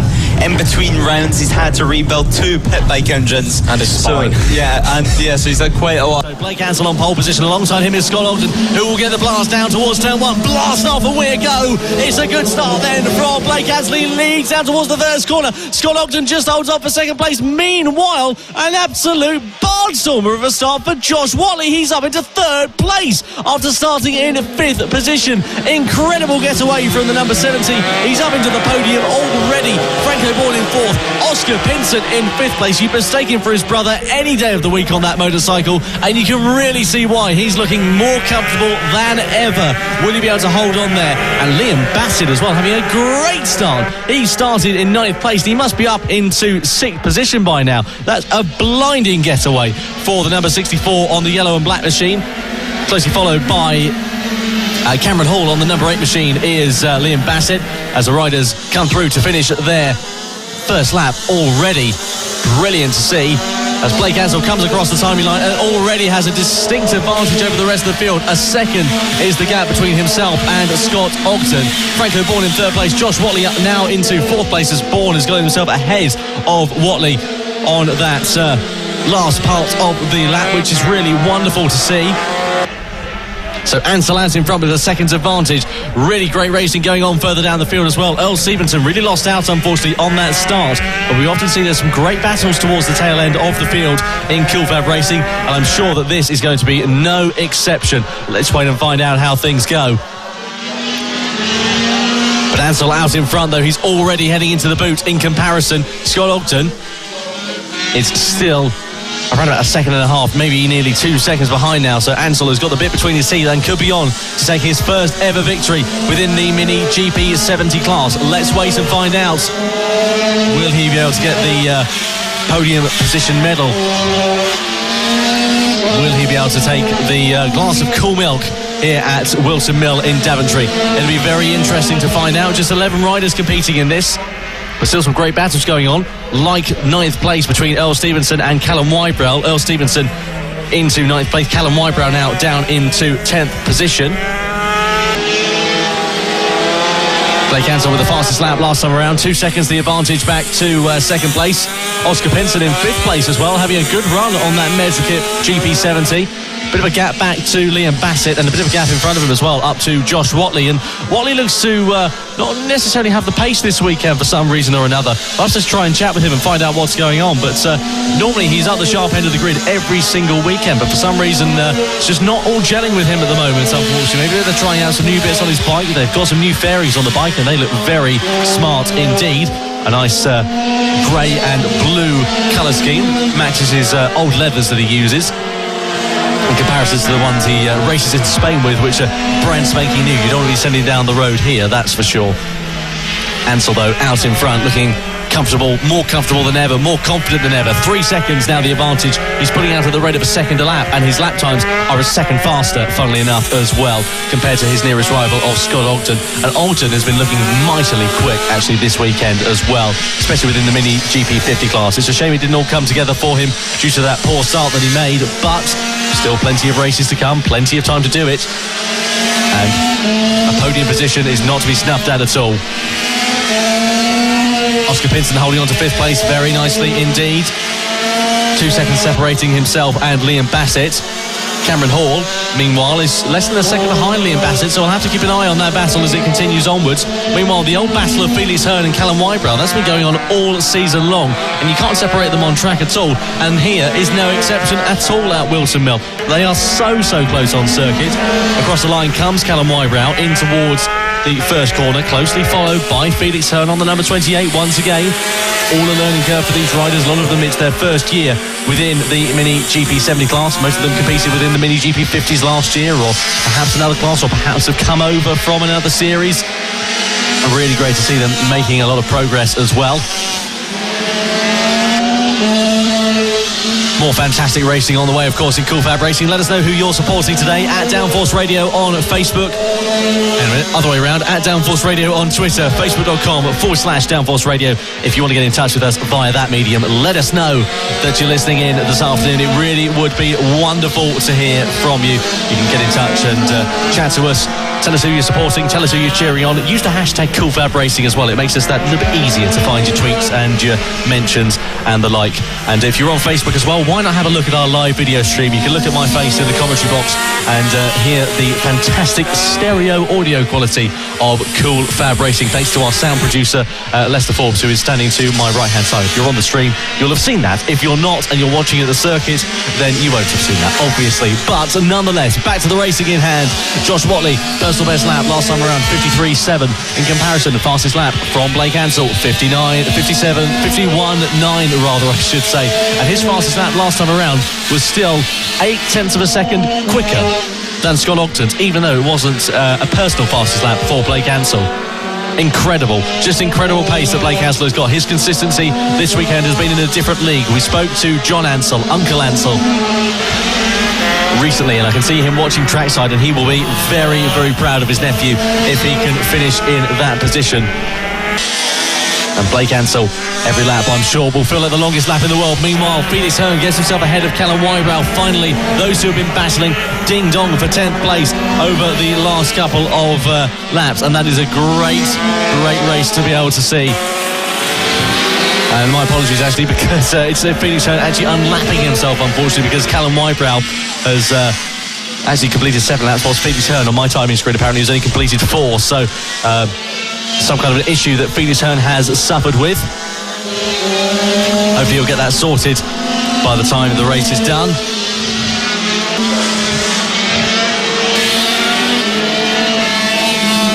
So final lap board being displayed then. So last lap for these riders to be completing. Blake Ansell rounds the final corner. He's on his final lap's worth of racing. My apologies, he's actually already past his final lap's worth of racing. Into Ashby goes the number 20. He'll be very, very pleased with this result indeed. Scott Ogden, 2nd place. Franco Bourne, 3rd position. Josh Watley in 4th place. We haven't seen the normal sort of Titanic battles we often see within Mini GP 70s, but nonetheless, it has proven to be very, very entertaining. Blake Ansell, though, meanwhile, comes around the boot for the final time. It is going to be, as he goes through pit bend, Blake Ansell, who takes his first ever victory in the Mini GP 70 class. What a win for the number 20. He will be absolutely ecstatic, and the family will be very, very pleased. Blake Ansell takes his first ever victory in Mini GP 70s, his first victory of the season, and moves that little bit closer to trying to take the championship lead away from Franco Bourne. Scott Ogden finishes 9.5 seconds back in 2nd place. A great podium for the number 19. He's had cracking pace all weekend, and that's backed up by that result. Franco Bourne in 3rd place. Josh Watley holds on for a good 4th place ahead of Oscar Pinson in 5th. Liam Bassett will come home in 6th place. Jay Abel as well will finish in 7th position. He'll be very pleased with that. Will the number 303. Cameron Hall in 8th place, Earl Stevenson in 9th, Callum Wybrow rounding up the top 10, and then Felix Hearn in 11th position. But Blake Ansell, what a race it has been. He will be ecstatic. On the road to MotoGP. Hot town, summer in the city, back of my neck getting dirt and gritty. FAB-Racing Mini Bikes British Championship, live from Whilton Mill. Welcome to the afternoon coverage of the FAB-Racing Middleweight British Championship. The sun was out earlier, and yesterday we were celebrating summer, a late summer that is, but now the dark clouds is in and the storm is brewing on and off the circuit. rain is potentially just moments away with 10 races remaining on our schedule for today. All the race frees still to come, and the first one of that, the AC40 Rookies, they'll be out in just a couple of moments time, but half the circuit is somewhat light, the other half is almost in complete darkness. It's very, very big clouds over us, very dark clouds over us, and Will Ross is going to be dramatic, especially for these rookie guys. It's going to be really tricky on the hardest circuit of the calendar in the wet. Absolutely, young Lewis. When it rains here, it really pours. And, well, they call it Slippery Mill in the wet for a reason. It's one of the grippiest circuits, actually, when it is dry, because it's used so much by karts. There's just so much kart rubber down on the track surface. But when it rains, it is just an ice rink for bikes. And, well, you may have seen watching some of our classic FAB Whilton Mill races over the lunch break, and when it starts raining and suddenly everybody goes a-tumbling. So we're going to have to wait and see. The race 3 for the AC40 Rookies class coming up shortly. This championship can no longer be decided this weekend. It will go to the final round at Whilton Mill after that DNF from Jensen Ansel, and also a DNF from Caelan Ratcliffe means that he is now out of the championship picture as well. So it is all about Ansel versus Frederick, with only 33 points separating them going into this race, and who knows, it may be even closer going into the final round. The riders just making their way out of the pit lane and round to the grid before, as always, we have our green flag formation lap, and then it's red lights on, red lights off, and we go racing for the final time this weekend in the AC40 Rookies class. One rider having a bit of a problem there, nearly falling over, but looks like managed to get going again. That's the 27 there. Hopefully everything is okay for James Dermott, one of our newer riders in the category, who has been very, very quickly improving after only a few rounds here at FAB Racing. We've had a brilliant weekend of racing so far. Hello and welcome, if you are just joining us, wherever you are watching around the world, for round 7 of the FAB Racing Mini Bike British Championships. And, well, it may not be championship day in the rookies, but we've had a few championships decided this morning. We may get some later on this afternoon, and with the rain potentially falling, Lewis, it could get hectic out there. Coming up is going to be the final race of the weekend for the AC40 Rookies. Rain is in the forecast. It's going to be extremely dramatic on and off the circuit, with the weather and with the drama that unfolds usually in the AC40 Rookie class. And on pole position is Mason Frederick, who's going to try and do the triple this time around. It's going to be extremely impressive if he can manage to do that. But of course, Max Johnson, he claimed an unexpected podium.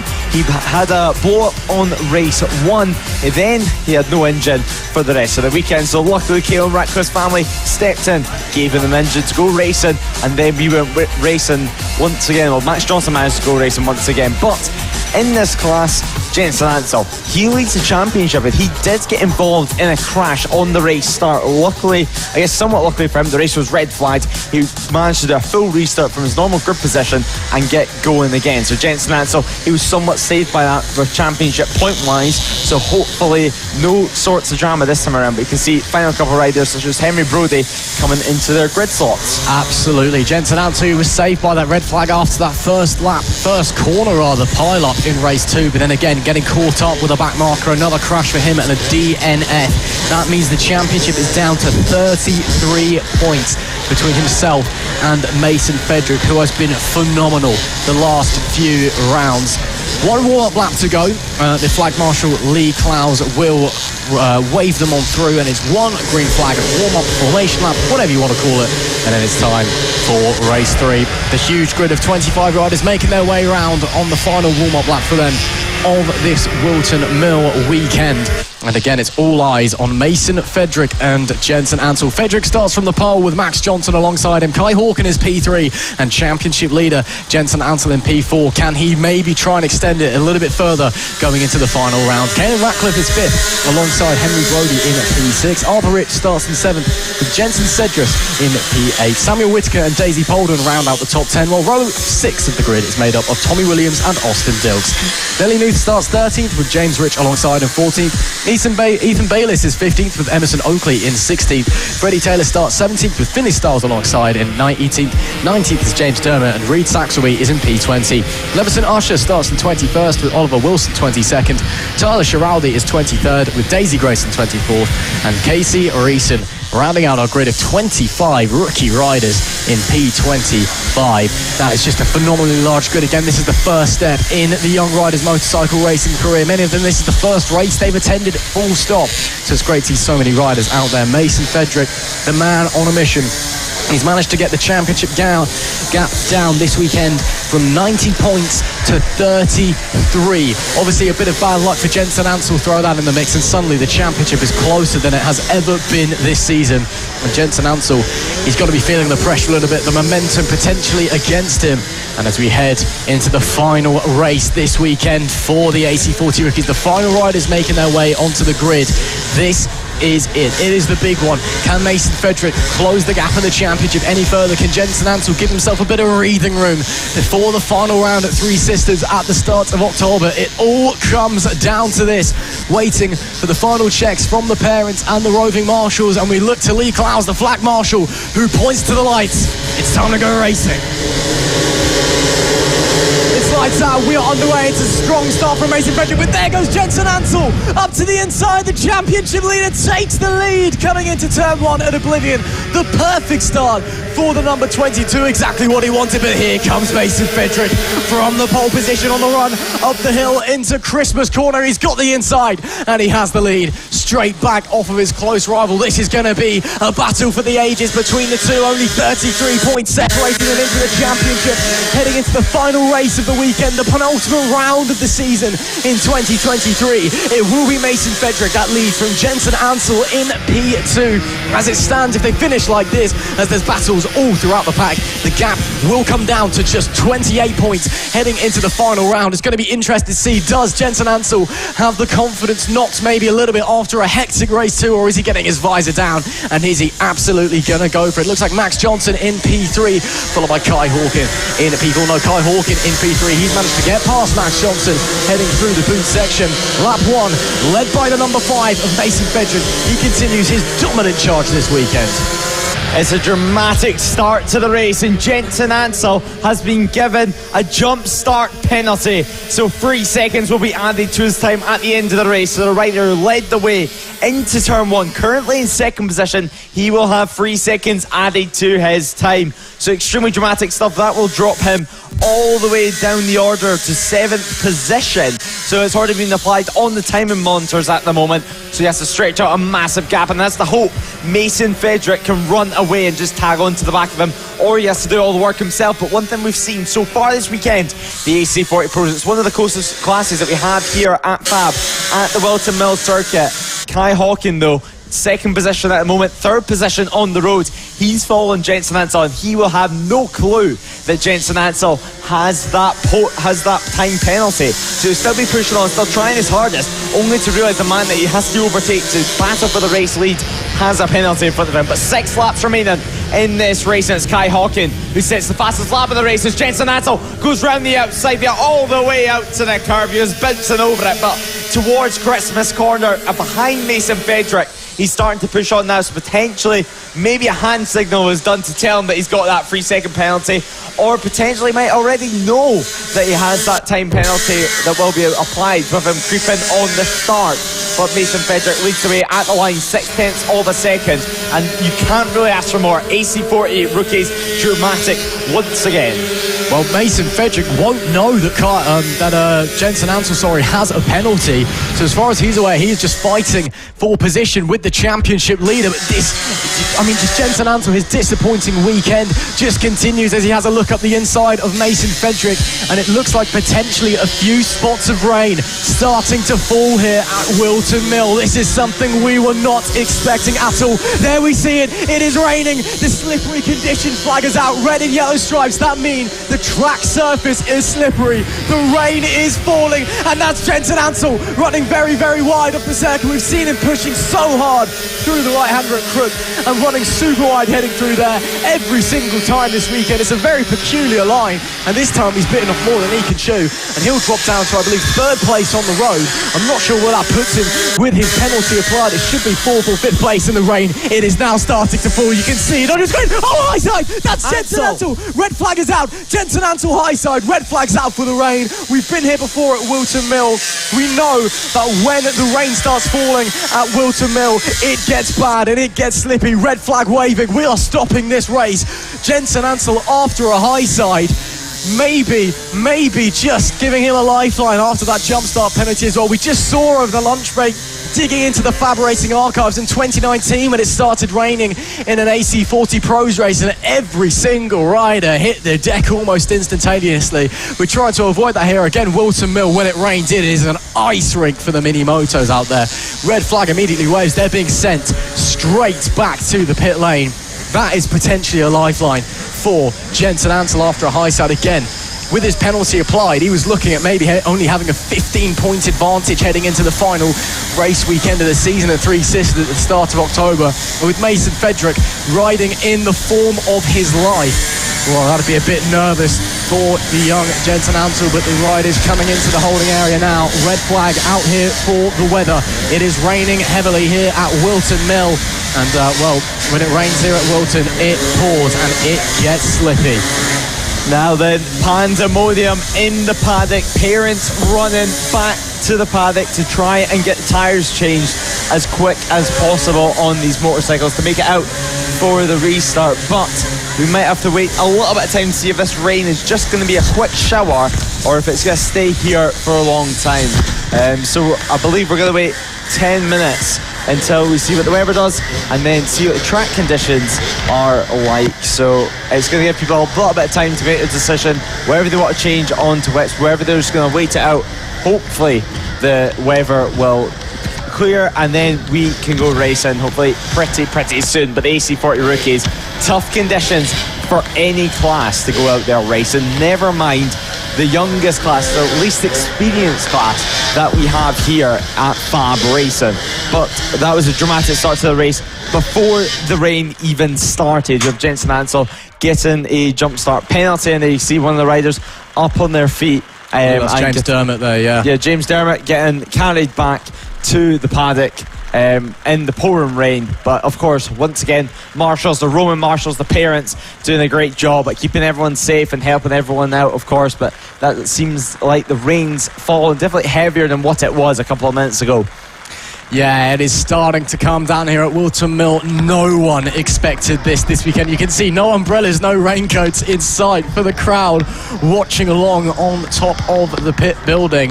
If you've just tuned in, hello and welcome to the penultimate round of the FAB Racing Mini Bike British Championship here at Whilton Mill. And despite the 30 degrees, despite the heat wave and the humidity, as you can quite clearly see, it is lashing it down here at Whilton. And when it rains here, it turns into an ice rink. So after a few laps of the first race 3 of the weekend, the AC40 Rookies, we have got a red flag for the weather. We've been here before when it started raining in the middle of a race, and riders just hit the deck when it starts coming down here, and then on the right tyres. So we've red flagged the race. Going to give it 10 minutes or so just to see if the rain is passing or if it's going to stay, and then also give the riders and the teams the chance to make the call if they want to make the switch onto the wets, or if they want to take the gamble and stay out there on the semi-slicks. There is the flag marshal, Lee Klaus, having a bit of a dance. Clearly she's enjoying the wet weather. It has been very, very warm here this weekend. 30 odd degrees, very humid. It has been horrible for most of the riders out there. Lots of people getting sunburned, lots of people just sweating like maniacs in the middle of the races, and coming back and jumping straight in the ice baths, or should I say the ice paddling pools that they've all brought along this weekend. But yeah, Flag Marshal Lee Klaus, of course, she does a fantastic job, and we cannot thank her enough for the work that she puts in here at FAB Racing. She's just having a conversation with some of the people watching along.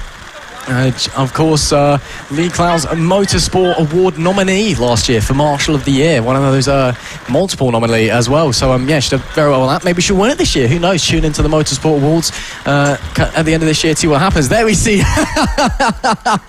there we see some of the pit bike guys putting out wet floor cones. Oh, you've got to love the pit bike guys. They never lose their sense of humour. That one's in Spanish, so someone's clearly been riding over in Spain. Maybe Lucas Brown. Maybe Lucas Brown. I mean, it's in a few different languages. I can see German on there as well. I'm not sure what pass up. I'm not sure what language that is in, but I can't speak Spanish, but I recognise the word. But we've got 2 regular wet full cones there as well. A little bit of humour. I'm not sure how race control are going to feel about that one, but a smile on the face. I think it was pit bike Sonic Jamie King and Taylor Lawrence. I didn't quite catch who the other perpetrator was in this situation, but yep. Just to say hello and welcome if you are just joining us after the lunch break. The rain has started coming down. We had a few laps of racing in the opening race 3 of the weekend, the AC40 Rookies, and with the rain coming down we have immediately red flagged it to try and assess the situation, and one of the circuit marshals has immediately decided that is enough and he's gone to pick up the cones. But he's had a smile on his face. I think he finds it quite funny, but of course, you know, he's just doing his job. Obviously a big thank you to the marshals and all that they do here at FAB Racing, and of course the marshals, the roaming marshals in the yellow high-vis. They are parents of the FAB paddock who also help out, and the medics, of course. We couldn't go racing without any of them, so while it may be a little bit of a sport on this occasion, he's only doing his job, and he's done it with a smile on his face, so he clearly finds it funny. And again, a big thank you to all the marshals. The riders making the most of this delay period that we currently have. Lucas Brown, Lawrence, and as well Jamie King all going onto the circuit, but the rain still falling at the side of the track, on the track of course. But a lot of conversation going on between Rob Keys and Lee Klaus and some of the people watching on at the side of the circuit, and hopefully we can get racing underway very, very soon. But now Jamie King seems to have disappeared after dropping the cones on the circuit, maybe running away, scared to get in trouble. But these guys, there's some people, you know, taking this opportunity to nip to the loo while we have a little interval. But the circuit still very, very wet at the moment. A bit damp at the type of stage where it's going to be greasy conditions for these riders. There's not a great tyre to be on at the moment, because by the time you finish a couple of races, it's going to end up drying out again. And either if you go in wets, you're going to struggle. If you go in wets, you're going to struggle. You might chew them up, waste all that money. Or if you go in dries, you risk crashing, but potentially it could pay off by the end of the race. But the rain's still falling at the moment, so we're waiting to see what's going to happen, get an update on whether we're going to have a restart, whether they're going to give them another 5 minutes to try and let them change their tyres before we get restarted in this race. But race control did a great job as always here at FAB. Of course, all the officials, all the medics, all the marshals doing a great job. Majority of them volunteers here at FAB, so great for them to be here, run such a great show, being as safe as always, and able to go through things as swiftly, make the right calls like we've seen here in this red flag period. Threw it out straight away before too many incidents started. It was just like 2019, and well, plenty of photographers out there, Dale Baldwin as well, enjoying the weather, and many people like myself not bringing a jacket to this round. But some of the riders taking some shade, actually brought an umbrella, was somewhat prepared for this. I didn't take that opportunity to be prepared for this, but Rob Keys there waiting, and as well Sarah Harris not wearing jackets, facing the weather conditions at his best.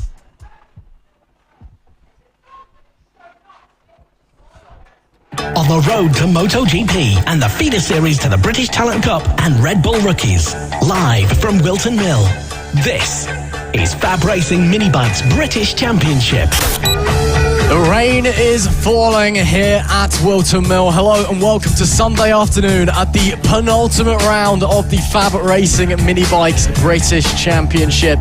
And well, we did get going very, very briefly before the rain started hammering it down, and we immediately red flagged the first race 3 of the weekend in the AC40 Rookies. Just spoke to race director Roger Keys, and he said they're going to just wait and see if the rain passes over, and if it does not, they're just going to stick the wet tyres on and send them back out. So we should be racing hopefully in not too long, as we see there the friends, family in the paddock watching along, and Flag Marshal Lee Klaus having a bit of a dance on the grid. She seems to be enjoying the rain again. It has been very, very warm this weekend. Of course, hello and welcome wherever you are watching around the world. It is, of course, the road to MotoGP and RedBull Rookies, the FAB-Racing Minibike British Championship. The place to be if you want to make your way into the R&G British Talent Cup, of course. We were awarded the Road to MotoGP accolade by Dorna back in 2019 after over 60% of the R&G British Talent Cup field was made up of riders who came from FAB-Racing, and that is a stat that has continued every single year since. So, of course, if you want to get involved, if you've got a young one at home who wants to make their start in motorcycle racing, and of course get in touch, come along and get involved. We are just waiting for the rain to pass and you join myself, Ross McIntyre, and alongside me, Lewis Ray. Well, Lewis, we had about 3 laps of racing. Now the rain's coming down, and this is something I don't think anybody expected this weekend. This could flip everything on its head heading into the race 3s. It's going to change absolutely everything at the circuit. It's going to change characteristics of the bike, and now we're being told as well a wet race has been declared. So it means if you don't stick on wet tyres, you go out there and try to race with slicks, then it means that you will not have a race red flag. You're going to have to stick out there or pit, and your race is going to be over. So you have to stick the wets in, because look at the rain at the moment. It's still pouring down, and it's looking slightly brighter maybe than what it did, but it's still very, very dark out there. Plenty of people grabbing umbrellas across the circuit, trying to hide from the elements as best as possible. Lee Klaus is loving it, I must be saying. She is just enjoying the rain. Again, it's been super warm this weekend, so a nice cool down for some people, owning the weather conditions. No jacket, no hood, no umbrella in sight for Lee Klaus. She's sticking out, and plenty of people actually at the side of the track sticking out. Perhaps maybe for some people it's a little bit of a relief for how warm this weekend's been. We had conditions that was over 30 degrees yesterday, and now we're faced with pouring down rain. It's exactly what we expect from Whilton Mill, but a lot of riders, it's the last thing they'll be hoping for at this circuit. This circuit, it's not been resurfaced in over 15 years, and it is very, very slippy, and that is putting it mildly. Yeah, no, it's an old track surface coupled with all the kart rubber that gets put down here by, the likes of the Super 1 Series and the British Championships over in our four-wheeled counterparts. And it just causes chaos when it rains here. It just becomes an absolute ice rink. If you're tuning in, let us know who you're supporting wherever you are around the world. Of course, hopefully it is not long until we get going again with the AC40 Rookies Championship. Make sure that you keep posting on social media. Make sure you tag Fab Racing and Motorsport Radio and Brits to MotoGP as well. Of course, those guys do a fantastic job and great. Again, it is a pleasure to bring you all of the, not so much action going on at the moment, but all of the action from the penultimate round of the FAB-Racing Minibike British Championship here at Whilton Mill. And again, with this rain that no one expected coming into this weekend. It was 30 degrees yesterday. It was 28 degrees this morning. We are in the middle of a heat wave in the UK, and if you're watching from overseas, trust me, it's not been a pleasant, high temperature early September. It has been brutal, and yesterday especially was just so hot. You had riders left, right and centre coming in off the bike and immediately jumping in a paddling pool just to cool off and just to try and get clean and get rid of all the sweat as well, because it is tough work on there. But now the temperature has dropped and the rain is hammering down, so there'll be wet tyres from now on, presumably for the remainder of the day, unless the rain stops and the track dries up quite quickly. But we are just going to have to wait and see as we see some of the marshals there shielding themselves from the rain, some of the parents and some of the riders shielding themselves from the rain with an old Suzuki umbrella. Again, some people were prepared enough to bring umbrellas. Us here in the commentary box, we were not, but at least we're indoors, so at least we've got that much. Yeah, that's all we've got going for us at the moment, but we hopefully should get racing soon. The only race going on at the moment is the race to get a seat inside the cafe indoors, so you don't have to be out in this rain. But conversations going on at the moment, and hopefully we can get underway with a wet race. Still plenty of people are walking about without any jackets on, any hoods on, which fair enough to them. It's been absolutely roasted. It's a nice cool down for them after a couple of days of heat. But at FAB-Racing, we've had quite a few rounds now in a row with mixed conditions. Even if we look back to Rowra, we have plenty of mixed conditions there. These riders so far this season haven't been too lucky with the weather conditions, and especially at the circuit. It's not what you'd be wanting. Rower, it's not so bad. It's a somewhat grippy track in the wet. We did see a lot of front end crashes though, but everyone braving the elements at the moment, including our cameramen out there facing out. Some of them bringing umbrellas, being nice and prepared as well. But there's some wind around the circuit as well at the moment. It's currently 2 o'clock, so plenty of time, and plenty of time for any delays that we need to have for weather conditions, just to get it right. Organisers, they always do a great job, and like we've seen there, that is why. So, of course, this being the penultimate round of the FAB-Racing Mini Bike British Championship, we've only got, well, including this next race coming up, we only have 40 more races to look forward to until that's it for 2023. But of course, we'll be back in 2024. We always come back here at FAB Racing, and of course, we'll have all the familiar names in the paddock, and we'll have some new faces as well. And maybe you watching along at home, maybe you can be a new face as well. If you've got a young one at home, or you're an aspiring older, shall we say, racer to race in the senior classes on some mini bikes, then make sure you do have a look at the FAB Racing website and come along. It is a wonderful place to be, a real family within the paddock here, and you know, it's just super fun as well, and it'd be a real pleasure to see you out on track, all your young ones as well.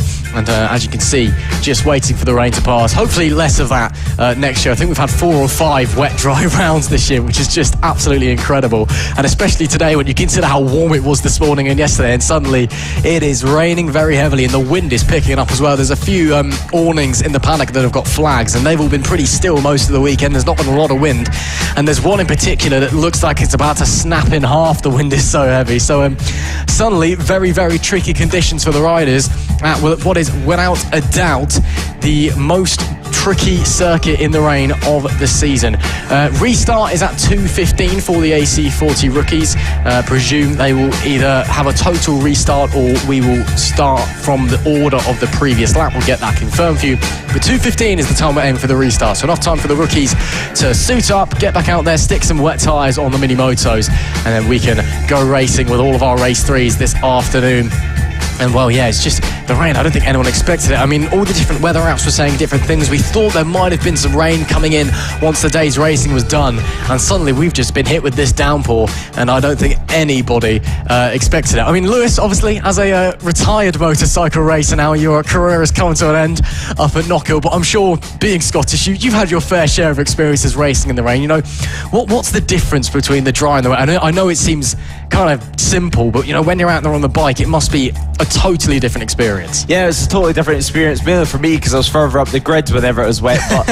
But yeah, you have to be a lot smoother, calmer, and you can sometimes spring up a few surprises. I think with the races today, we're going to see some people that you wouldn't expect being up there battling for podiums be suddenly battling for wins potentially. So it's going to mix up the grid, especially if you're winning the championship. Like we've talked about so far this weekend, some championships already wrapped up, like the Pitbull 140s. They've just been wrapped up before the rain fell before lunch. But the mini GP50s, they can be wrapped up in the final race of the day, and it's going to switch things completely up. The mini F1 sidecars as well. Mick Williams, he doesn't go too good in the wet. The sidecar doesn't like the wet, and currently a 50-point gap. I think that's going to come down massively here. I think we're going to be in the low 40s by the end of race 3, unless Mick Williams can pull something out of the bag. But yeah, wet conditions throwing up championship changing races into the mix, I would say. I was always personally better in it, but you know, now that I'm retired, I can sit here and talk about it instead. But hopefully the shower can pass by very soon. It's definitely lighter than what it was, but yeah, we should be getting a restart in around 4 minutes time now. So thanks to all the FAB sponsors that have came on board with us this season. Hopefully they'll be joining us again next season. And if you want to get involved in FAB Racing, whether you're a sponsor, rider or official wanting to make a start in your motorsport journey, contact Roger on the FAB Racing website, or contact any of the riders. I'm sure they'll point you in the right direction if needed. And it's a great championship to be involved in, and such a friendly atmosphere in this paddock. Everyone knows each other, everyone helps each other out. We've seen, for example, in the rookies today, Max Johnson getting an engine from Caelan Ratcliffe's family, and just because of that, even though the rivals on the circuit, they battle race in, race out, he's able to go racing for the rest of the weekend, and that is what FAB Racing is all about. Absolutely, and we saw as well in the Pit Bike 140s with Chris Wells wrapping up the championship in race 2 and getting a champagne spray down from almost the entire grid. Rossi Banham Banham, handing him the number 1 plate. Of course, Rossi Banham, the 2022 Pit Bike 140s champion, although he hasn't been here much this season. He's won both races here today so far, and yesterday not lost an ounce of his pace, and is still a phenomenal talent out on the track. So once again, we're just waiting for the clock to tick down. 2:15 local time, British summertime. That is when we are aiming to go racing again with the AC40 Rookies. And the rain has actually lightened up a little bit, so it's not a downpour anymore. There's a few drops coming down occasionally, but again, the track is now wet, and here at Whilton Mill, when the track is wet, oh, you better hold on, because it is slippery out there. And again, it's more about being confident out there. We see someone being confident enough to run some chips through the rain as well, so kudos to that. Again, we've seen a lot of people who have been embracing the rain and really enjoying the slightly colder weather we've had after 3 days of just boiling action. But now the rain is coming down. Some of the riders, I don't think, will be too happy. Some of the riders will be a lot more happy, but it's tricky here in the wet. I think all of the riders will just be a little bit more cautious, a little bit more careful as they head back out on track. So just a few minutes to go before the rookies hopefully roll up in the pit lane, and then we will get going with the racing once again. There we can see at the front of your picture the Flag Marshal Lee Clowes, and in the background on the left the race director Roger Keys, who has been doing a brilliant job the entirety of Fab Racing history, and as always is doing a brilliant job here this weekend. And a big thank you to everybody involved, both the race control and marshalling and the organisation of Fab Racing. Again, they're the reason why we're here, they're the reason we can do what we love, and they do a fantastic job of it. So a big thank you to all of them. And actually, from that camera angle, it looks like the rain is coming down a little bit harder, but our commentary box is right next to race control, and looking out the window, it doesn't look too bad. So I think it just depends on what you're looking at and where you're looking at it. But I guess the only way we can tell how bad the rain really is when the AC40 Rookies get out there for their race 3s. Yeah, we're just going to have to wait and see what is going to happen with these guys. It's going to be an interesting race, to say the least. Although they have the fan on in there, it's absolutely boiling at the moment still. Roger did a little wave to the camera, but it's still very, very humid here at the circuit. But we are just moments away with bikes in the holding area, finally, with wet tyres on and ready to go racing for race 3 of the AC40 Rookies, which is just going to come to you in a couple of minutes' time. Just a handful of bikes in the holding area, but they should be heading out to the circuit any minute now, really. A bunch of bikes now coming, and Parent straight down the holding area. Rob will be releasing them from the pit lane, and then we will go racing. A red flag delay, apparently. I think our producer might be feeling a little bit hungry or something along those lines. We're going to get 2 cycle laps. That is 2 laps around before they make it to the grid, then the formation lap, then the green flag lap. That's just allowed these rookies to gauge the conditions. Of course, not only are they the youngest riders we have here in the Fab Racing paddock, this is the first step for all of them into their motorcycle racing careers, but it's also, these guys are the first guys out there to test these conditions. So it's going to be tough for them, but the whole eyes of the paddock will be on this start of this race. So we're going to have to wait and see how it's all going to unfold. The rookies, obviously wet tyres on board now, making their way out onto the grid in just a moment's time, and then we will have 2 cycle laps and then a formation lap, and then we will go racing for the first race 3 of the weekend, the AC40 Rookies class, and a championship that has really gotten close over this weekend. The gap went down from 90 points to 33. Such has been Mason Fedrick's pace.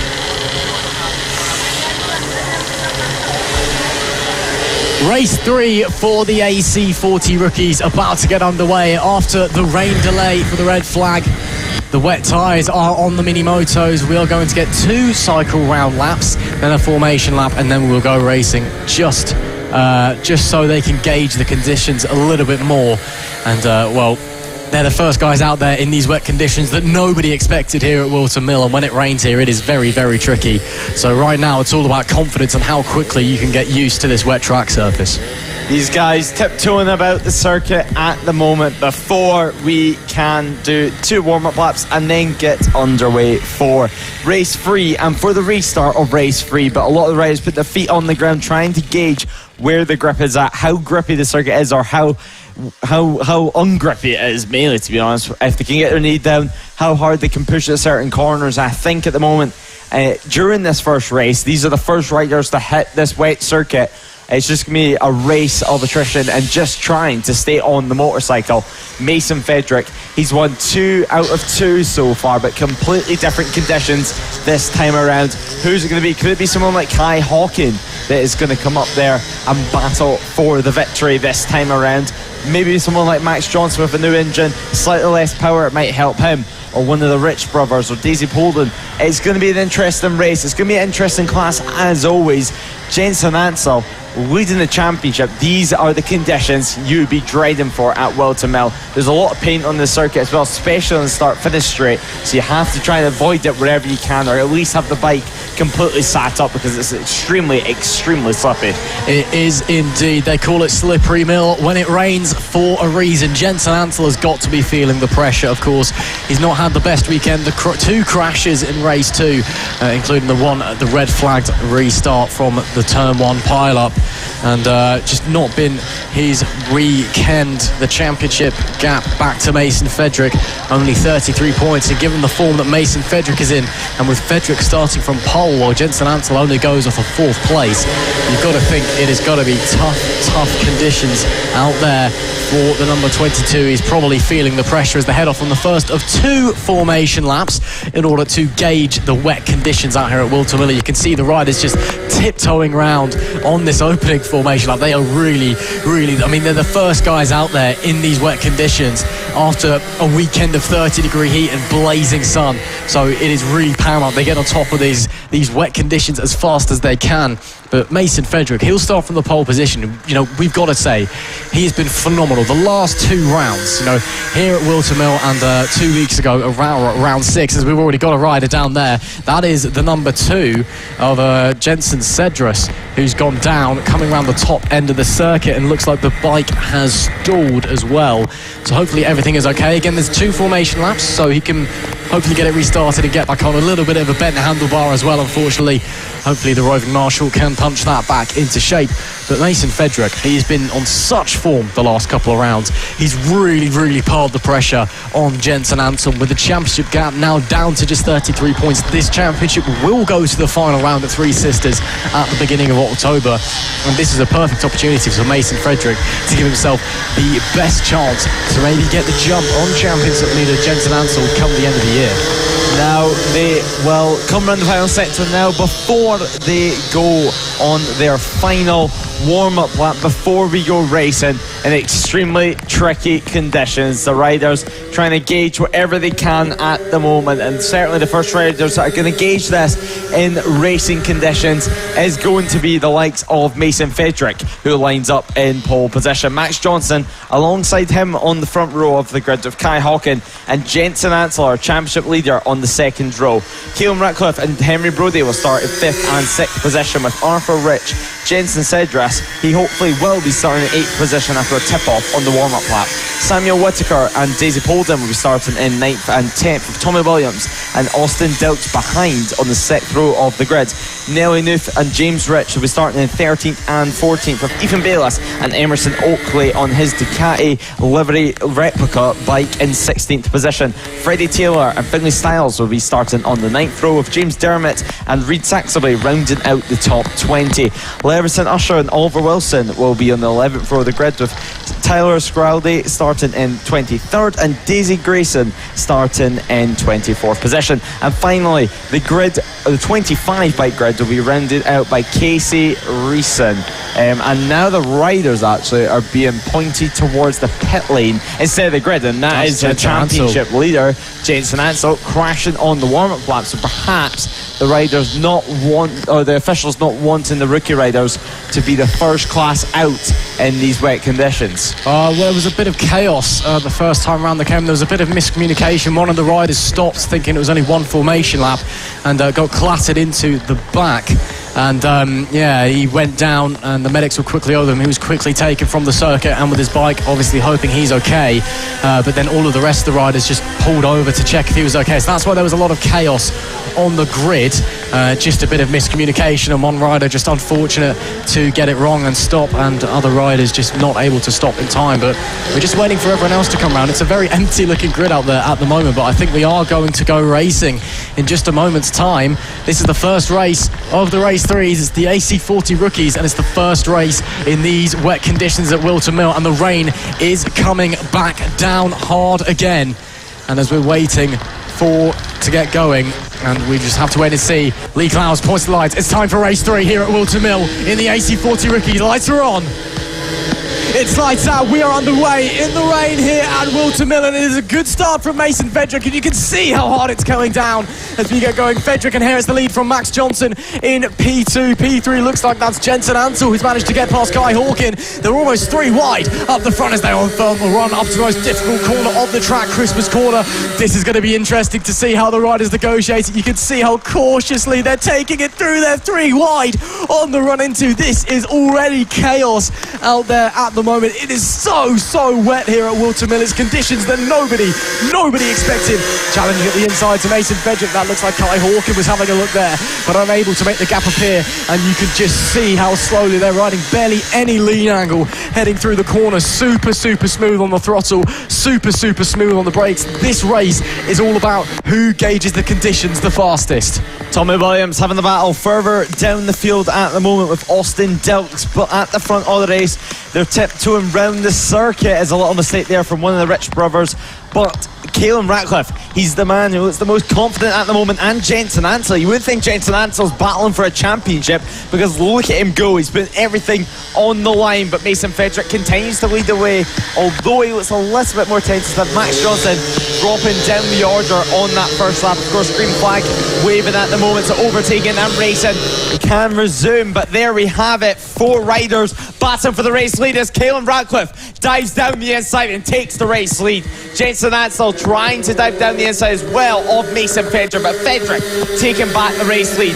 Are we going to see Ansel try and pip his way into second position at Christmas Corner? He backs over Henry Brody as well in 4th position in this opening pack, in this leading pack of the race, with Kai Hawkin sitting there in 5th position, watching this all unfold. 7 laps remaining in this race. The first lap around was in 1 minute 21, so obviously they're taking nice intention to try and learn the conditions as soon as possible. I'm sure time's going to get quicker and quicker as the race progresses, but Caelan Ratcliffe looking incredibly confident in 2nd position as he looks down the inside to take the race lead on the number 96 machine. So Caelan Ratcliffe leads away and now tries to set out for opening gap. I think we're going to see Jensen Ansel try and bridge the gap and not allow Caelan Ratcliffe to run away with it, so he needs to get past Fedrick as soon as possible. He does indeed. Of course, Mason Fedrick only 33 points away from Jensen Ansel in the championship fight. It is super close between those two. Oh, a rider down there in the background.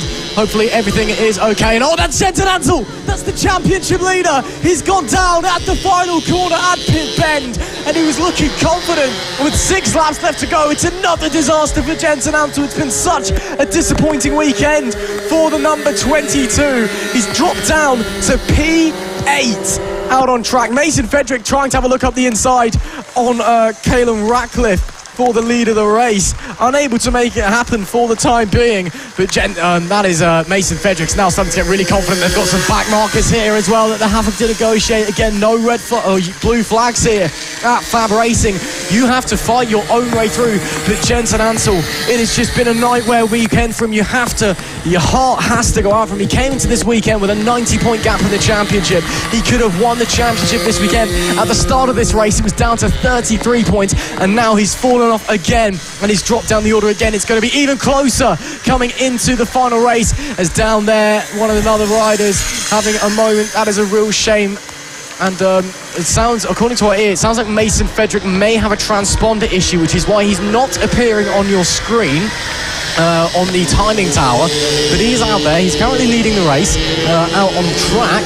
But it sounds like he may be having transponder issues again. The wet weather may be playing into that. We'll have to wait and see. It's 5 laps left to go. On the road, it is Fedrick from Caelan Ratcliffe, from Henry Brody, your top 3, and they are bolting away from the rest of the pack. You can see how confident these guys are. 5 into 3, and now Caelan Ratcliffe going down the inside of Mason Frederick into Christmas corner at the moment. Henry Brodie only able to watch on. Kai Hawkin a comfortable gap behind, so Henry Brodie under no pressure at the moment. But Mason Frederick diving down the inside this time around. Will he make it work? It looks like he has made it stick at Ashby corner. So now try and build up a gap as soon as possible. Ansel, though, on the other hand, the championship contender, he's dropped down the order massively to 7th position, so he has to spend his rest of the race trying to do damage limitation. Who knows, he might even be able to catch up to these guys if he can find confidence as soon as possible. But of course, if Frederick does not have a transponder on, he will be disqualified from the race and not be included in the official results. So we're going to have to wait and see whether it's a transponder issue or if it's just a case of that he didn't put it on, which would be a very, very costly mistake in this situation. It would indeed. If they finish as they do now with 4 laps left remaining, with Frederick in first and presuming he has a transponder issue, he'd be classified first, and with him in first and Jensen Ansel down in 7th, that'll mean the gap going into the final round of the championship between Ansel and Frederick would be 17 points. But again, it could also expand as up the inside goes Caelan Ratcliffe on Mason Frederick. Lovely move up into the trickiest part of the circuit, Christmas corner. You can see the spray coming off the bikes dancing around underneath the rookies' riders as Frederick has another look into Ashby corner. Can't quite make it work, but he does stick a nose up the inside and he does get through. Wow, great move there from Mason Frederick up the inside, just staying off the racing line, using the wet line and using his skills and his knowledge of the conditions to slide his way through and up back into the lead. But again, we are not sure if it's a transponder issue or if there is even a transponder on that bike. If there is no transponder on that mini moto, Mason Frederick is not classified in this race. If it's just an issue, he will get classified, but we don't know because he's not appearing on our timing towers. Race control have picked up on the issue and they're investigating it as we speak. So we've just got to wait and see what's going to happen. It's going to be 3 laps to go at the line, and it will be Mason Frederick who leads the way across the line, with Caelan Ratcliffe in 2nd and Henry Brodie in 3rd. Jensen Ansel has moved, is still in 6th place or 7th place at the moment, and you can see it is just absolutely hammering it down out there at the moment. It is getting super slippy, super tough for these rookie riders, but it must be said they are handling this super well, apart from a few riders having a tumble, as there we see another rider going down. That is the 127 of Daisy Polden, who was running in P7. Jensen Ansel has made his way up into 6th place now, but for the most part all of these riders are doing a superb job simply staying on the bike, let alone running as fast as they are.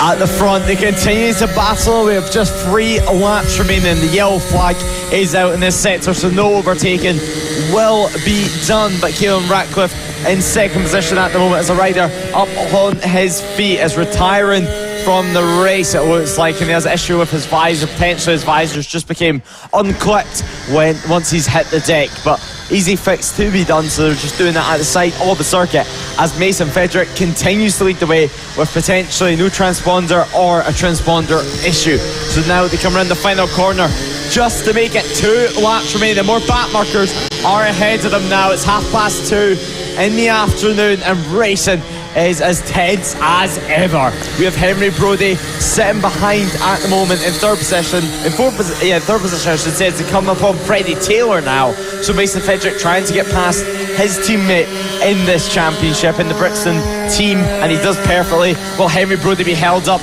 ever so slightly? Yes. He will indeed, but he's still on the back of this leading pack at the moment as they make their way around the top part of the circuit. What I think maybe happened is Mason Frederick doesn't have his transponder on his bike. It's going to be investigated off the bike, but again, a lot of these riders have a dry bike and a wet bike, and what may have happened is he switched over to the wet bike and maybe hasn't got the transponder on the wet bike. And again, if there's no transponder on the bike, that's a disqualification. You do not score. But that'll be investigated after the race. For now, for our purposes, Mason Frederick is leading from Caelan Ratcliffe in 2nd and Henry Brodie in 3rd, with Kai Hawkin not far behind them, only a few seconds back. It will be 1 lap to go as they come to the line this time, as Caelan Ratcliffe had a little look as they head through the boot section and now into pit bend, the final corner. And Mason Frederick will start the last lap of the race. Flag Marshal Lee Clowes holds out the last lap board One more tour of the Whilton Mill circuit this weekend for the AC40 rookies. And who is going to be on the top step of the podium? Will it be Mason Fedrick? Will it be Caelan Ratcliffe? Maybe even Henry Brodie, who's getting a bit of a run on the climb up the hill to Christmas Corner.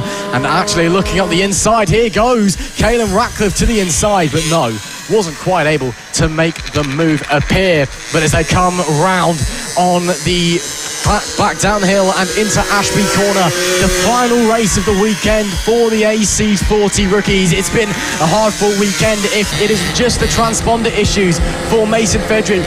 He closes the championship gap down to just over 20 points, or maybe there's no transponder on the bike and he gets disqualified. We will just have to wait and see, with only a handful of corners remaining, who's going to be on the top step of the podium as they run through the final back stretch. And Mason Fedrick looks like he's going to hold on to be the provisional race winner with only a few corners left to run. He has ridden superbly in these drastically wet and slippery conditions. With one corner to go, Mason Fedrick provisionally sweeps the weekend and closes in the championship. He takes the checkered flag and wins all three races here at Whilton Mill, subject to a post-race inspection. But what a ride there from Mason Fedrick. Caelan Ratcliffe finishes in second, with Henry Brodie in P3 and the fastest lap of the race on the final lap as well. Mason Fedrick celebrates. He believes that he has won. Of course, it is all down to that post-race inspection on the transponder. But regardless of whether he is classified or not, it has still been an amazing ride for the number 5 and an amazing weekend as well. He has ridden superbly and has closed the championship gap right down to the struggling Jensen Ansell. Jensen Ansell crashing out early on in the race, but Ansell now, he came across the line in 5th position. Fedrick provisionally is your race winner. All we need to do is check if there is a transponder on that motorcycle. If there is, and there's just an issue with it, then we will have him as the official race winner. But good race either way. Great finally to get racing again, and a lot of the rookie guys did an incredible job at staying on, as there's been a crash actually at the final sector there, so hopefully they can get that bike up and going again. That's Tommy Williams that's crashed. He's completely ripped off the front fairing there, so he crashed on Friday practice, and sadly he's had another tumble now. So Tommy Williams, he's going to come across the line. He was running in 9th position, but he will drop down the order, it seems, and not finish in 9th anymore. But anyway, he comes across the line now. There's helpers on the grid that wasn't expecting a bike to be coming. But Tommy Williams across the line now to take the final bike to finish this race. But great stuff from the AC40 rookies. Really impressive that they actually managed to stay on and actually learn the conditions as quick as possible. Not as many crashes as I was expecting, but Caelan Ratcliffe is your race winner. Caelan Ratcliffe potentially might be your race winner after post-race inspection. Currently, provisionally, your race winner is Mason Fedrick. Mason Fedrick, provisionally your race winner from Caelan Ratcliffe, who finished in 2nd position, with Henry Brodie finishing in 3rd. Kai Hawkin finishes in 4th position, ahead of Max Johnson and Jensen Ansell, who's down in 6th on the roads. Arthur Rich and Daisy Polden was in 7th and 8th, with James Rich in 9th, and Tommy Williams rounding out the top 10. So now we're waiting for final confirmation, and we're being told that this is now the race result, because Mason Fedrick does not have a transponder on that motorcycle, so he scored 0 points from this race, and Caelan Ratcliffe will be your race winner by 46 thousandths of a second from Henry Brodie and Kai Hawkin on the podium. Max Johnson and Jensen Ansell now in 5th position. He'll stretch out a gap still from Mason Fedrick, changing the championship dynamic completely, with Arthur Rich and Daisy Polden in 6th and 7th. James Rich and Tommy Williams will be 8th and 9th, with this time Ethan Bayliss rounding out the top 10. Freddie Taylor, Tyler Scrowley and Emerson Oakley 11th, 12th and 13th. Austin Dilts 14th. Oliver Wilson rounding up the top 15, and Casey Reeson rounding up our finishers. So these guys, of course, will be back in action at Three Sisters for the first time. Coming up next is the final race of the weekend for the LC40 Elite class. We've had 2 dramatic races. Harrison Day, he dominated almost in race 1, well in race 2. Byron Johnson, he had an answer for him until the final lap, where Harrison Day managed to sneak through and take the race. When once again, can he do the triple this time out? Though we're going to have to wait and find out. The rain has fallen here, so it's extremely humid at this circuit. Although it doesn't look warm, it is still extremely warm at this circuit.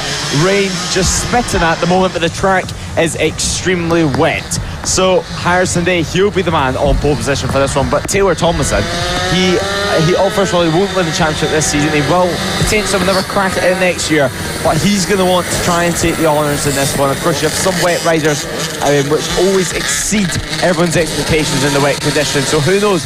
We could see some surprises here. And we're being told there will only be one warm-up for these guys. Of course, the premier class of mini motos in the UK. So highly experienced riding these bikes in these conditions. Absolutely, of course. The LC40 Elites Championship wrapped up last time at Rara. Byron Johnson dominating this season, much like his brother Austin dominated in 2022. And of course, Byron will be looking to join his brother on the geared Metrokit bikes moving up in the future. But it's been an interesting 2 races. Now we've got a wet race on our hands, the first wet race of the weekend for these guys, and the only time they're going to experience the track in the wet in 2023 again. The sudden downpour occurred just before the just after the original start of the AC40 Rookies race 3, and it has caused chaos. And Whilton Mill is slippery in the wet. It's been boiling and dry all weekend, and now suddenly the rain's come down, the temperature has dropped, so changes have to be made to the bikes, the tyre pressures, everything you can imagine will have to be changed to allow the riders to be at their most comfortable as we head off on our formation lap. Only the one formation lap due this time for race 3 of the LC40 Elite. On the pole, it is Harrison Day with Byron Johnson alongside in P2. Lewis Hull starts in 3rd with Taylor Tomlinson in P4. Bradley Curtis and Matthew Thomas, they make up the 3rd row of the grid. Further down, we've got Sebastian Gazlowski in P7. He's alongside Oliver Hall in 8th, with Josh Perkins and Nicholas Dunwoody rounding out the top 10. And last, but of course not least, it is Ollie Sims and Archie Hooper in P11 and P12. The rain is still coming down here at Whilton Mill. The track is very, very wet. This is the only time all weekend these guys have experienced this type of track conditions here at Whilton in this year. So it's going to be interesting to see how it all unfolds. Now then, these guys coming round the final little bit of their green flag lap before we can go racing. Harrison Day, will this be once again, as Taylor Tomlinson actually looks like was running to pick up his bike on the formation lap there. So Tomlinson crashed in the middle of the circuit there. Is that him? Yes, it was. The 77 of Taylor Tomlinson picking up his bike. He'll be starting in 4th position. Hopefully not too much damage done to that machine. Hopefully he can make the race start in the position it should be in. So Taylor Tomlinson now coming around the final corner. His legs not on the foot pegs though, so we're going to have to wait and see, as now we await for the riders to come into their positions before we can get started. Archie Hooper and Ollie Sims at the back of this grid. A busy weekend for Ollie Sims, racing in multiple classes. Lewis Hull though, you can see him near the front of the field. This could potentially suit him.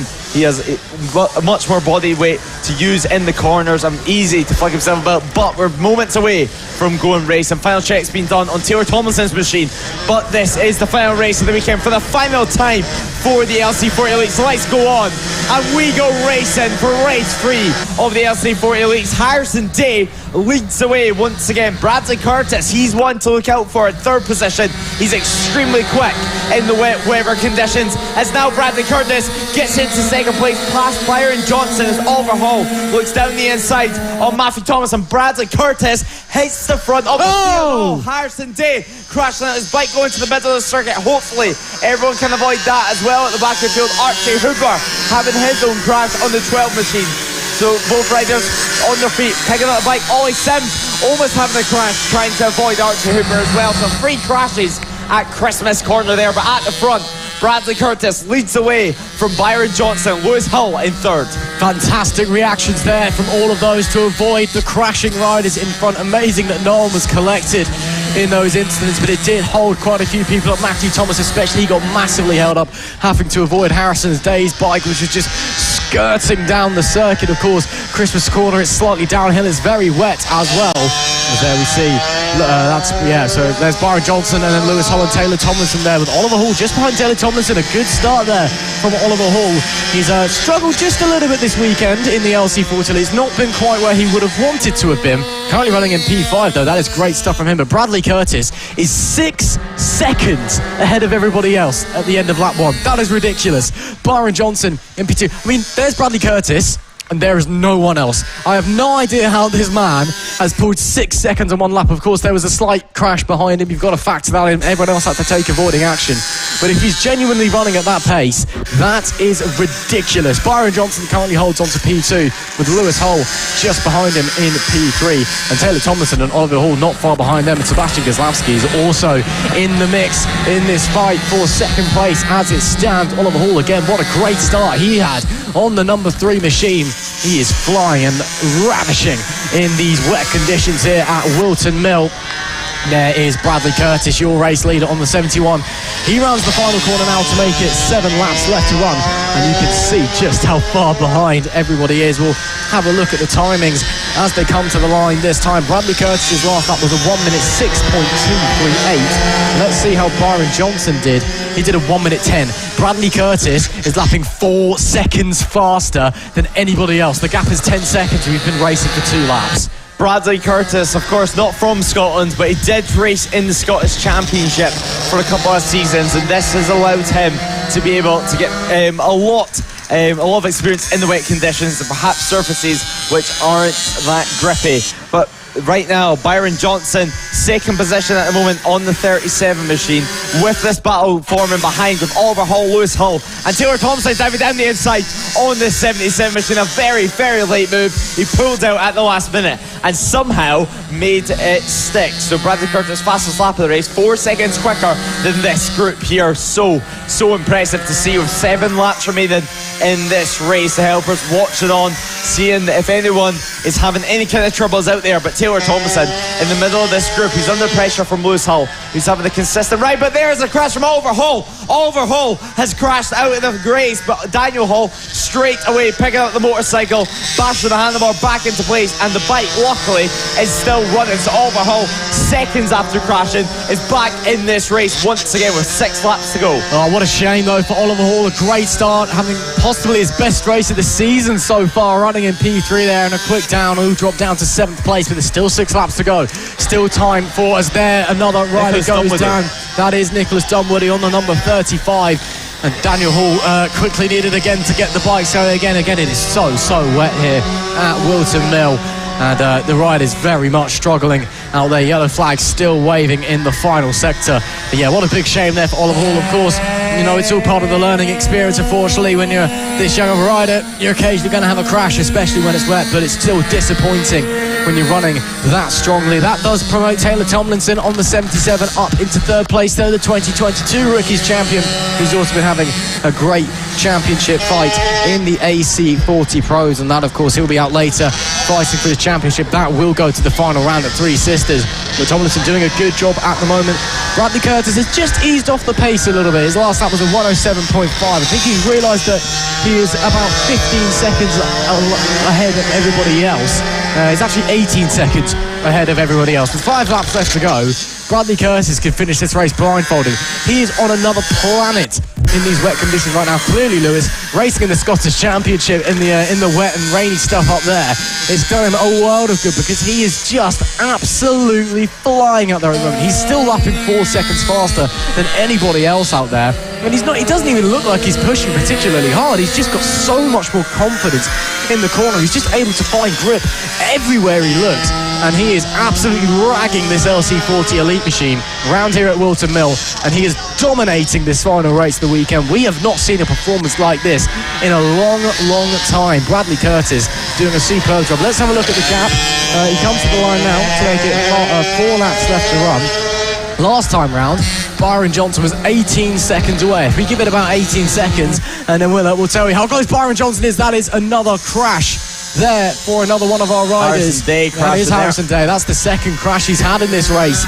Harrison Day, a real shame for him. He started on the pole and he has just been struggling in the wet conditions. A big shame. Once again, the Marshal's doing a great job helping him get the bike started again. Byron Johnson, meanwhile, is 21 seconds back from Bradley Curtis. And Byron Johnson is a man who's dominated this entire season. Bradley Curtis has just shown up in the wet and taken them all to school.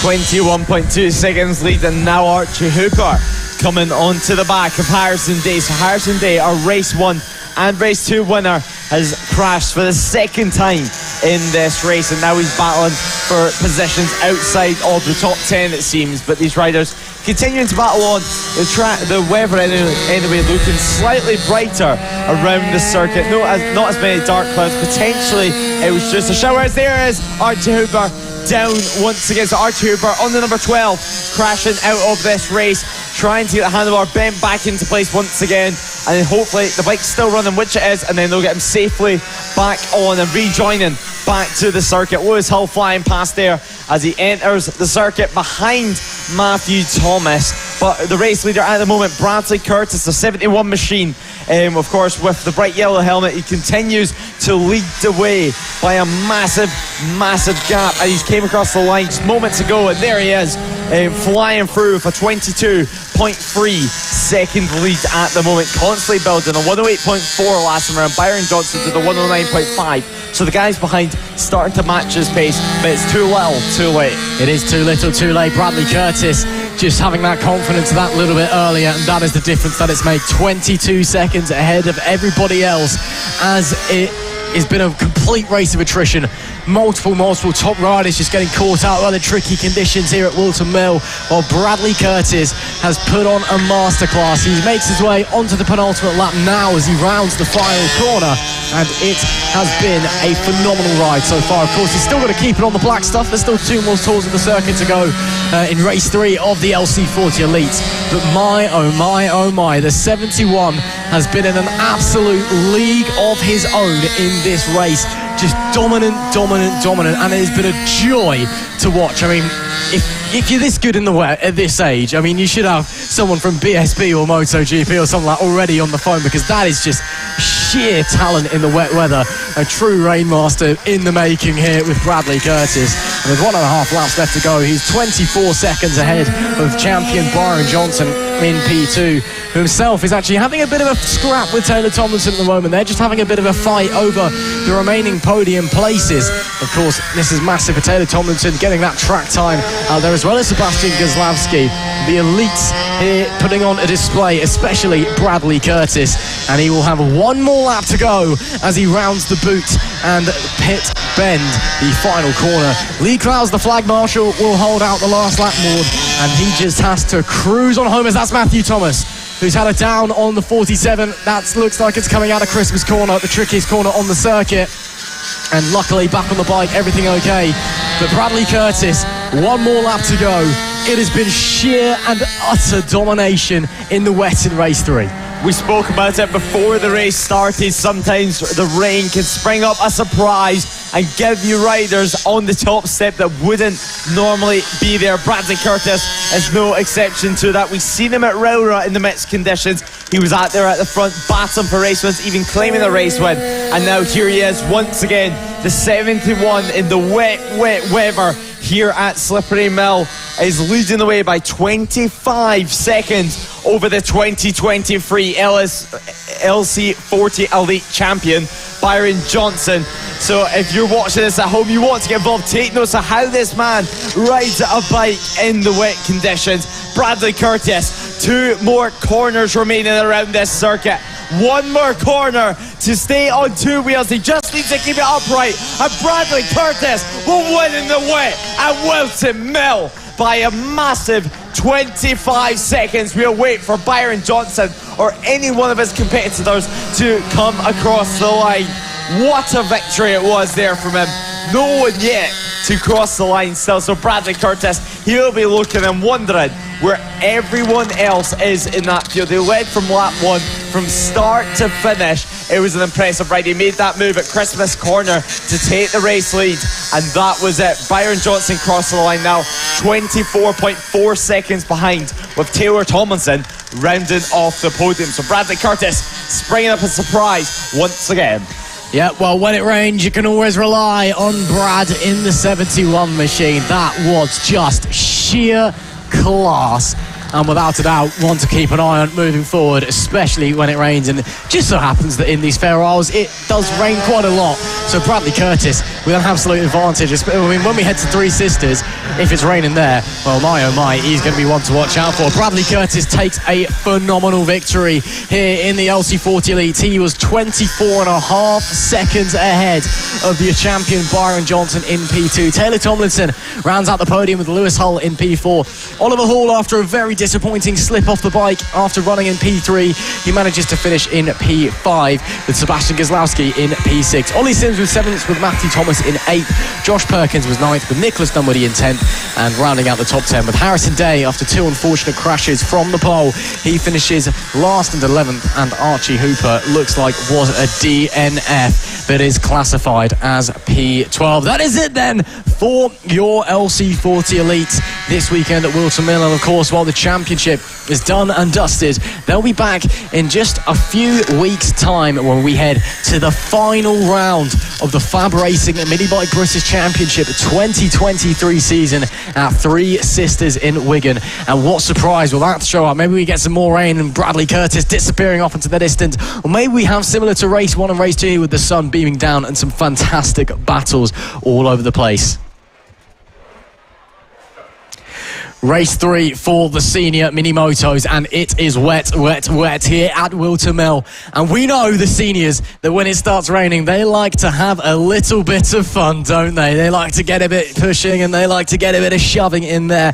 Of course, while the championship has been done and dusted, it's not all been smooth sailing for the maestro with the number 1 on the front of his bike, Josh Birkin, because Will Howarth on the 96, on his return to Fab Racing, has given him some good battles. But again, this is the first time all weekend that we've had wet conditions, and it's in the most crucial race of the weekend, race 3.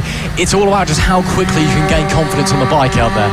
It certainly is, and Josh Birkin has got to find confidence straight away to not allow Will Howarth to run away with it. But with different conditions from race 1 and 2, who knows, we could see someone spring up into the mix. We might see a David Maya or a Chris Yeomans potentially going for the race winner. Even Nick Bennett has been close all weekend, but now with the rain out, he could potentially be one to watch in the 711 machine.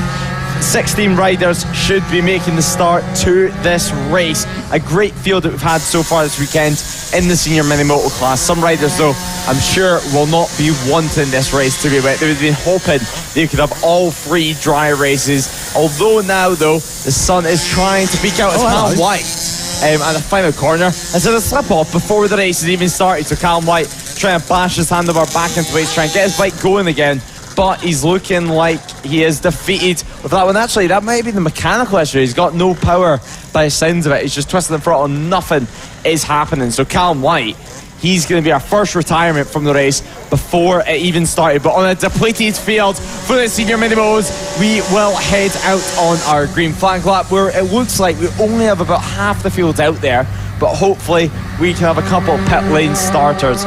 Josh Birkin will be in first position, the man with the number 1 plate.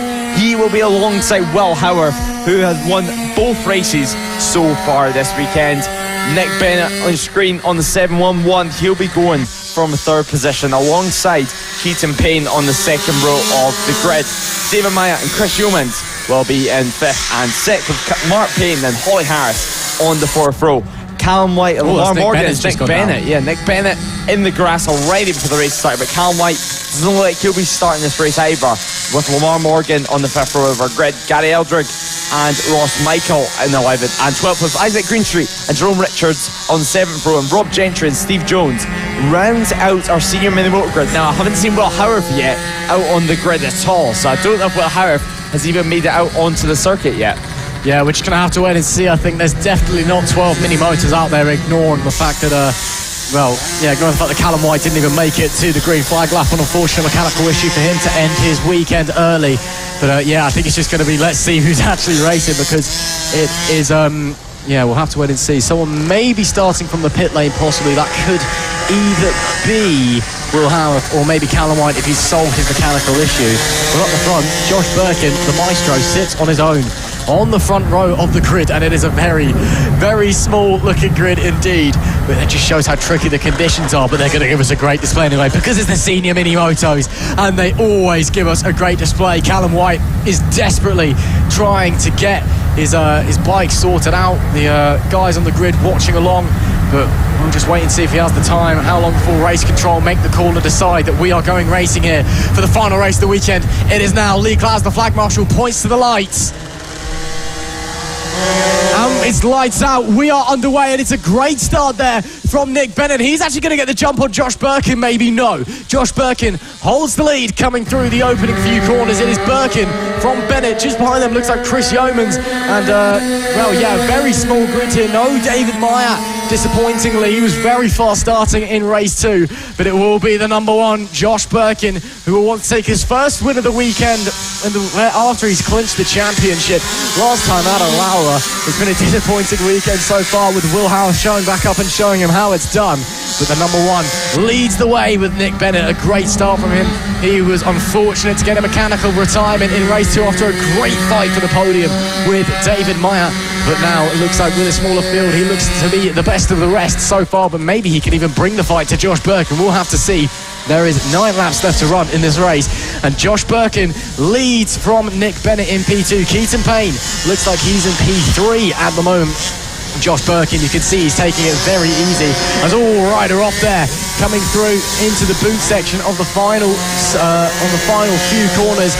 Luckily back on the bike, but that was Chris Yeomans on the number 85, having a small slip off heading into the boot. Again, just shows how tricky the conditions are out there. It is so easy just to get it slightly wrong or hit a small patch of water, even just touch the paint or a curb, and you can suddenly find yourself on the floor. Josh Birkin still leads though. Nick Bennett has closed the gap ever so slightly in that opening few seconds. Josh Birkin's down. Josh Birkin, just as I was saying how difficult it is to lose the bike, loses the rear and slips off. He drops down to 3rd place. He's bobbing his head. He seems to be smiling under his helmet. He's just out there for a jolly, really, isn't he? He's had a crash and he's back on the bike and he's having a laugh. That's the Birkin way, I suppose. The Birkin way pushing to the limit and then some. And now he's dropped down to 3rd position, and the number 1 plate on the bike, the championship, already wrapped up for this season. And ahead of him now is going to be Keaton Payne and Nick Bennett. Nick Bennett, interestingly, set the fastest lap of the race, a 1:11.464 last time around. And Josh Birkin as well, showing down 7th on the timing screen, so maybe a transponder issue there for him. But he's got to dive up the inside of Keaton Payne now and make that work, make it stick, and give himself more of a challenge at the moment as he comes across the line to get 7 laps remaining for himself. And he's got quite a big gap to bridge. He's got about 4.5 seconds to bridge between himself and Nick Bennett in 1st position. So Nick Bennett pushing on from Josh Birkin has to push even harder than he was. He was leading the way comfortably,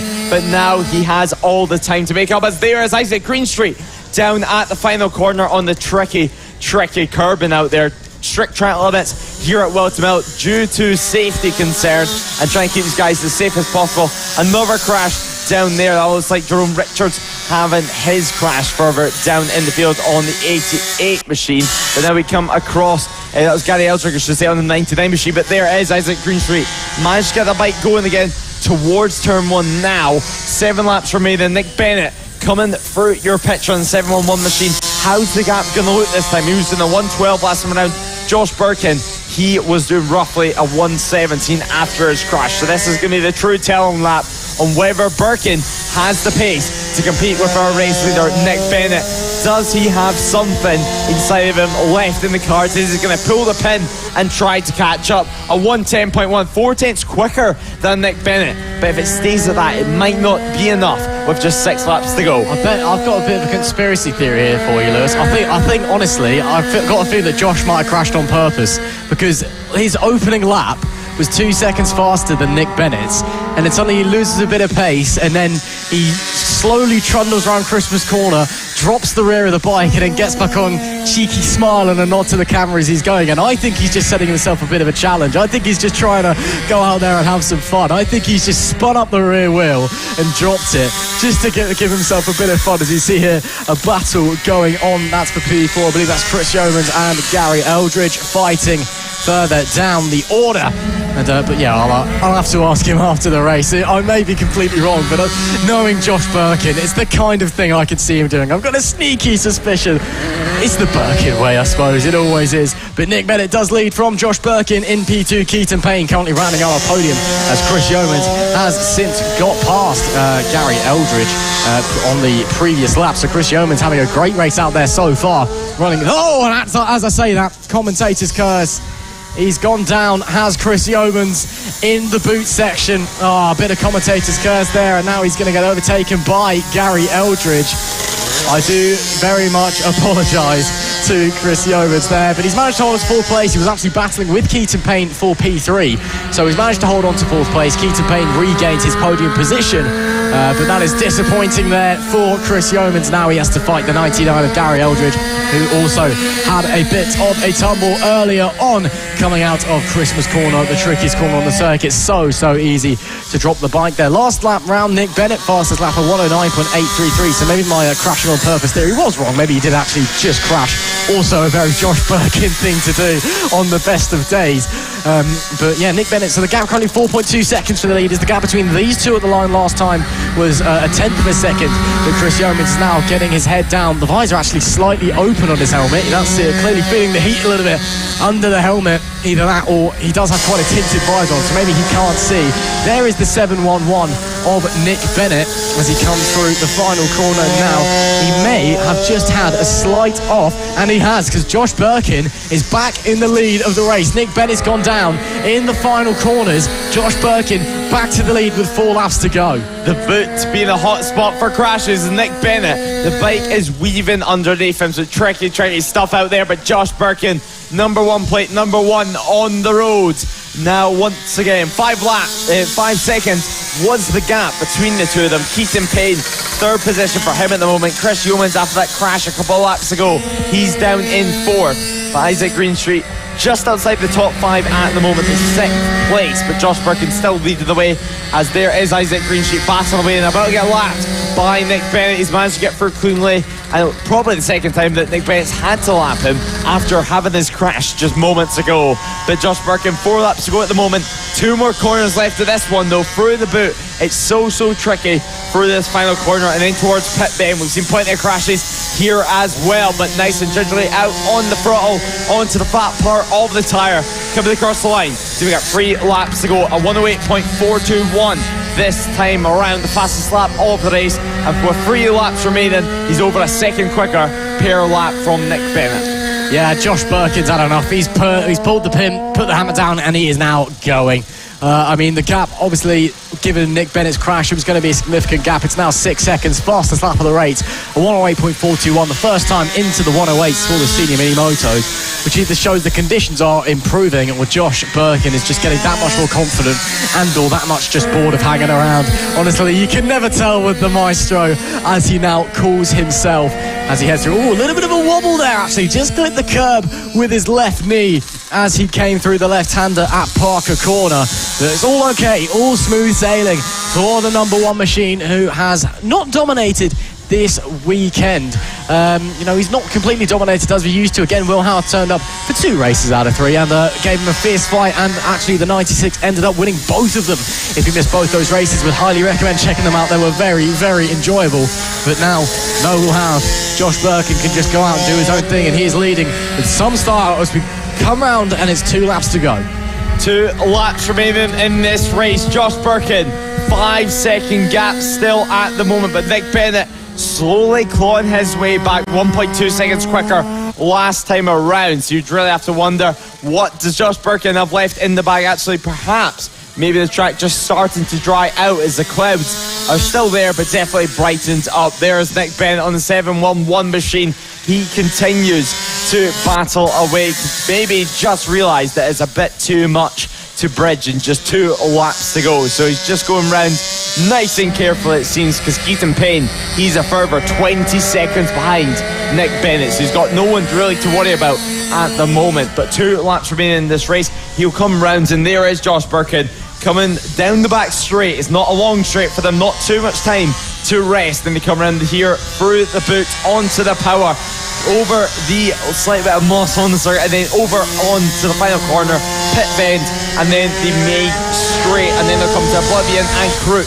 Turn 1 and 2. It's such a tricky part of the circuit. It's a really technical part of the circuit. It's very easy to lose the front on the flip-flop before you then crack on the power. Towards Christmas Corner, the trickiest and definitely a crash hotspot that we've seen across the 3 days here. And over the years that we've been here at FAB, if you watched any of the coverage from the 2019 round, some of the classic races here, you can see how tricky it is in the wet conditions. There's Chris Yeomans started his last lap of the race with Isaac Greenstreet coming across the line now.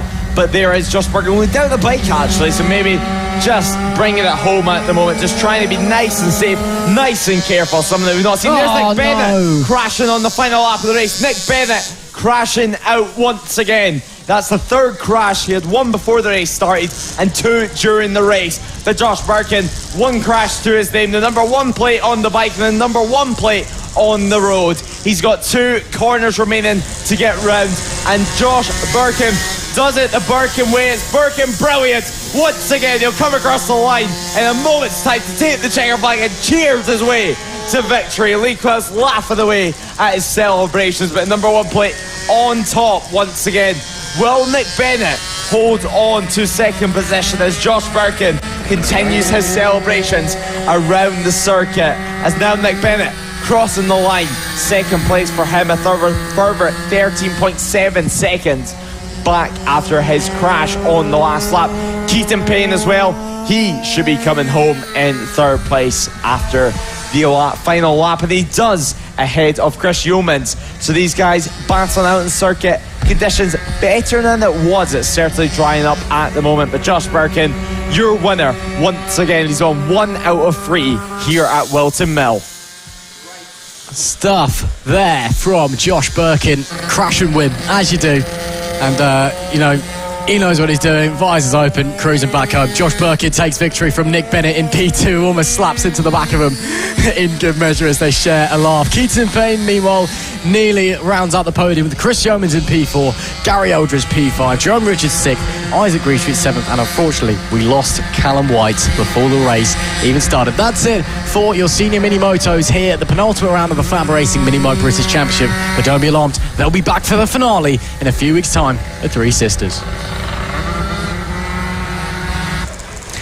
AC40 Pros Race 3. The rain has stopped coming down, but it is still wet out on circuit, and it is going to be tricky for the young riders out there, with the championship gap closer than it's ever been. Just 32 points between Taylor Tomlinson and Sebastian Gazlowski coming into this race. A big crowd watching along here today at Whilton Mill. There's actually a Ford meet in a few fields over, and I think a lot of those guys have actually turned up to watch some racing action. So it's great to see so many people enjoying FAB Racing, both here in person and, of course, wherever you're watching around the world at home. It is a pleasure to bring you all of the action as well. Of course, these guys, some of these guys who raced in the LC40 Elite Race 3 earlier, they'll be more used to the wet conditions than the guys who weren't in that race. So there might be a bit of a gap in performance between those who know how to do Whilton in the wet and those who don't. It's going to be interesting to see how it all unfolds, Lewis Ray, as they make their way around to the grid before they start their green flag lap.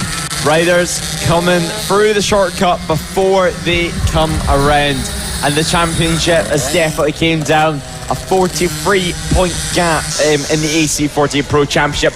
It is not over yet, and it is not going to be decided here at Whilton Mill. So it's going to go down to the final rounds of the championship in a month's time at the Three Sisters circuit, where these guys are going to take on a brand new challenge. But right now, it's a brand new challenge for some of them this weekend because they haven't had any laps in the wet conditions. Rex Austin, the man who is going to be starting on the front row of the grid next to Preston Baker. Can we see Preston Baker finally convert his pole position into his first race win of the weekend? It's been so close, yet so far for the whole weekend. But Lee Klaus at the front of the field, waiting for final checks to be done. These guys, before they head out on the green flag lap, they'll have one green flag lap, and then they will go racing. So point now, and then they can go, and they have been released for the green flag lap. Then they'll learn the conditions. This first time where they get to do a full lap around this circuit as the sun begins to peak out here at Whilton Mill. It's certainly creating tricky conditions for the riders,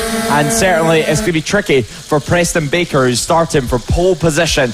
Rex Austin alongside him. Hopefully we can see him smiling at the end of the race on the top step of the podium.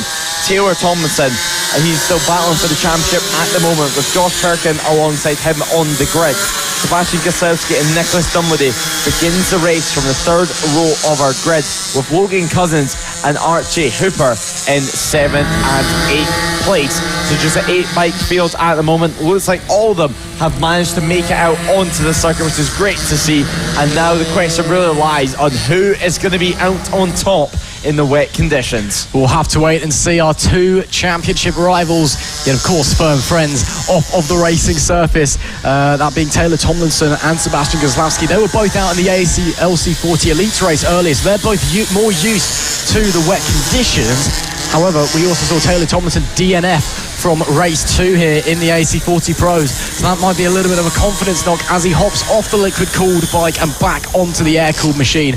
We are going to have to wait and see as the 8 bikes make their way onto the grid for the final time this weekend. Race 3 of the AC40 Pros. And with the championship hotting up, who will have the momentum behind them as they head into Three Sisters? Who will be on top?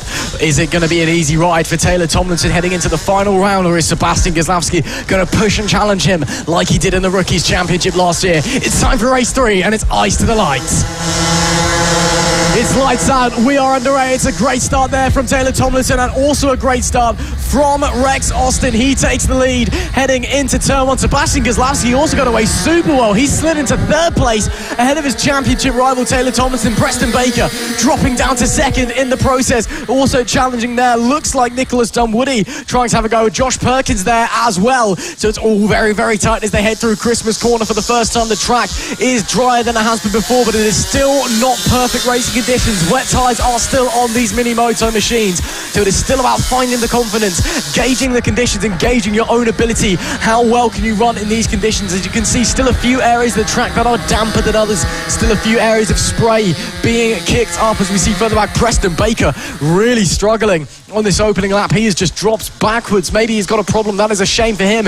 That though promotes Gosowski into 2nd place, and Taylor Tomlinson up to 3rd. Gosowski has a look to the inside there of the leading bike of Rex Austin's. Oh, down goes. That is Preston Baker.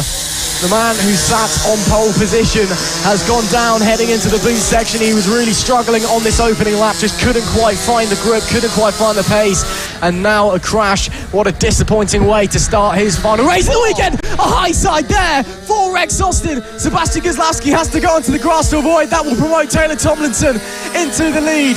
Rex Austin gets back on the bike, gets going again. Luckily everything's still running, but a shake of the head. He knows he has just crashed from the reed and has tumbled down the order. Taylor Tomlinson now leads this race on the number 77. Perfect stuff. He doesn't lead anymore though. There goes Logan Cousins up into P1. But this is perfect stuff for Taylor Tomlinson, because with the championship so tight, now he's in front of Sebastian Gosowski. Now he can hand himself the championship advantage heading into the final round of Three Sisters. And there goes Cousins. Tomlinson gets collected and has to hit the brakes, and through goes Sebastian Gosowski. Absolute chaos here at Whilton Mill. It is quickly becoming a race of attrition with 8 laps left to run. 8 laps remaining in this race. The 64 of Sebastian Gosowski now leads the way. Taylor Tomlinson though, his bike did get hit and he got slightly tracked from the bike of Logan Cousins, who crashed out of the race on the number 7 machine. But the race leader at the moment by just 9/10 of a second. Taylor Tomlinson, Sebastian Gosowski, they go head to head once again, and we've seen this is where Rex Austin high-sided just 1 lap ago. He crashed out of the race lead and threw it away, but potentially with the amount of crashes that we're seeing, we could see him come back. As there's Rex Austin. That's Logan Cousins having another crash further down the field. So Logan Cousins crashing at Christmas Corner after losing the front on the number 7. Hopefully they can get that restarted. He has no clue what went on there, why he crashed, but he's back on his feet. The bike is running again, and he's back on the circuit and racing once again. Sebastian Gosowski, he's been caught up by Taylor Tomlinson. Tomlinson looks to have the pace over him last time around. Gosowski was the fastest rider, but keep in mind, Tomlinson did get held up by Cousins' crash. Now we come around the final sector of the circuit. 2 corners remaining through the boot, and then the pit bends as Thomason gets past into the race lead on the 77 machine. He powers out through towards the start finish line now, and what is the lap team's going to be? Who is the fastest? Of course it's Thomason, our new race leader, 1.3 seconds faster, and now the gap is already 3 seconds. So Taylor Thomason, a brand new fastest lap of the race. Yeah, 108.159 for Taylor Tomlinson. Great stuff, but Gazlowski isn't going to take no for an answer. He is going to push, and he's going to try and get and hold on to the back of that number 77. And now that he's behind the faster rider, he can see what Tomlinson is doing. He can learn from his rival. And with these two so close in the championship, that is exactly what's going to happen. Tomlinson is running superbly at the moment, but Gazlowski keeping him honest for the time being with 6 laps left to run in the final race of the AC40 Pros, and Taylor Tomlinson holding on to the lead. But it's been a race of attrition so far. Multiple riders getting caught up in incidents, as there is another one. That's Rex Austin, who's gone down there. That's coming into the middle section of the racetrack. Hopefully everything is okay. No, it was that Rex. Yeah, that was Rex Austin who's gone down there. So a big shame for the 991. He's had a great weekend so far, but looks like his weekend is now over as it becomes 5 laps left to run. Tomlinson leads from Sebastian Gazlowski. Another fastest lap from Tomlinson. That was over a second faster than Gazlowski's previous lap. It was a 107.646. Tomlinson getting more and more confident with every single passing lap. He's just starting to find time. He's starting to get into his rhythm, and he's just feeling good on board that number 77 machine. He is just starting to streak away at the front. Streaking away at the front of the field, 1.6 seconds as you mentioned, and Josh Birkin just behind these guys in 3rd position, and a 7.1 second gap further behind in 3rd place. So all the Roman marshals did a great job at helping everyone that has had their incidents here. Thomas has managed to avoid them all very, very luckily, but Sebastian Gazlowski, 2nd position. His personal best was set last time around, a 108.954, his personal best for the race, and he's constantly building up, but it's not enough to keep with Taylor Tomlinson. So just 5 laps remaining this time around. He'll come across the final corner now. He'll come towards the line, and then he will make it 4 laps remaining, ticking off the laps in the AC40 Pro. It's the final race of the weekend. Tomlinson, yet another fastest lap, a 107.366 this time around. So he's clearing it off. 3.5 seconds was the gap between himself and his 2022 rookies rival, Sebastian Gazlowski. It's great to see these guys battling on the circuit once again, duking it out like they did last season. Of course, the Rookies Championship last season was won by Tomlinson. Sebastian Gazlowski wasn't able to make the difference in the final couple of rounds. But there's Preston Baker and Rex Austin battling further down the field, and Preston Baker just losing out position actually to Rex Austin. So Rex Austin, after having 2 crashes so far in this race, he's still battling away, and now he's just ahead of Preston Baker for what is going to be 7th position in this AC40 Pro race. They'll come across the line themselves to make it 4 laps remaining in this race, and there is Tomlinson already coming to lap them. So the track's certainly drying at the moment. Lap time's getting faster and faster every single lap now. 107.5 from Tomlinson. Great pace at the front. Yeah, Tomlinson absolutely flying right now. It's not quite time for Slick as he gets held up just a little bit by Preston Baker, who's had a really disappointing race for himself. Starting from pole position, just hasn't gone his way, unfortunately, but of course I'm sure he'll bounce back at the next round at 3 since it's the final round of the season. But yeah, it's definitely not quite ready for Slicks. There's still a few damp patches out on the track, but Tomlinson is just riding the life out of that motorcycle right now. He is pushing like there's no tomorrow, but he knows he needs this win. He knows to give himself the advantage back in the championship against the old rival yet firm friend Sebastian Gazlowski, who just cannot quite match the 77's pace at the moment. Tomlinson is just enjoying life right now. The sun is back out here at Whilton Mill, even if it is still rather slippery from the downpour earlier. And Tomlinson is in a bit of no man's land. He was 5.5 seconds ahead of Gazlowski at the line last time round. He comes through to lap Rex Austin in a moment's time. You can just see Gazlowski at the back of your shot there.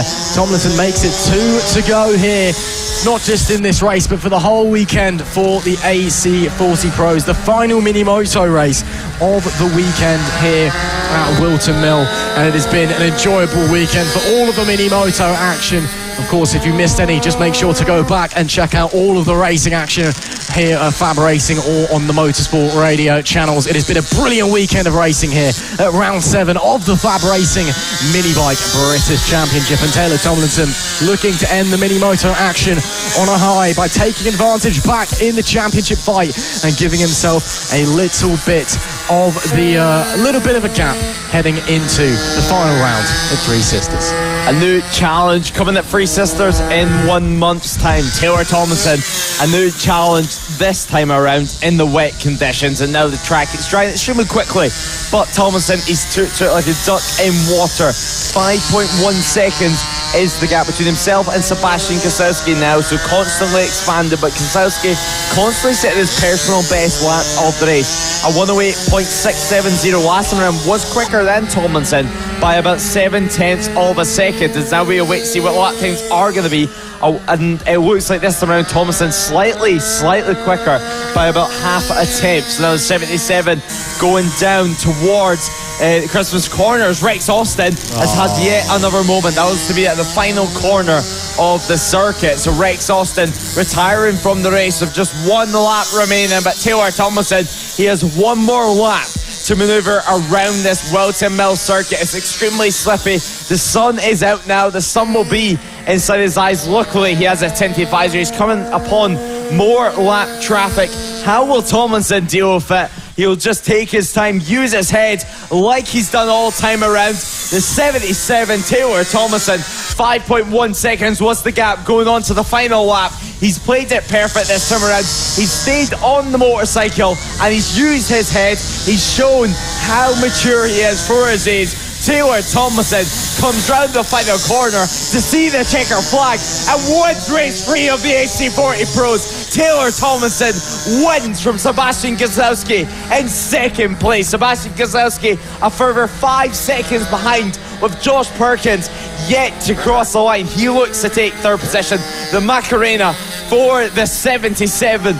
Once again, he loves a good dance as Archie Hooper congratulates him at the side of the circuit. But great race there. Taylor Tomlinson, he played it perfect and he won by 5 seconds. Brilliant riding from Taylor Tomlinson, an advantage to the 77 in the fierce championship fight. Macarena is out here at Whilton Mill as we bring the mini-moto racing to a close here in round 7 of the FAB Racing Mini Bike British Championship. The gap heading into the final round will be around about 38 points between the winner Taylor Tomlinson and P2 Sebastian Goslavsky, as Josh Perkins rounded out the podium. Nicholas Dunwoody finished in 4th place with Logan Cousins in 5th, Archie Hooper in 6th, and an unfortunate final race for both Rex Austin and Preston Baker with multiple crashes. A real shame, just too tricky out there for them. They finish 7th and 8th out on the track. That is it then for your AC40 Pros, but of course don't be alarmed, because they will be back in not too long when we head to the final round at Three Sisters.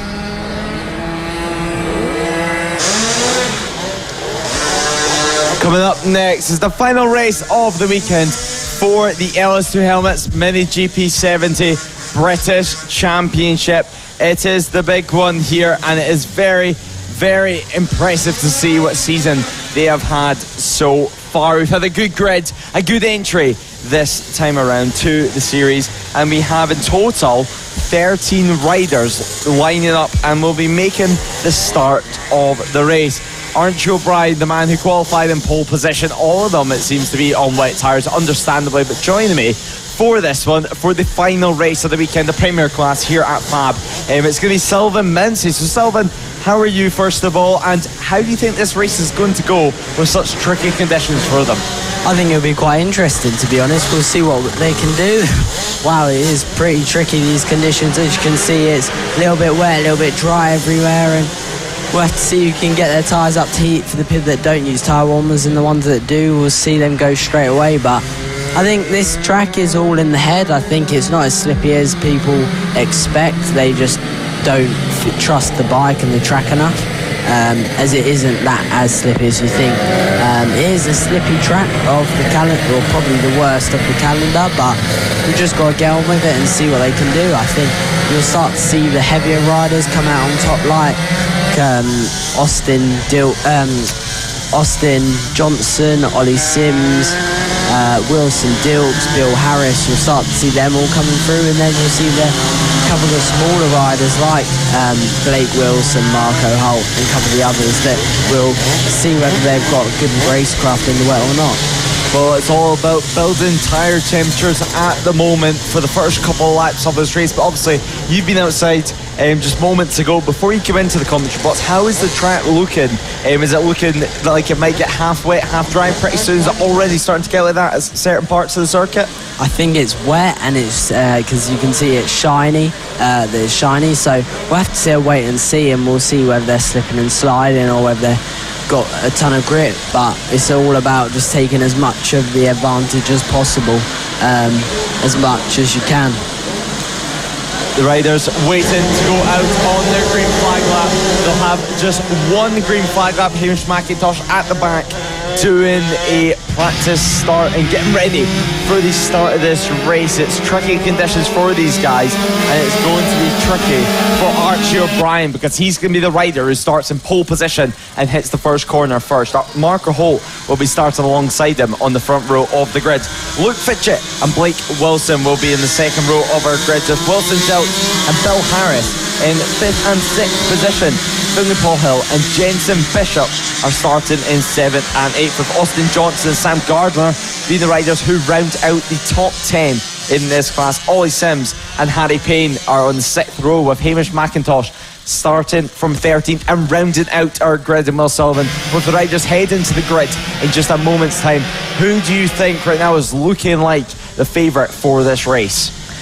I think the favourite for this race, from the outside, it might be Marco, as he's been dominating this weekend, but Archie's been coming through. He's been quite impressive this weekend, so we'll have to wait and see what's going to happen, to be honest with you. But I feel like Finley Polehill might have quite a good race here. I think Wilson's going to have a good one, and we'll see what Luke can do. Luke's sometimes on and off, and we'll see whether it's his on day or not. Well, wet conditions springing up a surprise here. Ethan Sparks watching on at the side of the circuit, coming back to FAB for one weekend for some fun after claiming the title for 2 years in a row. But the point to the light has been made, and the lights will go on. It's a very long hold for these riders here, and potentially delay start. But no, we go racing for the final time in the Altitude MotoGP 70 British Championship. So Blake Wilson in first position this time around leads the field through. Marco chasing behind him. Luke Fitchett as well in third position. Wilson Dilks diving down the inside, and through he goes on Luke Fitchett. So Fitchett dropping down to fourth position. Blake Wilson leading the way from Mark Hope, but potentially a red flag out there, and then we're going to do another start, it seems, because it was a very, very long hold. It's meant to be about 2 to 5 seconds, and that was well above that. I think it was a bit of a glitch with the timing system. Blake Wilson will be very annoyed, as you can see he is very annoyed. He's got an awesome start, same with Ollie Sims, so big shame for them, but everyone else that didn't get a good start is quite happy, I bet, because as you can see all the riders sat up and then the lights went out, so a bit of a technical issue there, and they'll go again. But I think Marco Holt's actually got a lot of pace. He looks very, very strong the way he was going, but we'll call it a practice start, and they'll go again. Yeah, we'll go again in just a moment's time. Of course, we use the digital lights here, just 2 lights on it, but the riders should hopefully go straight back into a race start. Plenty of them were already out of starting modes and thinking that we would get delayed, and then the lights went out and we went racing. So it's going to be a 11th lap race, and this will be race start number 2, and hopefully we can get racing cleanly this time. Blake Wilson, he's going to want the same start. He battled for the race win first time around. What's it going to be now as the lights go out and we go racing? Mark Holt wheelies from the start, and Blake Wilson straight away tries to get into the race lead, but Holt leads the way as we head towards the straight, and then we go towards Christmas Corner. This is where we see Blake Wilson make the move. Archie O'Brien third, about to drop down to fourth as Wilson dives down the inside. Luke Fitchett all the way down in fifth position, ahead of Jensen Bishop at the moment. So Blake Wilson, he doesn't manage to get as good of a start this time around after the delayed start the first time.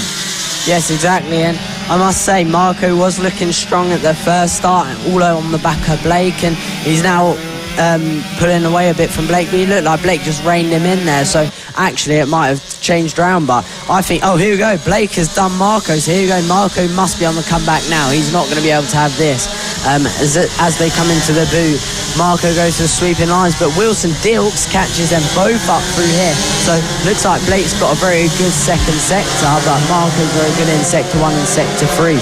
Well, Phil and Paul Hill battling further down the field and leading almost a second pack of riders. But Marco Holt, oh, and there is Sam Gardner down on the deck on the final corner, coming on to the start-finish straight. His fuel tank off the motorcycle, but Sam Gardner up on his feet. That's great to see, of course, a part of Wilson Racing.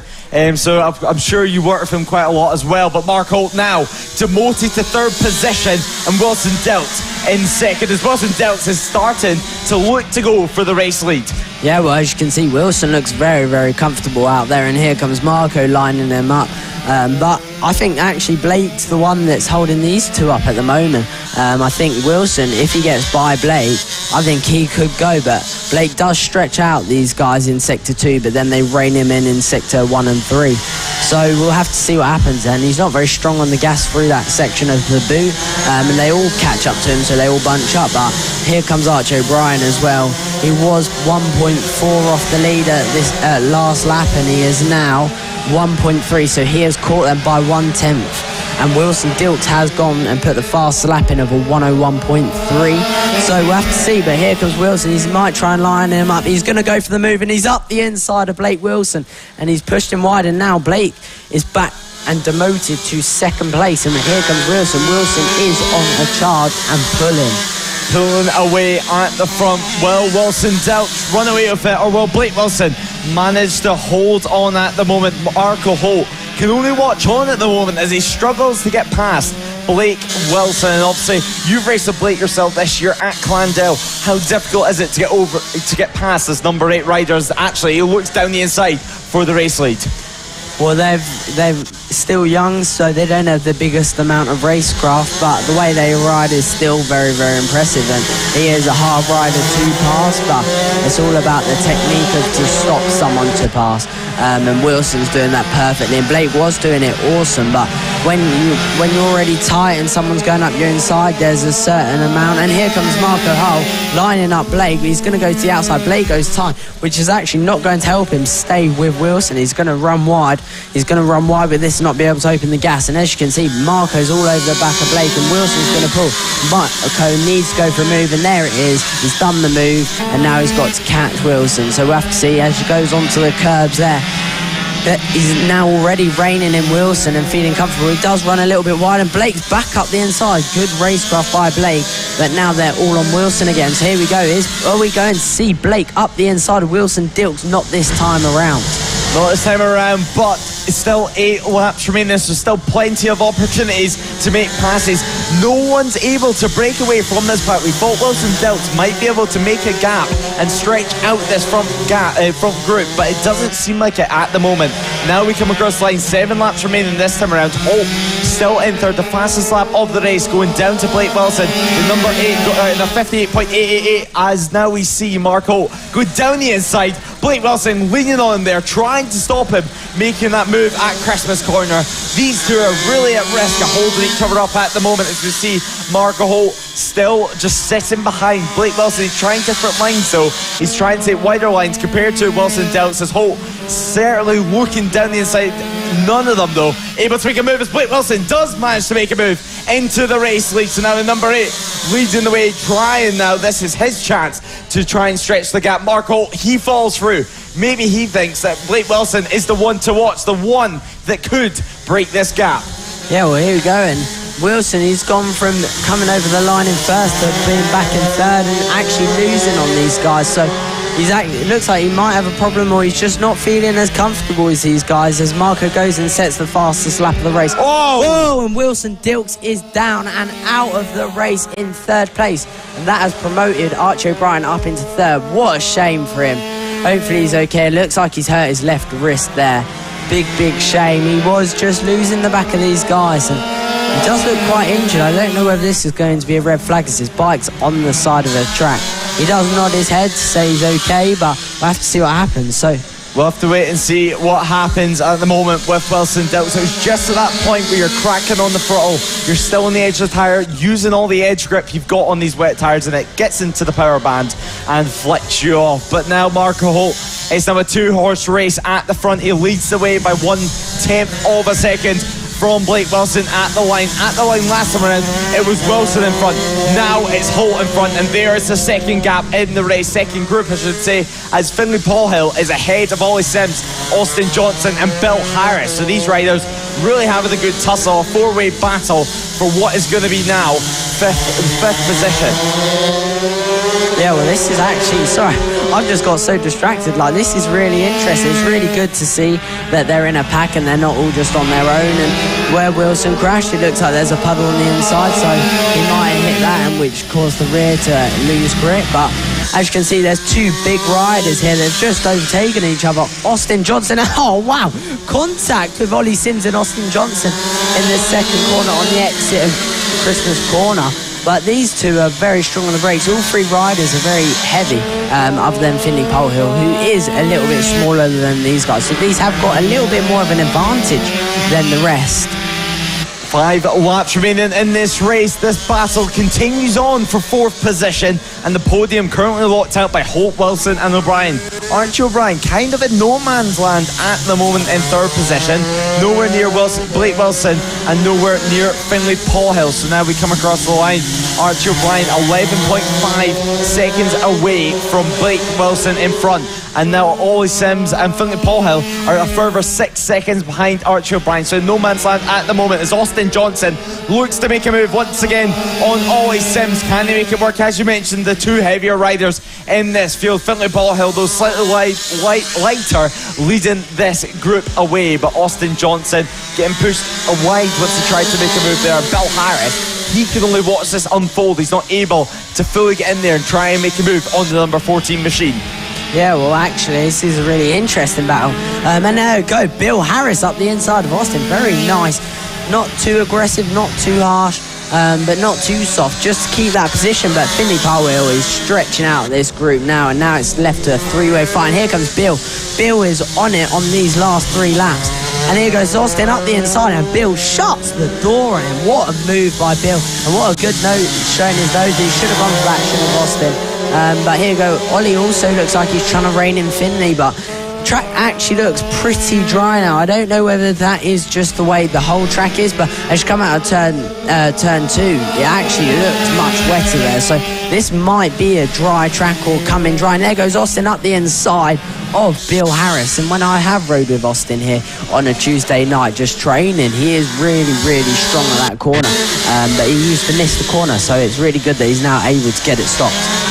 These riders continuing to battle on. This is the battle to watch on the circuit at the moment as Marco Holt has a 2.8 second lead. This, of course, being the premier class that we have here in the LS2 helmets, Mini GP 78 British Championship. It is essentially a feeder series to the RNG British Talent Cup, which of course you'll be racing yourself, Sullivan, Mincy this season, and you'll be doing very, very well. And also it's a feeder series into the RedBull Rookies, which hopefully we can see yourself in, Sullivan, next season with any luck from yourself. Yeah, well, that's the plan, and we'll have to wait and see. But this is what everyone aspires to be in. As we see Wilson Dilks walk by our commentary booth, the bike looks okay. His helmet is off, and as they carry it back, he does look okay, which is very lucky. But actually, I've reined in while I'm talking about Wilson Dilks. If we go back to the race, Ollie Sims, Austin, and Bill Harris have all reined in Finlay Paulhill, so they've had a couple hard laps working to catch. And Finlay is very good on the exit out of there. I think he might go back another gear, but he's got a very good line out of there because he gets a big gap in there. So he's very good for that sector 2.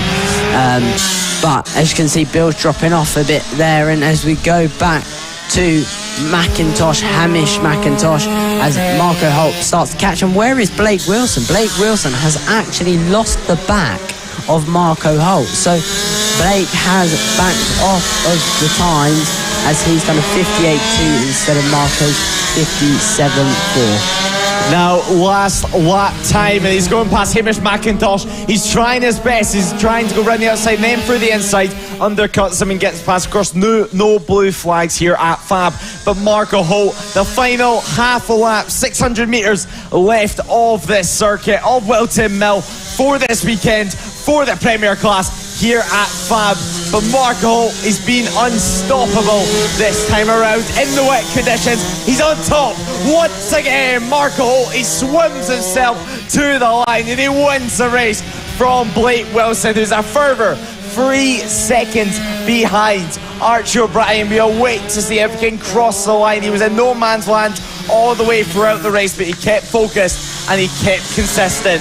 Archie O'Brien should claim the final podium of the Spider-Man helmet, but there is the 27th battle, and there is Marco Holt wins away. But there we go, everyone crossed the line now. Archie O'Brien, he does claim that third position on the 91, so he does come across just ahead of that battle, which was won by Finlay Paul Hill, Ollie Sims, Austin Johnson and Bill Harris unable to get in front of them at the end. But a very impressive race. And Luke Fitchett at the moment down in ninth, showing on our monitor, and yet to cross the line. Yeah, big shame about Luke just not had the best of races this one, but it was Marco Holt that has come out on top of this race, with Blake Wilson in second position, Archie O'Brien in third, Finlay Polehill in fourth with a very impressive ride, Ollie Sims fifth, Austin Johnson sixth, Bill Harris seventh, Harry Payne eighth, and Luke Fitchett in ninth place, followed by Hamish McIntosh. A great race from the LS2 helmets, Mini GP 70 British Championship. Of course, these guys will be back in action in just 1 month's time at Three Sisters. Sullivan, it was great hearing from you once again. Great to be in the commentary box, as always. A massive pleasure for us. We wish you the best of luck next weekend at Alton Park. And of course, these guys will be back on track in 1 month's time.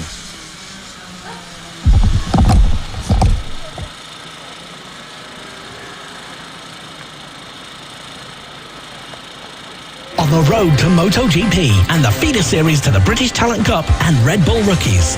Live from Whilton Mill. This is FAB-Racing Mini Bikes British Championship. Title Decider. Coming up is the title decider of the Mini F1 Sidecar Championship. The championship looks like it's going down to the wire. Jason and Leo Greenstreet and Mick Williams battle it out once again. It's a battle for the ages. It's a battle for the history books. And the number 90 and the 26 have been duking it out on the circuit all the way throughout the season. It's been no different this round. There's been contact between them throughout the races, and with the wet conditions out here at Whilton Mill, is Mick Williams going to struggle on their two-stroke machine. They're currently out on their warm-up lap before they're going to go racing, and on pole position, Jason and Leo Greenstreet, they line up with a 59.180 in qualifying. Mick Williams will be next to them on the grid. They'll be battling out throughout the whole race. So Mick Lee having issues in race 2. They'll be hoping for a comeback and hoping to make a dent in the championship this time around. They'll be alongside Vince Bailey and Amy Tilbrook. They've had the up and down weekend, and so is Chris and Robert Impey, who began the race from 5th at the front of the third row. Next to them is going to be Mark Parker and Ems, with John Hosker, Jamie Alexander and Martin Hells on the final row of our grid. It's going to be an exciting one. Mick Williams or the Greenstreets, who is your money on? Well, we will just have to wait and see. 50 points is the gap in the championship between the 26 machine of Mick Williams and Michael Elms on the registration, but Jack Quarters this weekend, and the number 90 machine of Jason and Leo Greenstreet. Of course, the Greenstreets starting from a pole. But for Mick Williams to wrap up the championship this weekend, what he needs to do is to win and have the Greenstreets DNF. That is what needs to happen for Mick Williams to walk away from the penultimate round of the FAB Racing Minibike British Championship here at Whilton Mill with the title. So we'll have to wait and see how it's all going to unfold. The sidecars making their way to the grid. Of course, as the Green Street's on pole, Mick Williams starts in P2 with Mick Lee P3 and Vince Bailey in P4. Chris and Robert in P5. The Bark Parker P6. John Hosker P7. Jamie Alexander in P8. Red lights are on. Red lights are off. We go racing. It is a great start from the Green Streets. They cut across to cover the 26 of Mick Williams, and they do so. The Green Streets take the lead through Oblivion Corner. Oh, the Green Streets lose the rear of the sidecars, somehow managing to keep it pointing on the straight and narrow. Now here comes Mick Williams, and the 26 gets into the lead, but not if the Green Streets have anything to say about it. Up the inside, the conditions clearly very, very tricky. You can see the sidecars moving about left and right as they make their way through the corners, but the Green Streets, after a scary half spin, do lead here in race 3 at Whilton Mill, but Mick Williams and the 26 is right behind them again to win the championship. The 26 machine needs to win and have the 90 DNF. That is the only way that this championship does not go to the final round at Three Sisters up in Wigan. But for now, the Green Streets and the 90 lead the way from the 26 of Mick Williams. Mick Williams has a look to the inside. It was very much similar to this in race 2. Mick Williams just waiting, but could not find the gap through. Maybe he will be able to find his way through this time if he comes to the line to complete lap 1. Mick Williams also having a slight moment coming out of turn 2 on the first lap. Nowhere near as big of a slide as Jason Leo Greenstreet. Once again have it, both of them drifting away, and now Mick Williams take the race lead. So potentially maybe some slick tyres in the back of Jason Leo Greenstreet's sidecar, it looks like. So that will explain why they're drifting out of turn 2. It seems to be the slippiest part of the circuit. There was puddles there just 10 minutes ago, but now they continue to battle. Mick Williams taking a much tighter line, while Green Street behind taking a much more conventional line. Of course, 2-stroke versus 4-stroke once again. Who is this going to suit this time around? The mixed conditions for these guys, the track is starting to dry, and at the line 0.3 of a second separated them. It's a bit more than that, and the order has swapped round with the Green Streets demoted to second position. And Mick Williams, they're wanted to try and wrap up the championship, wanted to push the Green Streets and their sidecar to the absolute limit as we come across the line to make it just 5 laps remaining. It is the number 26 of Mick Williams who leads the way from the Green Street in P2. Let's see how they handle the second turn. The right-hander crook this time much better. No kicking out of the rear of the sidecar this time. Now it's just about head down. Let's chase the 26 for the Green Streets. Vince Bailey currently in P3.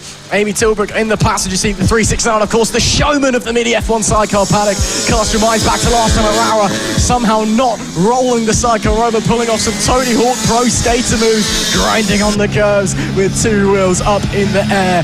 And as they now head round the left-hander and back down the hill at Parker and into Chapman, it's still the 26 who leads from the 90. But it's anybody's guess as to who's going to be on top in this race. They are so close together. Mick Williams' last lap was a 103.1. You've got to factor in the Green Street spin there. They were a second slower, but they are in hot pursuit, both in terms of being right on the tail and both in terms of the sun. It is warm again here at Whilton Mill, and although the track is still damp, the temperature rising once again. The showers have passed, and now it is all about the racing action. A little bit of mud on the outside of Oblivion there, actually, so you don't want to fall too much offline.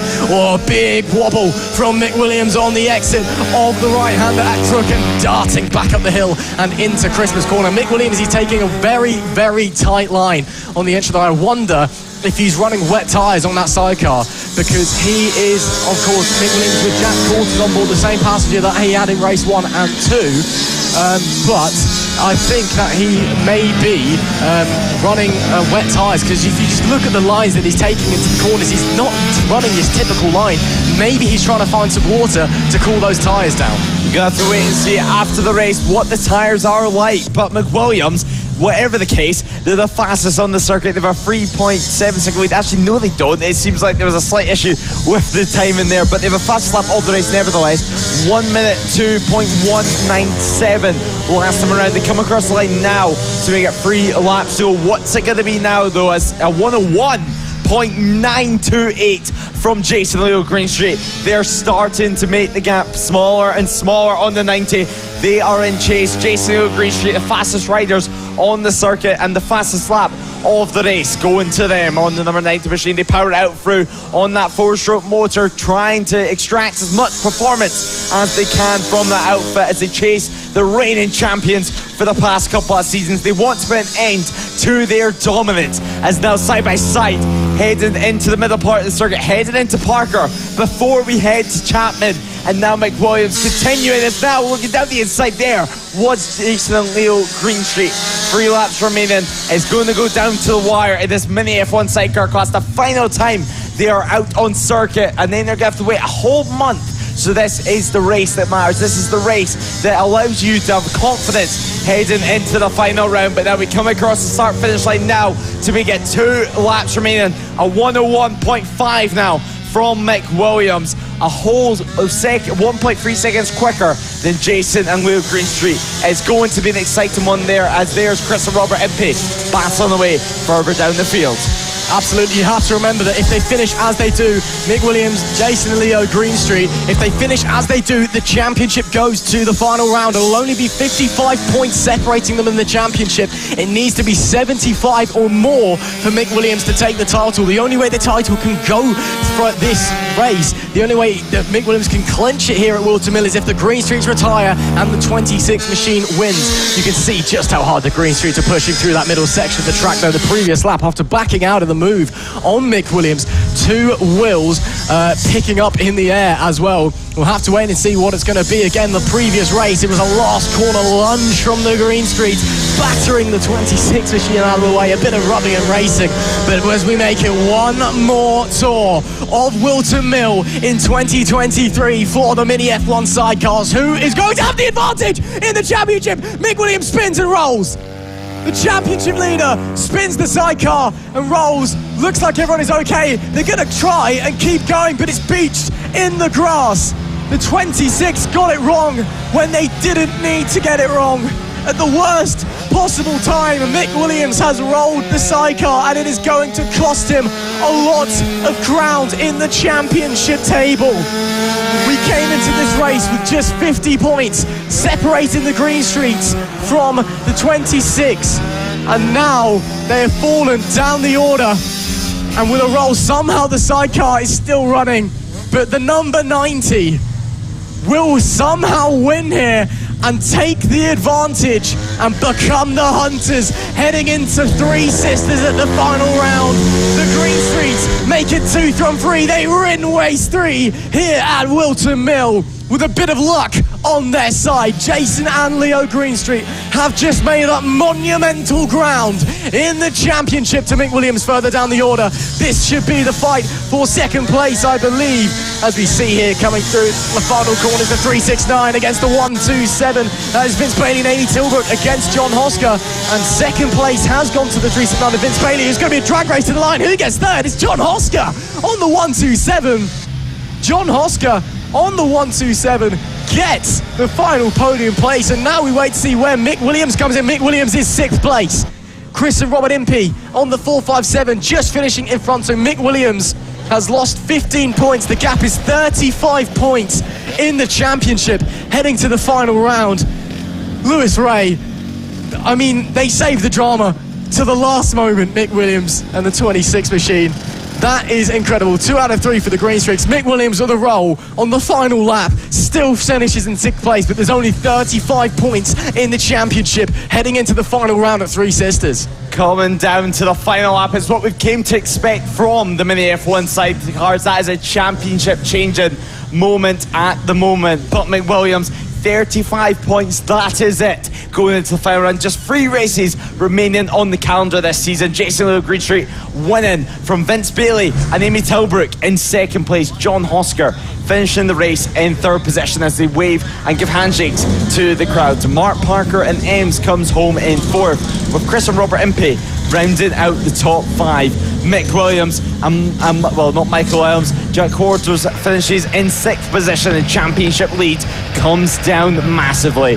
Jamie Alexander and Martin Hills rounds out our mini F1 sidecar grid with a championship. Well, it's only beginning to heat up with still 3 more races to go in a month's time at the Three Sisters circuit, where it's going to be a completely new venture for the mini F1 sidecar class.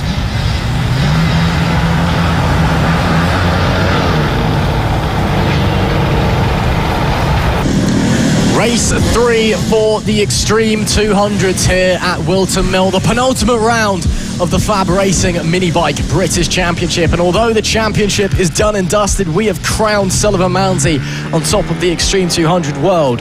That's not to say they're not going to go out there and give us a show, because we've got some fantastic riders, some fantastically fast bikes out there in this field. And if the first two races are anything to go by, factor in a little bit of a damp track following this earlier afternoon and the downpour that came down. Although it's sunny now, the track is still not up to full racing conditions, although I believe some riders are feeling brave enough to go for slick rubber, Lewis. So it could be interesting to see how it all unfolds. But the championship is done, all the pressure is off. Now it's just about the racing.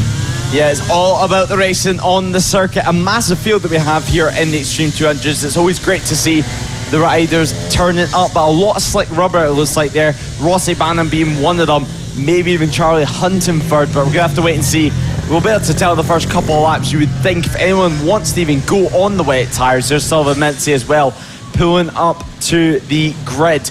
Bailey Stewart Campbell returning to FAB Racing this year. Took a couple of seasons out after going to basketball, a slightly different sport, to motorcycle racing, but now returning to the best sport in the world and to the best championship in the world here at FAB Racing. And it's going to be extremely great racing in the Extreme 200 class. Sullivan Mounsey, can he convert a race win after just winning the championship earlier on? We'll have to wait and see. Filip Sorowiak, last year's champion, starts from the pole position with the two-time back-to-back LS2 helmets Mini GP British Championship to Ethan Sparks. He starts from second. Bailey Stewart Campbell is third with Henry McCartney alongside him. Your new champion, Sullivan Mounsey, he starts from P5, and I've been told there's some post-race celebrations to look forward to. Alongside him is Richard Holmes-Williams. Blake Wilson is 7th with Dan Goodman in 8th. Charlie Huntingford and Rossi Bannon round out the top 10. Austin Johnson is in P11 with Brandon Keane in P12. The 7th row of the grid is Reece Peacock with Simon Huntingford alongside. Aidan Bentley starts P15 with Ollie Sims going up from 16th. And Jordan Thomas and Will Howarth round out our 18 bike grid here in the Extreme 200s. I'm not entirely sure if we've got all 18 bikes making it onto the grid. We'll have to wait and see. But as the front of the pack make their way through and form up on the grid, it does look like it's a slightly smaller than 18 bike grid. But that is all okay, because it's still going to be a fantastic race full of action. Of course, here we see Filip Sorowiak, who, much like Sullivan Mounsey, next week will be racing at Alton Park in the RNG British Talent Cup. It's all ice to the lights for race 3. It's lights out and we are underway. It's a great start from the sole man on the front row. Filip Sorowiak, your new champion. Sullivan Mounsey ducks into second place just ahead of Richard Holmes-Williams, and Bailey Stewart Campbell are in the mix as well on the run. Up to Christmas corner we go, and sliding through a lovely move there from Bailey Stewart Campbell. And as we continue to head round on this lap, it is Filip Sorowiak, last year's champion, who leads from Sullivan Mounsey, your new champion of 2023. And Sullivan Mounsey, he'd love to end off his championship crowning weekend with a race win and get some good emotions and get some good vibes before he also heads off to Alton Park for the British Talent Cup next weekend. But Filip Sorowiak, we know, actually, well, I was glad to say Filip Sorowiak's excellent defending, but Sullivan Mounsey's already gone through just outside of our picture shot. So Sullivan Mounsey, your new champion on the number 4. He will lead lap 1 as he heads into pit bend, the final corner. Bailey Stewart Campbell in third position, the rider to watch in my opinion at the moment, on slick tyres in these conditions, while the two riders in front are on wet. So potentially as the race progresses, at the moment I think Sullivan Mounsey and Filip Sorowiak need to stretch out a lead as soon as possible on these wet tyres before the likes of Bailey Stewart Campbell on the slicks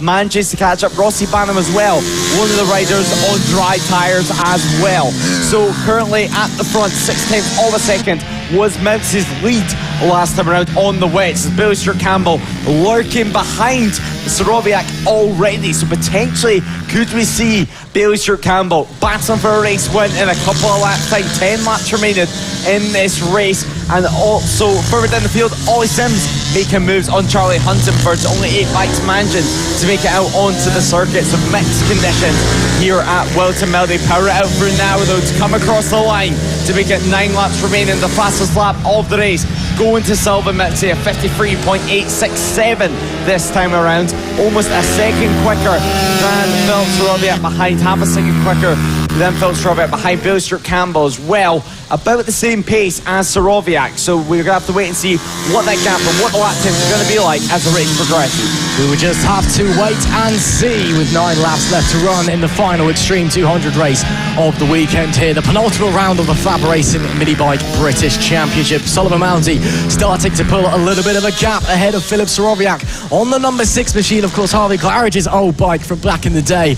And if you remember correctly, Philip Soroviak, they have no idea how that thing works. They've got no idea how to set it up. They don't even know what engine it's going to be. He just hops on and he rides it, and he's not half bad because he's currently running in second.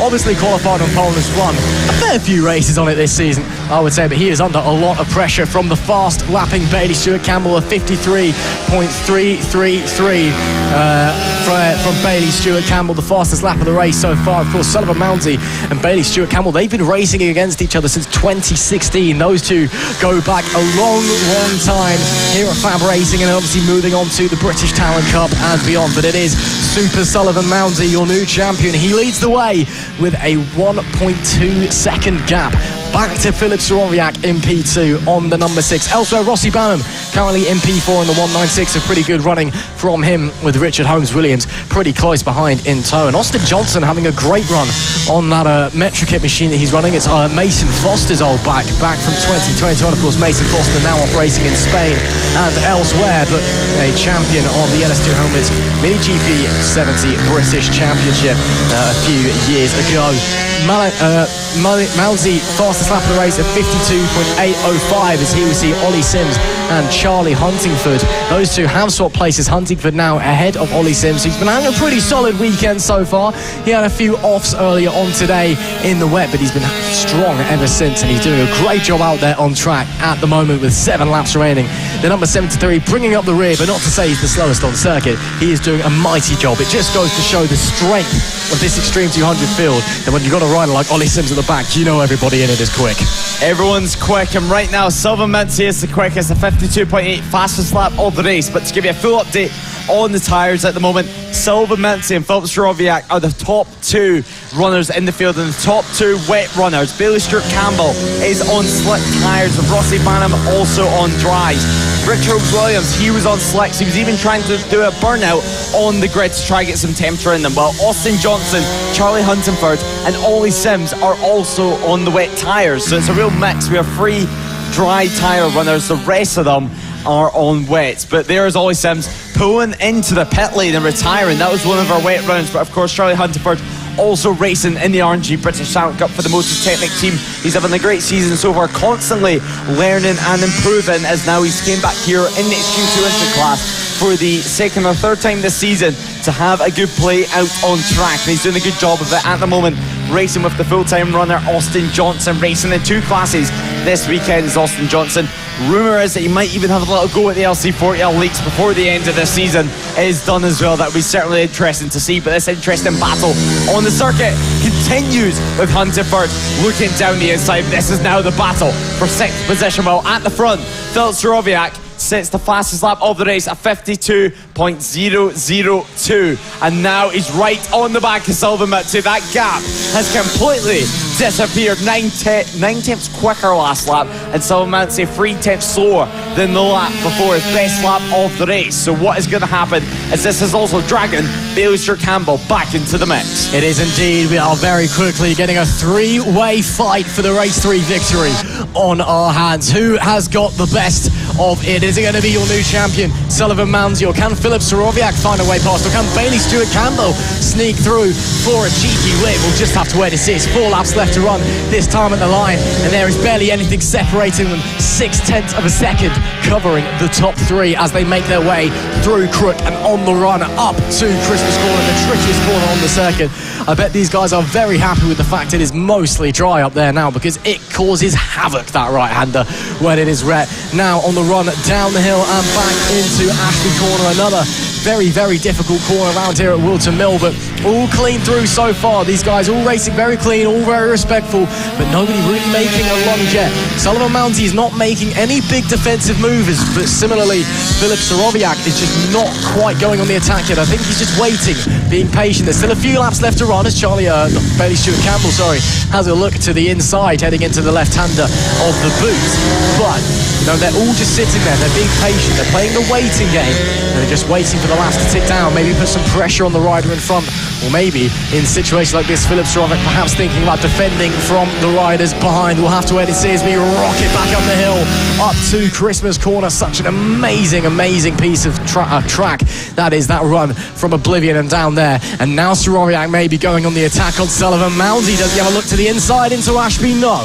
Decides not to, and decides to hold station for the time being. Waiting and ready to pounce. Filip Soroviak with Bailey Stewart Campbell sitting in third. One mistake from Sullivan Mounty, the reigning champion, as you can see now, and he is going to drop 2 positions. It's such a tight class in the Extreme 200 class at the moment, but Filip Soroviak almost looked like he was going to get overtaken by Bailey Stewart Campbell. The small look down the inside, but he backed out of it very, very quickly as we come across the line now. 2 laps remain in the Extreme 200 class, and Filip Soroviak, a little move, little look down the inside there as we power out through towards Christmas Corner. Is this going to be his chance? Is this going to be his opportunity? No, it is not. He's going to wait a little bit longer. Is he potentially preparing for the final lap of the race to make this move work and make this move stick into Ashby now? And then we power out through towards Parker and then Chapman's. It's such a tricky part of the circuit. It's the most technical part of the track, but now Bailey Stewart Campbell, 3rd position, still at the moment waiting, lurking, watching and learning from these 2 riders, currently racing in the British Talent Cup. Bailey Stewart Campbell, of course, also racing the British Talent Cup a couple of years ago, but it's going to be a grandstand finish as the battle further down the field between Austin Johnson and Charlie Huntingford continues on for 6th position with 1 lap remaining. They are going to battle it out through, but Filip Soroviak is going to make a move this time around into Christmas Corner. He looks round the outside onto the back brake as well. He's going to try and build it up, build the speed through the left now, and he backs out of it. Bailey Stewart Campbell, if he wants a chance to win this race, he's going to have to make it soon as he heads into Ashby, and then he power it. Oh, it's a mistake for Soroviak. Filip Soroviak there, losing a position. He's going to try and make it back. No, he dives down the inside, and he makes it work as they head towards Chapman now. He's back ahead, and Sullivan Mounty, it looks like he's been let loose. He does indeed. A mistake from Soroviak has held up Bailey Stewart Campbell and left the champion to take the checkered flag and cruise on home. The battle for second still rages on, but it's your new champion, Sullivan Mounty, who takes victory in race 3 at Whilton Mill with a sublime ride.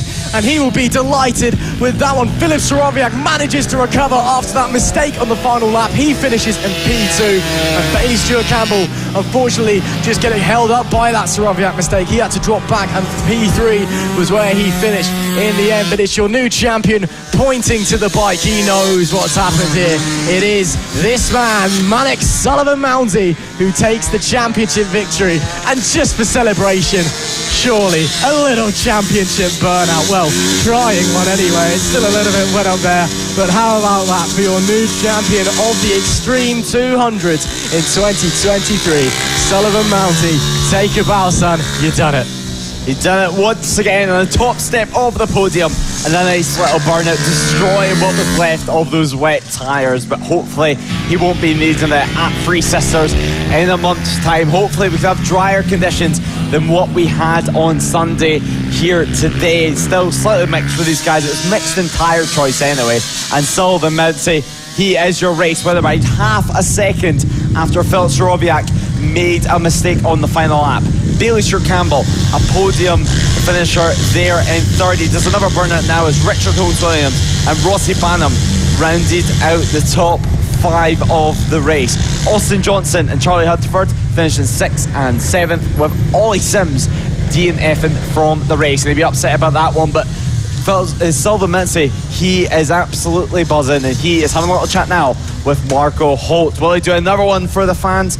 But of course, if you've watched this, you want to get involved, you want to rival Sullivan Mounty next season, message anyone or go onto the FAB Racing website and find how you can get involved, and you could potentially be on the RNG British Talent Cup next season. Rossi Banham as well, after his 4th place finish, coming back into the paddock. But of course, these guys will be back on track and back in action in 1 month's time at Three Sisters. For the final time this weekend, Moto Team make their way out onto the Whilton Mill circuit, and the Open Championship is all we are interested in, being brutally frank about it. The Standard Championship is done and dusted. Team Pink in the Brain wrapped that up last time at Rara, and they were so confident and happy that they wrapped it up that they haven't even turned up this time at Whilton Mill. But the Open Championship is still super, super close. The number 1 of Team Acme Racing, the 119 of Team Ernie the Badger, and Will Howarth on the number 96, covered by just 55 points heading into this final race of the weekend. Of course, if anybody drops 75 points back from the championship leader, they are out of championship contention, but I can't see that happening with how well Will Howarth has been riding this weekend. This one is surely going to the final round, down or up rather, should I say, depending on where you are in the country, at Three Sisters in Wigan. The riders making their way out onto the grid now, and once again looks like it's not going to be an entire full grid of riders, but a few of them still just sliding their way through and making their way into the correct grid spot. And I cannot see a Will Howarth out there, which could be interesting. There is no Will Howarth as far as my eye can see, but on the pole it should have been Will Howarth. We'll wait to see if he turns up. Josh Hill on the 25 starts in second with Team Acme Racing starting in P3. Fraser Ginnard starts in P4 with Jack Van Eden in P5. Team Dis P6, and in the 4th row it's made up of Harrison O'Keefe and Scott Jewett. Tristan Margot and Ben O'Keefe round out the top 10, with Phil Mapplebrook and Team Ernie the Badger a disappointing qualifying for them, especially given their championship hopes there in 12th. Team Burt starts 13th with Rob Huntley in 14th. Madison Bartley and Gary O'Keefe round out our grid, and yeah, I can't see Will Howarth there, and that is a concern. That is a big concern, because if Team Acme Racing take home the 25 points, that puts Will Howarth out of championship contention in the Moto Team Open class, and given how dominant he's been, that would have been a surprise.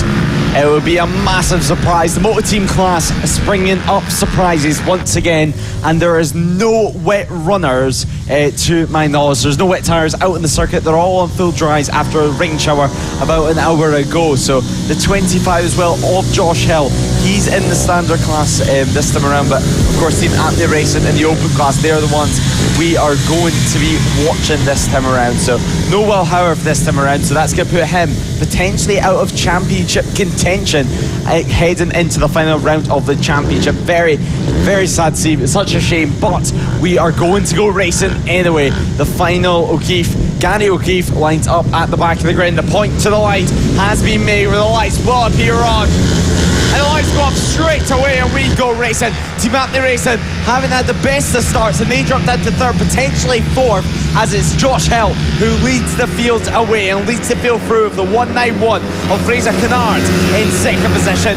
Now it's Jack Van Eden going round the outside of Team Acme Racing. He backs out of it very, very quickly, tries to get the undercut already, but now we await to see what is going to happen with Josh Hill now leading this field through. He got a jump start penalty in race 2. Hopefully none of the such this time around. So did Will Howarth, but Will Howarth managed to stretch out a race lead. But no Will Howarth, could we see Josh Hill potentially get the overall race win, as there's Phil Maplebeck having a battle with Harrison O'Keefe a couple of places behind in the middle of this pack, with the Moto Team class springing up surprises with Team Acme Racing in 3rd.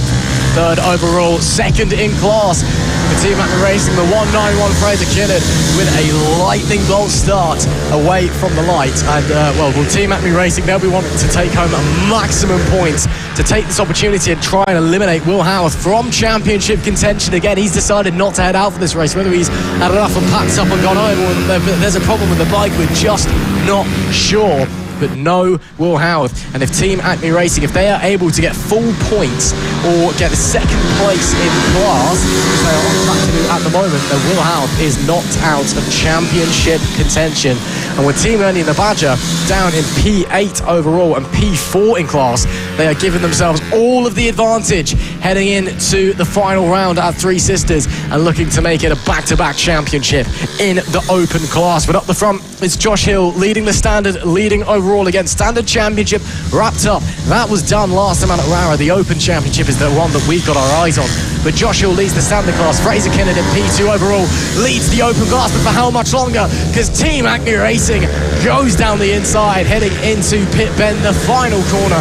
And I believe they have got through, and they have. So Team Acme Racing second overall, first in the open class. Jacques Van Eden is third in open and fourth overall with the Team Dis number 357 bike. As we've got problems there, that looks like it's Gary O'Keefe, and for the first time in a race, Gary O'Keefe has gone down. That is a big shame, as we've got to ride it down. Potentially another O'Keefe. Corner, I believe that is another O'Keefe there. I think that may be Ben O'Keefe who's gone down there.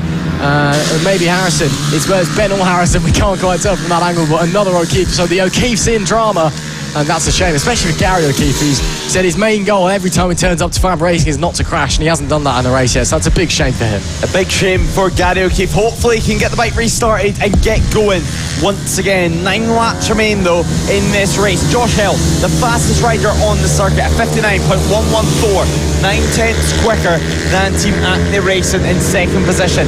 Fraser Kennard still in third position ahead of Jack Van Eden, and there is Team Dis chasing the back of Jack Van Eden as the 64 machine of Ben O'Keefe pushes their bike off to the side of the circuit. But diving down the inside now and having to back out of it is Phil Maplebeck on the 357 of Team Dis. Team Dis through on Phil Maplebeck and up into fifth position.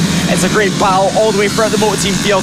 If you're watching this, you want to get involved in this great championship, head over to the FAB Racing website or contact any one of these riders on the grid. I'm sure they'll point you in the direction for one of the cheapest forms of motorsport in the world. It's so cheap to get involved and it's so open. You can race practically anything, and of course you get some great exposure for all your sponsors on TV, and that is what Josh Hill is doing, who leads the way by 9/10 of a second over Team Acme Racing. There is Phil Maplebeck coming through the final corner now to tick it down to just 7 laps remaining. 7 laps left to go. If we finish as we do now in the Open Championship, Team Acme Racing will have a lead, if my math serves me correctly, of around about 39 points, which is a phenomenal stat.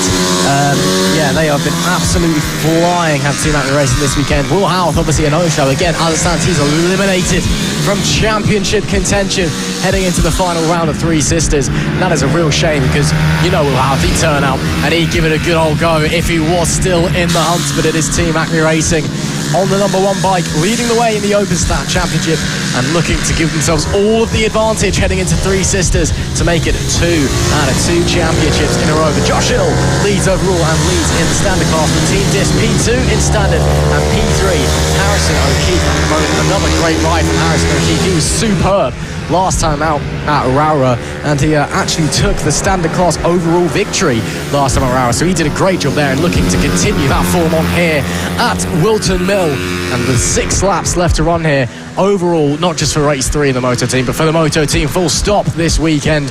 Luckily enough, the weather has dried up as we see Josh Hill. That's him having to get past Gary O'Keefe. Unfortunately, on the news of O'Keefe, Ben O'Keefe, we have lost from this race. He has retired. Gary O'Keefe was able to remount after his little slide off the bike early on.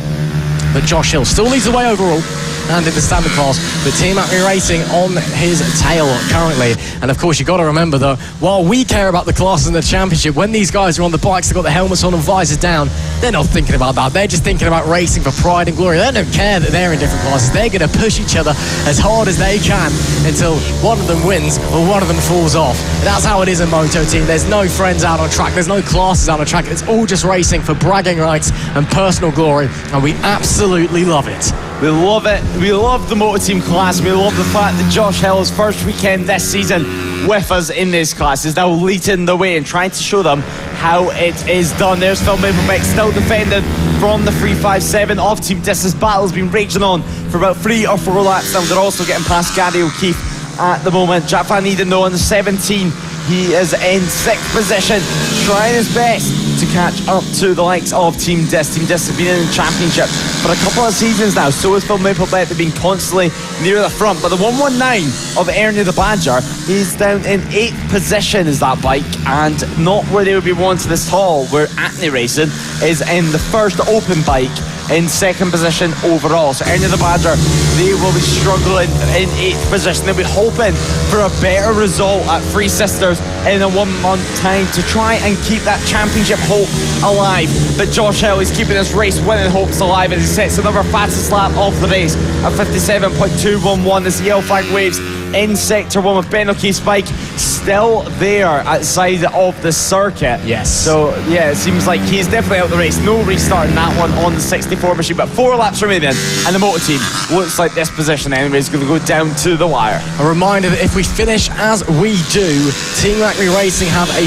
39-point advantage in the championship over Team Ernie the Badger heading into the final round at Three Sisters. And of course, Will Howarth being a no-show here in race 3, he is eliminated from championship contention, which is a big shame because we always love a 3-bike championship fight. Makes it a bit more exciting, but that doesn't say that Team Acme Racing and Team Ernie the Badger are not going to go toe-to-toe heading into the final round. Of course, while Team Ernie the Badger may not quite have been on the pace of Team Acme Racing this weekend, the final round at Whilton Mill, or at Three Sisters, should I say. It's a track we've never been to here in FAB-Racing. Not a lot of the riders know it particularly well, and if they do, they've only ever been there for a test day or two, as from what we can tell, asking around the paddock. Maybe there's someone who's keeping their cars close to the chest. They've actually, it's their local track and they go there every weekend to run laps, but I suppose we'll have to wait and see. So it's going to be a very even playing field heading into the Fab finale in just over a month's time at Three Sisters, and it's going to be interesting to see who's able to adapt to the track quickly, who's able to learn Three Sisters and get on top of their pace. Only time will tell. But Josh Hill leading the way overall and leading the standard class. He will shortly make it.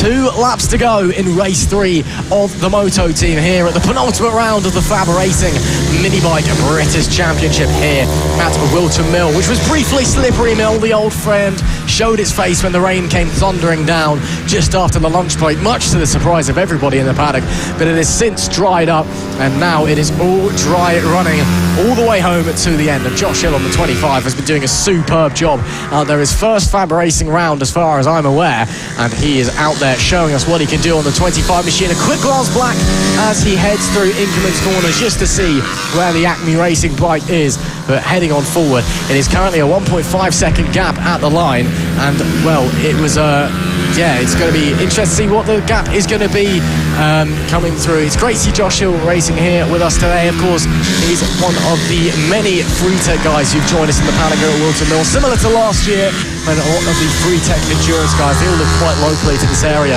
I believe, so they all turn up and give it a good old go. And Josh Hill showing us what he can do. He rounds the final corner to make it the last lap of the weekend for Moto team. Final lap of the weekend, and they're all on slick tyres, and Josh Hill, he's had a pretty slick race. 1 second is the gap between himself and Team Acme Racing. But of course, even if Acme Racing overtakes him, he's still going to win the Moto Team Standard class. The next standard bike is down in 6th position with Team Dis, but Josh Hill continuing to lead the way at the front.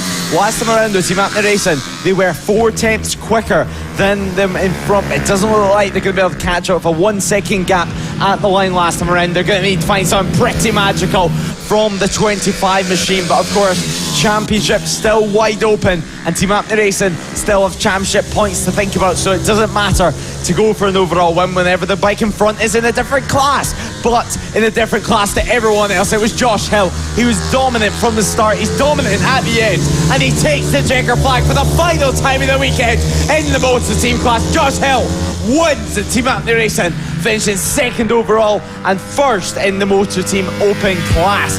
3rd position overall is going to be Fraser Kennard, with Phil Maplebet and Jack Van Eden behind. Team Dis is going to finish as the 2nd standard bike, with Harrison O'Keefe in 7th position, finishing 3rd in the standard class. So a very, very entertaining race with Josh Hill leading from almost start to finish, 1.2 seconds at the line, and he's done a great job at that. He'll shake his hands and wave to the crowd, and he will of course be back in action in 1 month's time. We're going to be hoping to return, but Josh Hill winning the race from Team Anthony Racing. Fraser Kennard on the podium. Phil Maplebeck finished in 4th position, with Jack Van Eden rounding out the top 5. Team Dis and Harrison O'Keefe ended the race in 6th and 7th position, with Team Ernie the Badger still in championship contention in 8th position as they head to the final round, with Rob Huntley and Team Bert in 9th and 10th. Tristan Margot and Mazza Martlew in 12th position, with Gary O'Keefe rounding out our finishers, with Ben O'Keefe not finishing the race, our only non-finisher, and sadly Noel Howard made the start. So a very entertaining race, and of course the motor team guys will be back on track in 1 month's time at Free Sister Circuit.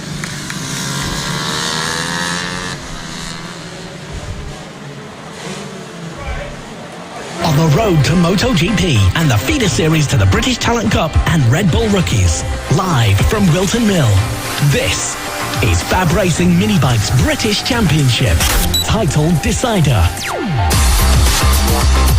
Final race of the weekend for the Metrokit Mini GP50s, and one where a championship could be wrapped up. Marco Holt lies 92 points ahead of Luke Flapcamp Fitchett in the title race, and unless Luke Fitchett wins and Marco Holt finishes 8th or lower, or Luke Fitchett comes 2nd and Marco Holt finishes 13th or lower, it all ends here, and we crown Marco Holt champion. Of course, Marco Holt was set to become champion last year until he sustained an injury while racing in Spain midway through the season and had to put his championship dreams aside. And now surely it feels like it is almost time to crown him the champion for some redemption for 2022. Of course, he will start from the pole. His championship rival starts alongside him, and Marco Holt has been in superb form this weekend. He's won both races so far in the 50s and over in the 70s as well. Took the win in race 1 and 2. He's actually took the win in race 3 as well earlier as well. So he's won all 5 races that he started this weekend of Fab Racing. Maybe he can make it 6 and make it the sweetest of all. The riders now head round to the grid on their sighting lap. Before, they will have one warm-up lap, and then we should start. All riders, I assume, will be on the dry tyres. Now, the rain has dried out, but Marco Holt in the rain or the dry, he has looked very, very impressive. He's been a dominant force throughout this weekend. He's been a dominant force throughout this season, winning over 14 races so far this year. He won 7 in a row until Enola Park, and he's only been off the podium twice throughout this year in the Mini GP 50 class. Incredible statistics from him. But Taylor Thompson as well, rounding the grid at the moment with Riley Paisley. Lucy Curtis as well, a massive field. A lot of riders have moved up this season to make the start. It'll be the first time racing at Whilton Mill on a geared bike. But Marco Holt and Luke Fitchett, championship rivals once again. And Marco Holt, he looks very, very calm. He looks cool, calm and collected. While Luke Fitchett, focus, and he wants to take redemption once again. 22 riders will make the start for this one. They'll head out on their warm-up lap. There'll be one more time round before we get started with a 10-lap shootout for the Mini GP 50 class, and 10 laps to decide on who is going to come out on top, because after qualifying on Saturday, it was Marco Holt who was the rider on top on that one, and because of that, he starts in pole position alongside Luke Fitchett in 2nd place. Wilson Delks and Frankie Watson start on the 2nd row of our grid, with Byron Johnson and Sam Garner in 5th and 6th. Harley Baker and Jason Bishop start in 7th and 8th position, with Matthew Thomas and Travis Shaw on the 5th row of the grid. Chloe Gleeson and Dylan Tureen will start in the 6th row of our grid, with Anthony Ashby and Tyler Hartley in 13th and 14th position. Annabelle McCarthy rounds out the top 15 alongside Ollie O'Gorman, with George Ackerman, Seth Hayward, Lucy Curtis and Murray Simmons rounded out the top 20, with Riley Paisley and Cal Maxwell on the back row of the grid. It's going to be incredibly impressive here what Mark Holt can do. He's been incredibly strong all weekend, and can Luke Fitchett finally show what he's made of? We'll have to wait and see. Luke Fitchett did have a gearbox problem in the final race of the LS2 Helmets Mini GP 70s Championship. Can he overcome those bad omens? Again, he has to win and Marco Holt has to finish 8th or lower, or Luke Fitchett has to finish 2nd and Marco Holt finishes 13th or lower. That is how this championship can go to the final round.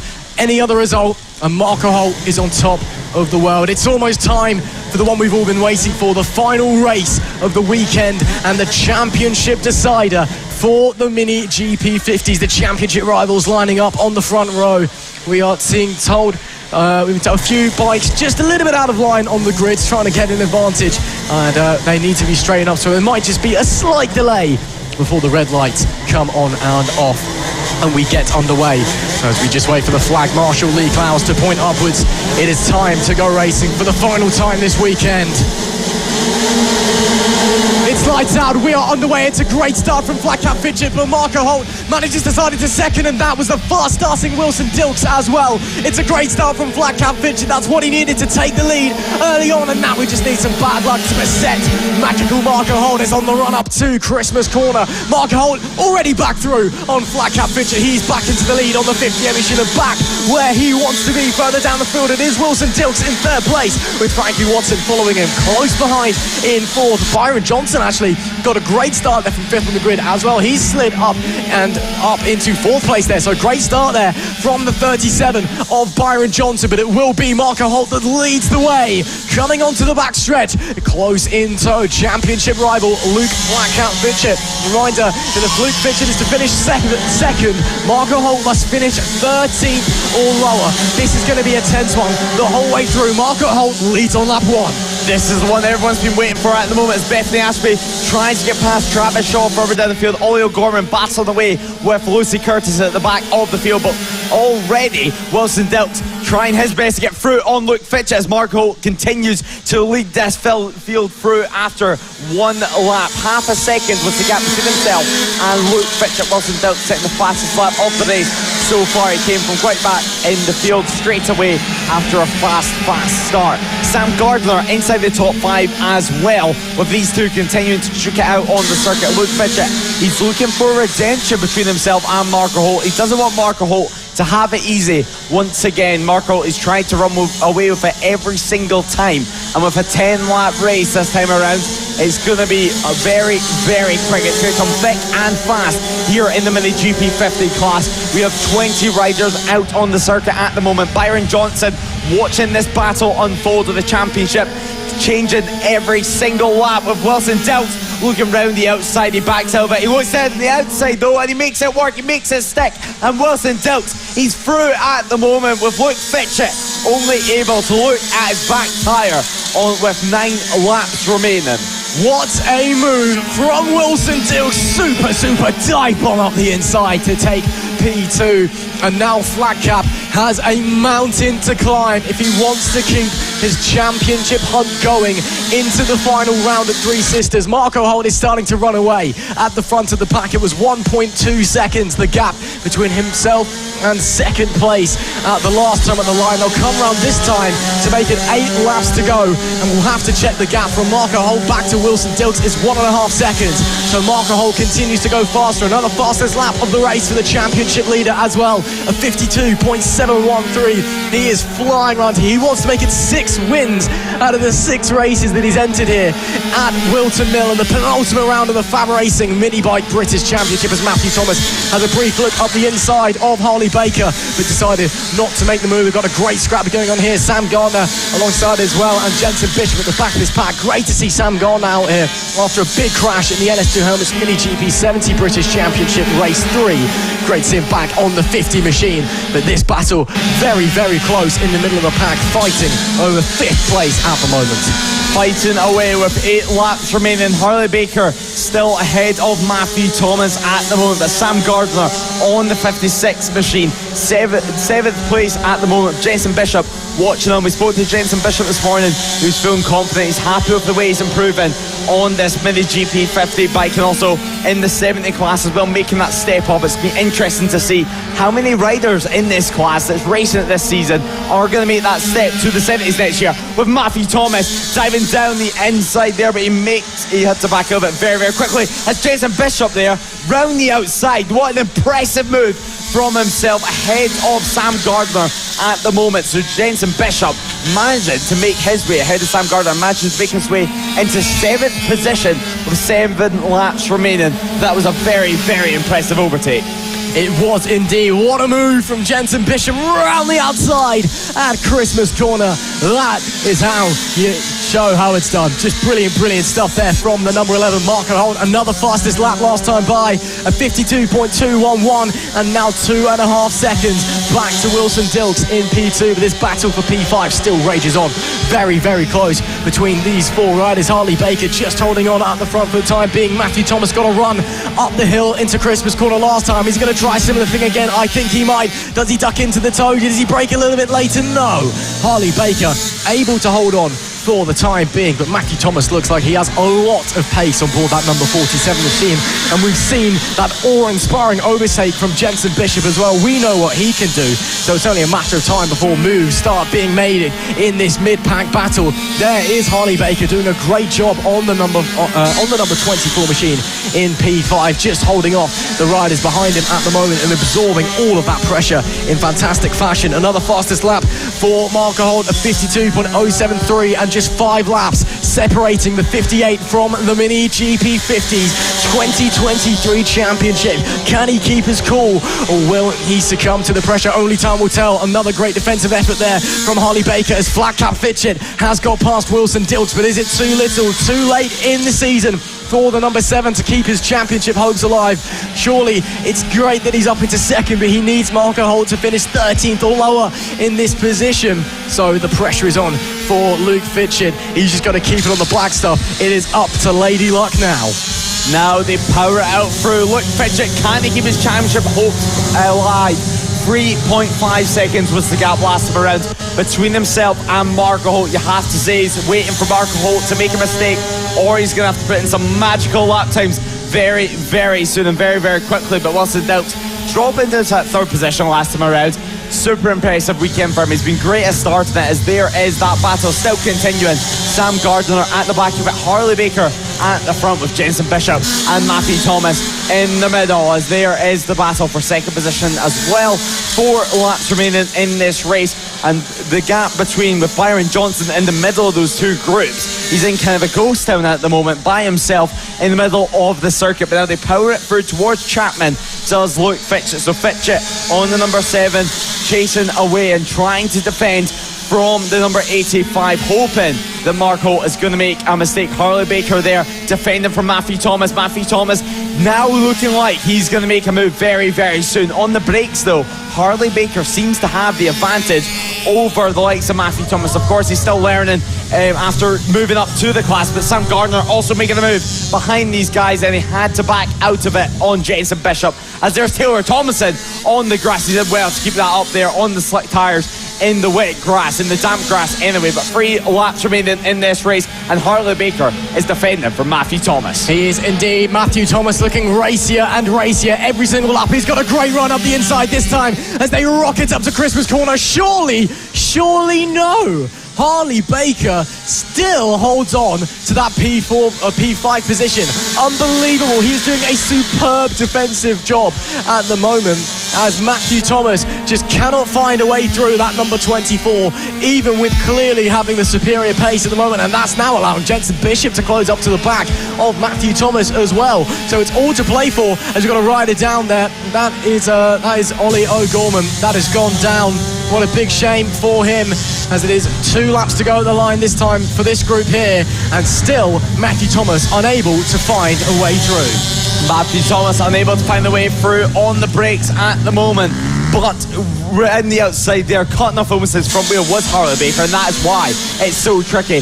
Marco trying to get through back markers. That was George Ackerman. He was getting through on the 94 machine, but the 58 still continuing through, as there is Riley Paisley at the side of the circuit. He was involved in that incident with Ollie O'Gorman at the side of the circuit, but Marco, it seems like he getting held up there by Ollie O'Gorman, but the championship is on the line. He should win the championship if it stays like this at the moment. So Marco Holt, he might take the title in 1 lap's time. Just one last manoeuvre around this circuit. Holt, he's been perfect all the way throughout the weekend, and he just has to do it one more time to become the 2023 Mini GP 50 champion. Beyond imitation, beyond impression, sublime stuff from Marco Holt all weekend, all season. As a matter of fact, the number 58 is half a lap away from Redemption 2022. He was well on his way to being crowned the champion of the Mini GP 50s. Then an injury picked up training in Spain, and those dreams fell away. And now, with a handful of corners and a handful of back markers to make his way through, it is time to realise that dream for the super Marco Holt on the number 58 with one corner left to go. About time for Super Marco. He is the champion of the Mini GP 50s in 2023 to cap a perfect weekend. 6 race wins out of 6, and he is on top of the table, and there is no catching him now. You are looking at the 2023 champion of the Mini GP 50s FAB-Racing title. Marco Holt, take a bow. He's finally done it.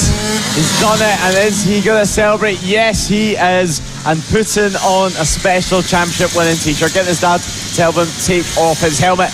What a race, what a weekend and season it has been for Marco Holt. So far this weekend, he came in with 13 race wins in the 50 class alone. He walks away 16 race wins to his name. So impressive. 19 podiums in total. He's only been off the podium twice, and he is one to watch for the future, folks. He's one to watch certainly in the 70s this season. He can still potentially take the title in the LS2 Mini GP 70 Championship as well this season, but getting celebrated with all his friends, Matthew Thomas, Jenson Bishop, Callum Maxwell and Harley Baker, all coming to congratulate him as he's trying to do a burnout, but he stalled it while he was trying to do a burnout there. So running away to the camera. Is he going to do a little shake, a little celebration? Yes, he is. And he's absolutely buzzing with that one. He loves a good celebration, does Marco Holt. But there is his dad, where he's going to hopefully get the bike restarted, and then he can complete his warm-up lap there. But now the ride now he's doing is rolling burnout and celebrating in fine fashion.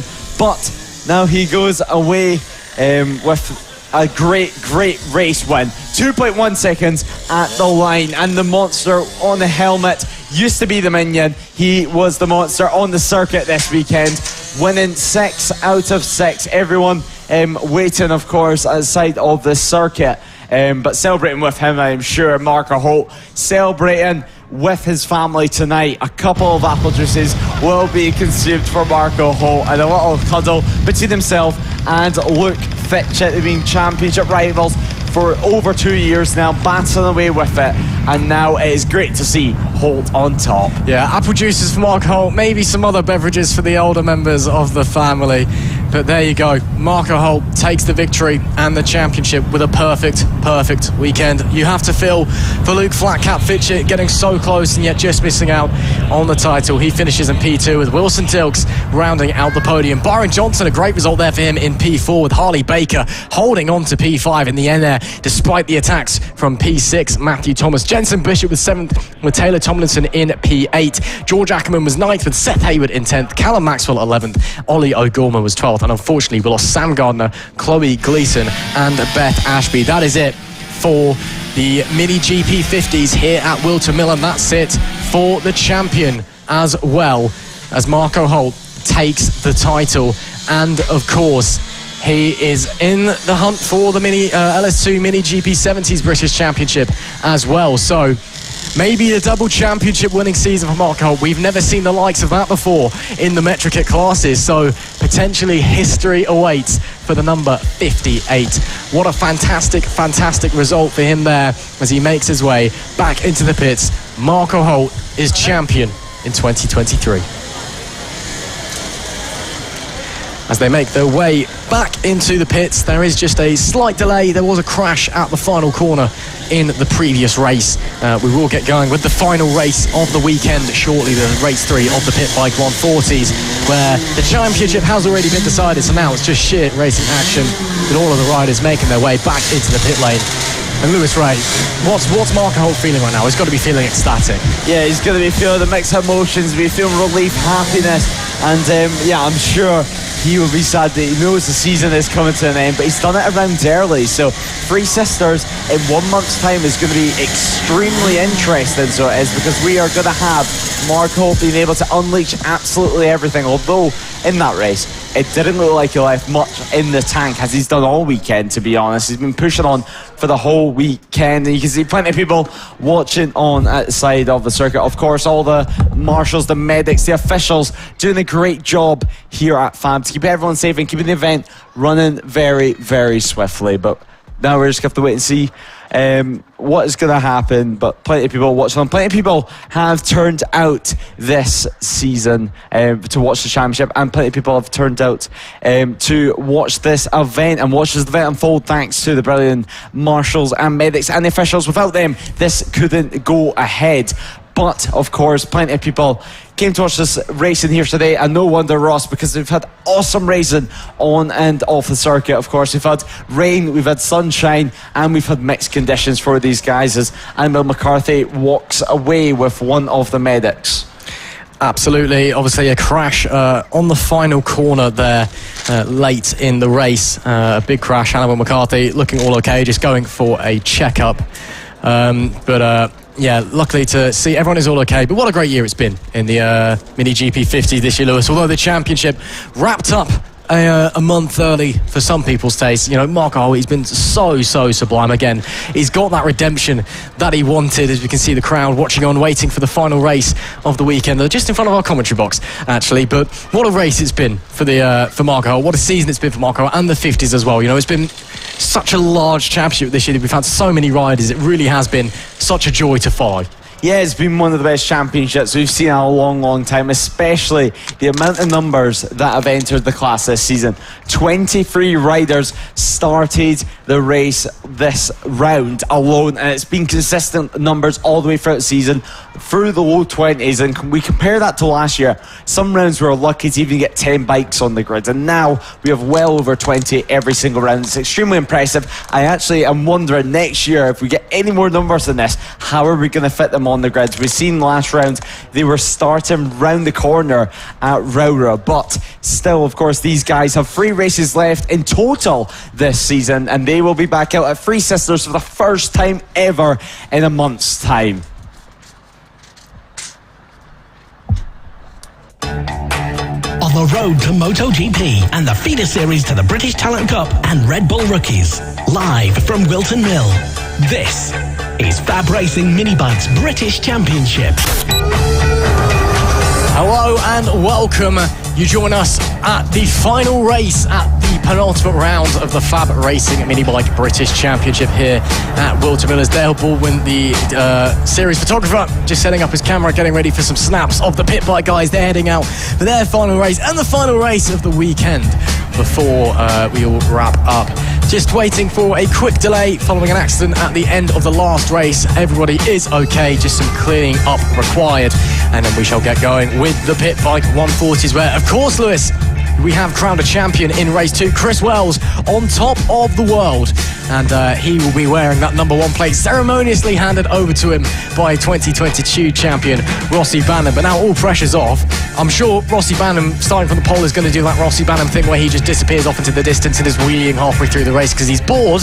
But we might get a bit more of a race further down the pack because there's no pressure on it anymore for the championship. It's just about having fun and having some racing. The championship is wrapped up and we have a new number 1 plate in town. Chris Wells wrapping up the championship, celebrating in a fine fighting fashion at the side of the circuit with Jamie King and some of his other friends as well. We've seen as well near the start of the weekend that, for example, Lucas Brown, Jamie King were messing about during our wet weather delay, but it looks like it's dry conditions for race 3 of the Pit Bike 140s. They've managed to escape all the wet weather that has came today, and they have got 3 dry races throughout the whole weekend. But continuing on and continuing to watch the stream is Dale Baldwin. So hello, Dale, if you're listening, if you're watching live, or if you just give us a wave, Dale, to see the action from earlier on. He's struggling at the moment to use his phone, but hello and welcome.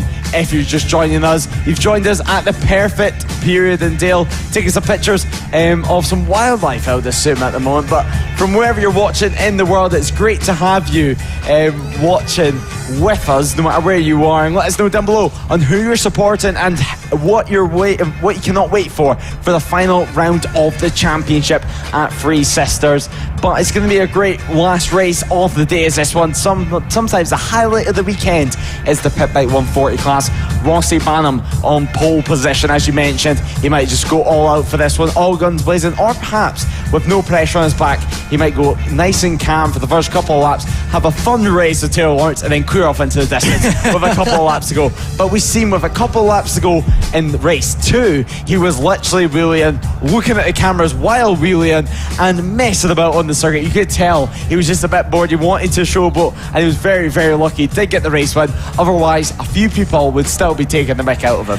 Absolutely. If he'd have then gone down or had a mechanical failure, he would have not heard the end of it. And even then, I feel like he probably got a little bit of a slap on the wrist from race control for literally showboating 3 or 4 laps into the race. The first time I've ever seen someone wheeling and, you know, waving at the camera and joking around with the camera and the riders around them, because they're so far ahead, 1/3 into the race, that they can just afford to mess about because they're a little bit bored. Rossi Banham, again, he's not been here full time this season. We know he's fast, the 2022 Pit Bike 140 champion. He did similar things last year, where most races he would just basically vanish into the distance. But, you know, he's come back this weekend and just shown us that he has not lost an ounce of pace on a pit bike. You know, sometimes you think when you're riding, you know, Grand Prix machinery for your job full time, as we see some of the fans watching along there. But when you're riding Grand Prix machinery full time, you think you might lose a little bit of that pit bike spark. But no, Rossi Banham hasn't lost an inch of it there. As I believe that maybe Chaz Mortimer just walking down the stairs there.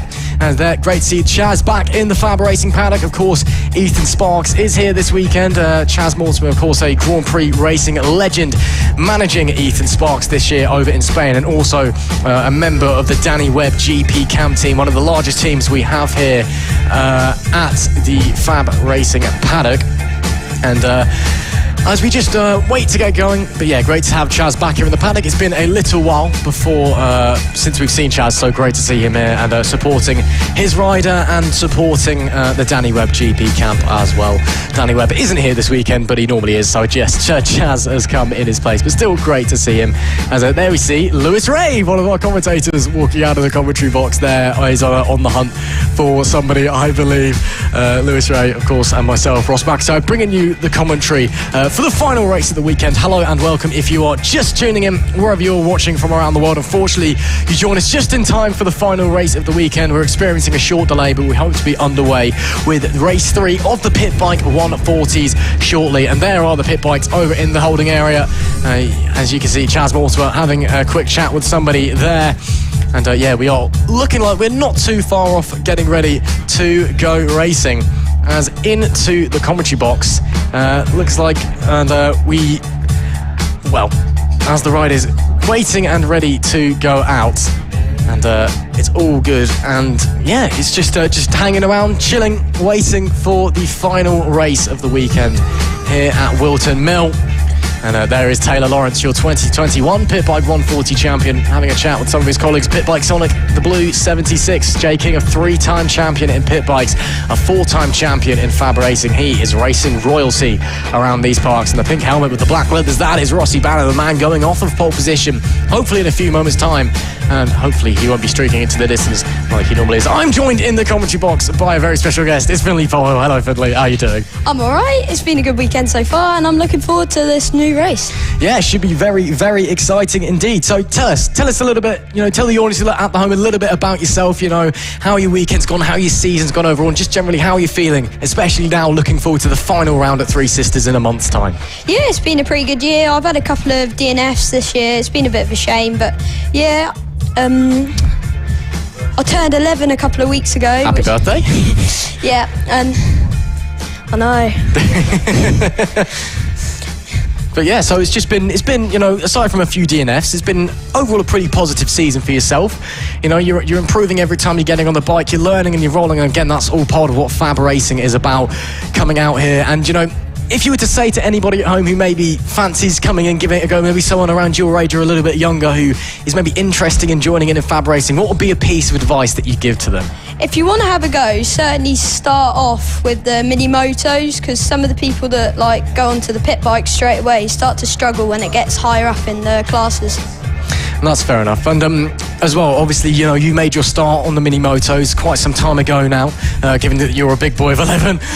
So, you've progressed a little bit beyond there now. What's the big difference and what's the hardest thing from jumping from a mini moto onto a geared bike, either the MetroKit Mini GP machines or onto a pit bike style bike? It's certainly the gears, I find, and the size of the bike, because you have to it's a completely different mindset and riding style to how it was on the mini.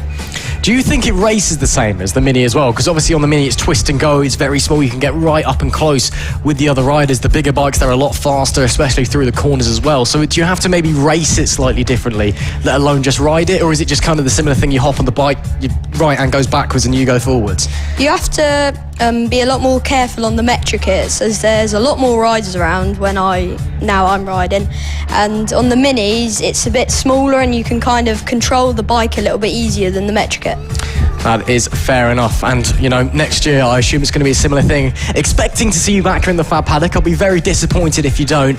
Again, we're heading into the final round of the season next in a few weeks' time over at Three Sisters. So what's your expectation heading into Three Sisters, and then what's the plan for 2024 and beyond? Hopefully I'll do quite well at Three Sisters. I've never actually been there, so I'm looking forward to the track layout. It looks like it will suit my riding style quite a lot. That's good. I mean, again, do you think that's going to be a similar thing, though? A lot of riders haven't been to Three Sisters before. Again, up in Wigan, it's quite far north, and those who have been have usually only been for a day or two. So do you think it's really going to even out the playing field, and it's just going to be about who can get a hang of it quickly, whose riding style does it suit? Well, yeah, I think some of the newer riders won't quite have adapted to the track, because not as many people will have ridden there. So all the people that haven't ridden there will struggle a little bit more. That is fair enough. Now, Finley, 2024, next year, again, I assume you'll be back here at Fab Racing. What's the plan? You're going to carry on doing what you're doing, maybe riding a couple more classes as well, or is it just kind of stick to your guns for now and move forward? Yeah, I think we're just going to do the 70 next year. As the 50, there's so many people in it, and it gets a bit hard sometimes, riding around with everyone. So we're just going to stay with the 70. Yeah, that's fair enough. So maybe you're eyeing up the 2024 LS2 Helmets Mini GP 70 British Championship. That'd look pretty cool on the wall at home, to be fair. Something to brag about to all your friends and family. Looks like we're not too far away from going racing in the final race of the weekend here, the race 3 of the Pit Bike 140s. There we see Flag Marshal Lee Clowes just having a chat with all of the riders in the pit lane. They're just ready and waiting for to go out. And all the riders just having a bit of a chat. Some of the helmets going off as well. Of course, Lee Clowes nominated for a Motorsport Award last year, and maybe she'll be go on better and win one this year as well for Best Marshal. We will have to wait and see. But Finley, I'm sure you're a popular guy in the paddock. Everyone seems to like you for the most part anyway. I'm sure everyone has a few detractors every now and again, but heading into the Pit Bike 140s, who do you have your eye for this race? Who do you think is going to go well? Is there anyone that you'd like to do really well? I quite like Jay to do quite well, as he's been there, but he hasn't actually been right up at the top this weekend, so I quite like him to do well. Yeah, of course, Jamie King, 3-time Pit Bike 140 champion, hasn't won a race since 2021, unbelievably. He's come close this season. It's his first full season on his new CW bike, and he's come very, very close. Again, this weekend, just maybe not quite clicking. Last time at Rara had a great round out there, and the round before as well. So Jamie King, that's the one that Finley Polehill wants to keep his eye on. Pit Bike Sonic with the 76 in the blue leathers, you can just see in the lower left of your frame there. Lucas Brown, of course, Talent Cup racer. He's been riding amazingly this weekend. He was in Spain on Friday doing motocross, we believe, just training or something like that, and he's turned up on Saturday, literally landed from Spain and came here, and he started last, and in race 2 he got a podium, and in race 1 he finished 6th. He's been amazing on that AMR bike, which he's riding with them this weekend. Obviously they're here with FAB Racing, and clearly showing it's a bike to be reckoned with heading into the future. But obviously Finley Polehill, Lucas Brown, he's a star of the R&G British Talent Cup, which is the path to the future for all young riders. I assume that championship is one that in a few years' time you're going to want to be in. Oh, definitely. I'd love to get in it at some point. It's all about the skill of the rider in BTC rather than the bike sometimes, like in Fabs. Yeah, absolutely. You know, British Talent Cup, it really, you know, separates the great from the, well, maybe not the not so great, but those who aren't quite at the same level. We've got some wildlife here at Whilton Mill. Some crows. There was some sheep over on a hill earlier that I spotted on the stream as well. So I'm sure they'll be flying off the second we start up. 24 noisy pit bike 140 engines, and it will not be long until we are going racing for the final time this weekend here at the penultimate round of the FAB-Racing Mini Bike British Championship here at Whilton Mill. It is basically completely dry now, luckily, although the clouds have come back over, but we are not expecting any more rain, not until about 8 p.m. tonight anyway, and I'm really hoping we're done racing by then, because I'd quite like to go home and have a shower. It is very, very warm here today. And that's another thing to ask you, actually, Finley. You know, it's been super, super hot this weekend. Obviously, we've got a heat wave here in the UK at the moment. It was 31 degrees yesterday. It was a high of 29 today. How as a rider do you deal with the heat? Is it just one of those things where you just got to get your head down and, you know, forget about it until after the race, or is it something that you maybe struggle with in the middle of races? It's so hard to ride in the heat sometimes, because you ride in with your leathers on, your thermals on, and like your helmet and stuff, and it just makes you get so sweaty, and that causes you to struggle so much on the bike, and it like tires you out so much. So I'm going to assume when we head to Three Sisters at the start of October, you're hoping for a little bit of cooler temperatures, which, to be fair, in October I think that sounds about right, but that's fair enough. We've got some lovely slightly dying trees there from our cameraman, who's just playing around at the moment. I think we are still just waiting for the start of the final race of the weekend, race 3 of the Pit Bike 140s, after a delay and accident at the end of the Mini GP 50 race. Luckily everybody is okay, but just a bit of cleaning up need to do. Thank you very much for joining us, Finley. It's been a real pleasure to have you in here, and hope you can go out, enjoy this race, and best of luck heading into the future if I don't speak to you before Three Sisters. Will do, thanks. That was Finley Polhill, riding in the 50s and the 70s this year, and it's been great to speak to Finley. There is another rider in the comment box who doesn't want to have a chat, and in fact he doesn't want to have a chat so much he's just run out, but Wilson Tilks was in here very briefly, but he's decided not to, but we'll have to wait and see what is going on. And we're just waiting for the final race to get going again. A small delay, unfortunately, following the accident at the end of the Mini GP 50 race. Fortunately, everybody is okay. Everyone is fine. We did see a couple riders being attended to by the medics, but they are all okay. That was just routine checks. And we're just waiting for the all clear to go racing for the final time this weekend, and the final time at the penultimate round of the FAB-Racing Mini Bike British Championship. So make sure you do not go anywhere, else you're going to miss the best, possibly one of the best races of the entire weekend. The final race, race 3 of the Pit Bike 140s. Obviously a big thank you to the marshals this weekend, who have done a fantastic job. And now we have a rider that I really, really want to talk to. In the commentary booth with me, we have the newly crowned Mini GP 50 champion, Marco Holt. Marco, first of all, massive congratulations. That's got to feel special. Yeah, it's good considering it's my first championship, so I'd just like to thank everyone, my dad, everyone that comes to support me, so thank you very much. Yeah, and of course, you know, it's your first championship, especially given last year when you were kind of on the way and then got that leg injury, massively unfortunate, and you're still in the hunt for the LS2 Helmets Mini GP 70 British Championship as well, so potentially 2 on the cards, but you've had an amazing season, and this weekend as well, perfect weekend, 6 race wins out of 6, you know. Is it there just something about Wilton that just clicks for you? It is my home track, but I have always enjoyed it since I was very little on the mini bikes, but I like this track, and it just clicks sometimes. Well, it's fair enough, especially if it's your home track as well. You always like to run well there. But talk us through this season. Again, you've been absolutely phenomenal all season long. You've been dominating race after dominating race. But you've had some great battles as well. Obviously, Luke Fitchett running you very close in the 50s, up in the LS2 Helmets Mini GP 70 British Championship. You're right in that 4-way title fight as well, you know. So it's obviously you can't take your eye off the ball yet, even though you've won 1 championship.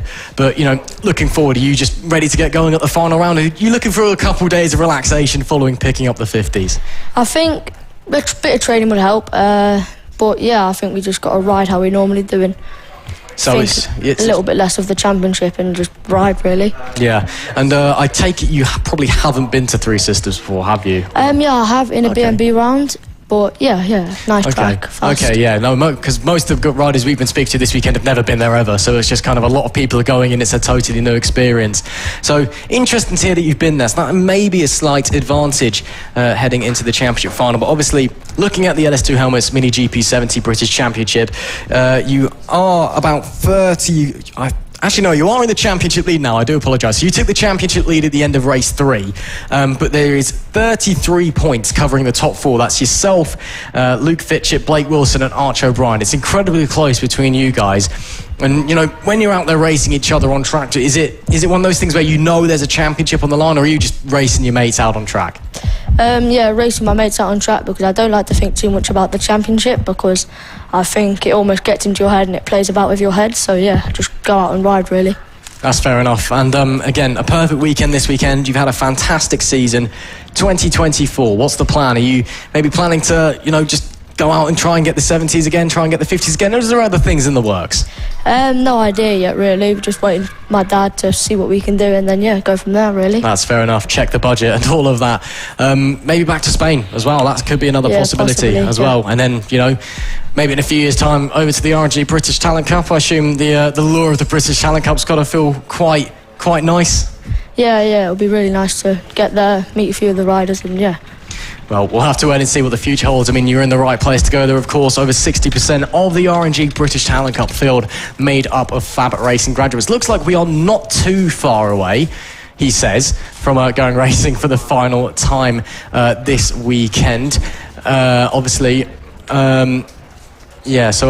a big thank you to all the marshals this weekend. Of course, just a slight delay following the accident at the end of the Mini GP 50 race, but we'll have to wait and see what is going to happen. Of course, as I mentioned, like many young riders like Marco will have their eyes on the RNG British Talent Cup. Over 60% of the British Talent Cup field has been made up from riders from FAB Racing every year since 2019, and every year since 2019 the top 3 riders have all come from FAB.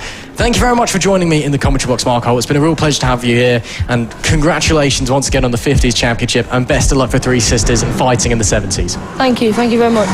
That was Marco Holt, your newly crowned Mini GP 50s champion, after a fantastic weekend here at Whilton Mill.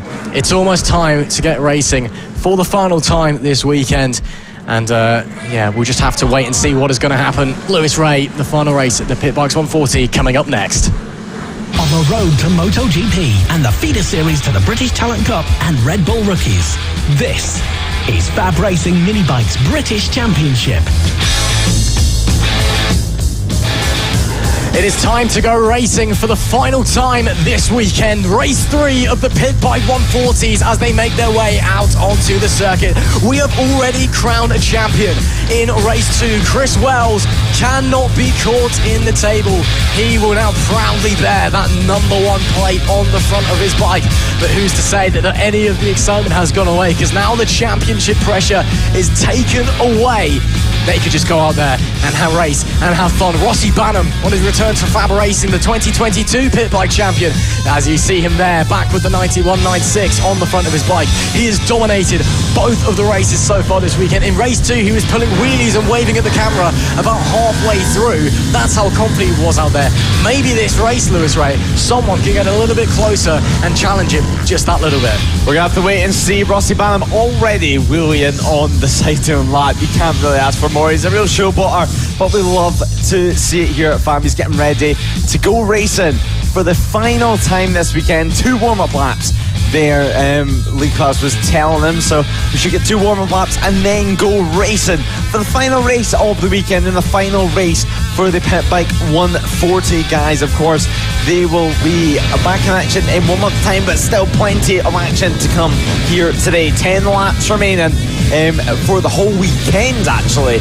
But Rossi Banham qualifying in pole position. He's going to want it to convert into another race when Lee Klaus are waiting for these riders. They've been in the home area for quite a while. So Luca's telling Noah Gilray, it sounds like, to get into the right grid position. So some confusion going on what is happening here. So Rob Key's coming in to sort it out. But it's going to be an exciting race. We have 2 warm-up laps and then we will go racing. Luca is sorting out the grid for these guys. Rossi Banham, number 1 plate still on the side, but the true number 1, it's Chris Wells. He didn't want to clearly pay for some new graphics for this weekend. Instead, donated his graphics to Chris Wells, but they head off on their warm-up lap now. 2 warm-up laps we will get for the Pitmate 140s, and then we go racing for the final time. We do indeed. The final race of the weekend, although the championship is done and dusted, that's not to say it won't be any more exciting. Rossi Banham starts from the pole position with Liam Wood in P2. Taylor Lawrence starts from 3rd, and your new champion Chris Wells, he goes off of P4. Reese Peacock is 5th with Jamie King in P6. The 4th row of the grid is Zach Tureen with Brandon Keane alongside, and Keaton Payne and Elliot Crosby round out the top 10. Sean Whittaker starts in 11th alongside Bradley Ferrer. Noah Guillory is 13th with Joshua French in P14. Alfie Garrett is 15th alongside James Ratcliffe in P16. Stephen Butterworth is 17th alongside Bailey Lawrence in 18th. Seth May is 19th with Mark Porters alongside him, with Robert Bullock, Shannon King, Simon Porters and Lucas Brown rounding out our 24-bike grid. Again, 2 formation laps here, given the long delay before this race, so they get to go around again before we go racing. There's got to be all eyes on Rossi Banham once again, although he may not have taken the number 1 off the side of his bike because he's a cheapskate. He's been dominating this weekend. It's like he hasn't even been away from FAB for a day. It's like deja vu, and it's like we're back in 2022 again. He was wheeling in the middle of race 2 because he was bored, because he was so far in front of everybody else. And you've got to think, given how fast he's been, unless someone else gains a bit of confidence or turns the wick up, or maybe if he slows down to have a bit of a battle, surely someone has got to take it to him in this race. The first couple of laps are going to be absolutely crucial for the rest of this, but the race has been reduced by 1 lap. So what was meant to be a 10-lap race according to the qualified sheet, it might only be a 9. So 1 less lap for Rossi Banham to try and build a gap. So it's going to have to be done early if likes of Taylor Lawrence and Lucas Brown want to get involved. But Lucas Brown, of course, had to start from the back of the grid. Once again, it's such a tricky task, but you really have to wonder this weekend if you managed to get back from Spain up a little bit earlier, a couple of hours earlier, what could have been for Lucas Brown this weekend. If he could have even gotten the front 3 or 4 rows, he could have been battling away with Rossi Banham. But the final race of the weekend for the round 7 of the FAB-Racing Mini-Bike British Championship at Whilton Mill. The lights are on. And the lights are off for the final time this weekend, and we go racing. It's Rossi Banham who leads the way into turn 1, and straight away Liam Wood staying in that 2nd place, with Taylor Lawrence having to make up ground very, very early on to try and battle Rossi Banham. He's in 3rd place at the moment, diving down the inside on Jamie King there. So Jamie King put back 1 position at the start of this race. Rossi Banham leading the way. How long will it take him to build that alpha gap? Will he have time to showboat this time around? Just 10-lap race. It's going to be an interesting one. The 96 continues to lead the way. The number 1 plate now on Chris Wells' machine. Chris Wells is in 4th position. Brandon Keane on the triple free is the rider ahead of Jamie King on this opening lap. So if King wants to get to the top of this field, he's going to have to make moves very, very quickly, as there's a rider down on the deck on the opening couple of laps. So he's going to try and get that bike kick-started as soon as he can. But that was to be the number 20 machine that is down there. So number 20 having issues, and that was Alfie Garrod having issues. So hopefully he can get restarted. Billy Lawrence has a battle further down the field as Jimmy King tries to fight Chris Wells, the champion this season, getting overtaken almost by the previous champion. Yellow flags were out there, so Jimmy King, he had to back out of that one. But Rossi Banham leads by almost a second after lap 1. Interesting technique there from Rossi Banham in order to get the bike tipping in fast enough on the flip-flop coming out of the King. He literally picked the front of the bike up in midair like he was doing a wheelie and threw it down over to the other side. Unbelievable stuff. He leads by just over a second at the moment. As here we see Pit Bike Sonic continuing to pressure the champion, Chris Wells. Of course, there's no more niceties anymore in this paddock. The championship is over. It's just pure racing. And here goes Jamie King on the 76 to the inside, coming into pit bend. And does he get the drive out of the corner? Yes, he does. Jamie King up to P4 with a lovely little move. Joyce Banham now up 1.4 seconds from Liam Wood in second. Taylor Lawrence, though, keeping Liam Wood honest on the number 10 machine. He's only 2.5 tenths away from the man in second place. And now Chris Wells under attack there from Brandon Keane, who's just not quite able to make the gap appear, but he's giving it a go anyway. There is Taylor Lawrence on the hunt for Liam Wood. Of course, Taylor Lawrence and Rossi Banham, firm friends on the track, fierce old rivals on it. But right now, Liam Wood is holding on to that P2 position, and further back, that is Lucas Brown on the number 7 machine on the back of Chris Wells. Lucas Brown is about to be in 5th place on that AMR bike. Unreal stuff. Dan Taylor Lawrence find the way past to his go to 8 laps running remaining. No, we cannot. But looking further back, there are battles everywhere you look in the pack. There's a 4-way scrap going on. The 44 there of Bradley Ferreira holding off of James Ratcliffe, Stephen Butterworth and Noah Guillory for the time being. But there is the man up the front, Rossi Banham. Not too far behind is Liam Wood and Taylor Lawrence. Banham, a new fastest lap last time of 53.626. That is absolutely storming, that is. We are a little bit off of the lap record at the moment. That was set by Rossi Banham last year, funnily enough, at 52.074. But given the rain that came down earlier, it's unsurprising the track is not at its absolute best as this fight for second still rages on. Taylor Lawrence cannot find a way past Liam Wood. Taylor Lawrence still struggling to get past Liam Wood and start his charge to chase Rossi Banham for the race lead. Now Rossi Banham getting a 2-second gap. There's Jamie King battling away with Lucas Brown. He won't believe his eyes that Lucas Brown is already in 4th position with 7 laps remaining. We're 4 laps in. He started from the back of the grid, and now look at him in 4th place. He could potentially get a podium this time around. Of course, he's on the AMR machine in the Pit Bike 140 class, but 7 laps remaining in this race. Rossi Banham a 53.6 second gap, and he's doing a very, very good job at setting that fast lap of the race at 53.6. But what's going to happen this time around? Will we see Lucas Brown potentially get a podium from the last place on the grid? It'll be something pretty magical. That would be magical indeed, but there's still 7 laps to go, so you never know. It could be a victory. I'm not saying anything here, but let's just wait and see what happens for that number 7, Lucas Brown. He is catching the leader. The leaders, should I say. Liam Wood and Taylor Lawrence should not be far away. They are actually just straight ahead of him, and with the pace that Lucas Brown is travelling, fastest lap of the race at 53.215. That was almost a second faster than Taylor Lawrence that last time round. The only man who has been any faster than that right now is Rossi Banham, who was a 53.549 last time out. So he's lapping very fast. Lucas Brown is lapping very fast, the fastest man on the circuit, in fact. But Liam Wood and Taylor Lawrence, surely they can hear the Jaws theme as Lucas Brown is coming, and he is coming fast with just 6 laps left to run in the final race of the weekend. He landed here yesterday afternoon, guiding back from Spain. He missed qualifying, came straight to Whilton Mill, hopped on the AMR bike, and has been scything his way through the Pit Bike 140 pack ever since. And that is how close he is, less than a straight away. And let's have a look at the time. Last time it was a fastest lap of 53.215. Does he go any faster? Yes, he does. A 53.192. Lucas Brown is the fastest man on track at the moment. Lucas Brown, the fastest lap of the race, now belongs to him, and he's already quicker than Rossi Banham. So Rossi Banham, as I was mentioning, if Lucas Brown managed to start further up in the field, they could be duking it out right now, but 5 laps remaining. His eyes are set on a podium place finish.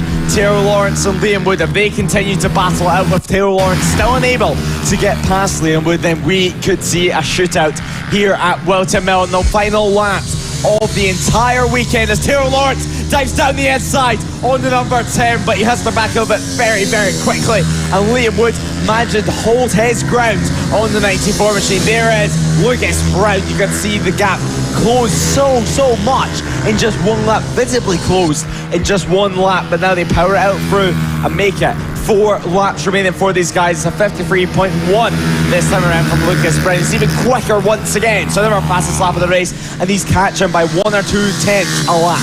He is indeed. Lucas Brown gained over a second that last time by on Taylor Lawrence and Liam Wood. A 53.105, fastest lap of the race for the number 7 machine, but Rossi Banham still holding firm up front. 4.6 seconds ahead of the 94 of Liam Wood. And what tries he might, Taylor Lawrence cannot find a way through Liam Wood in what at this rate is going to be the battle for third before we know it, but he's going to have a look to the outside as they head into the boot section. Once again, Taylor Lawrence just can't quite make the gap appear on Liam Wood, and once again here comes Lucas Brown. He's closer than ever. 3 laps left to go at the line. It's another fastest lap. The first time we're into the 52s this year. It's a 52.901 from Lucas Brown, and the gap again taken out by over a second. 1.8 seconds separating Lucas Brown from a Taylor Lawrence. While these two are fighting, Lucas Brown is thriving and making his way forward, and with only 2.5 laps left to run, very much a podium is a possibility. Podium contention is Lucas Brown at the moment. These riders continuing to trick it out for second position. The two-bike battle is about to come a free bike battle. Jamie King, the rider behind Lucas Brown, he is 5.6 seconds behind. So Brown, over the past couple of laps, really built that gap in a very, very good run. And you can see how close he is at the moment. One more time around, and he is going to be in second position. I can almost call it now, or at least 2 laps to go. But in this race, Lucas Brown seems to have the pace to be in second place. You can see it gaining and gaining and gaining every single corner, every single braking zone, as Taylor Lawrence realises he has to get hurry on. The number 10, he's in a rush now, trying his best on Liam Wood, trying whatever he can to make that overtake work. He's looking down and backs out of it into Ashby Corner, and they power it through towards Parker now, where we see Lucas Brown already onto the back, and he's already about to attack for third position at the moment on Taylor Lawrence. But there is no race leader. There is Rossi Banham on the 196 machine.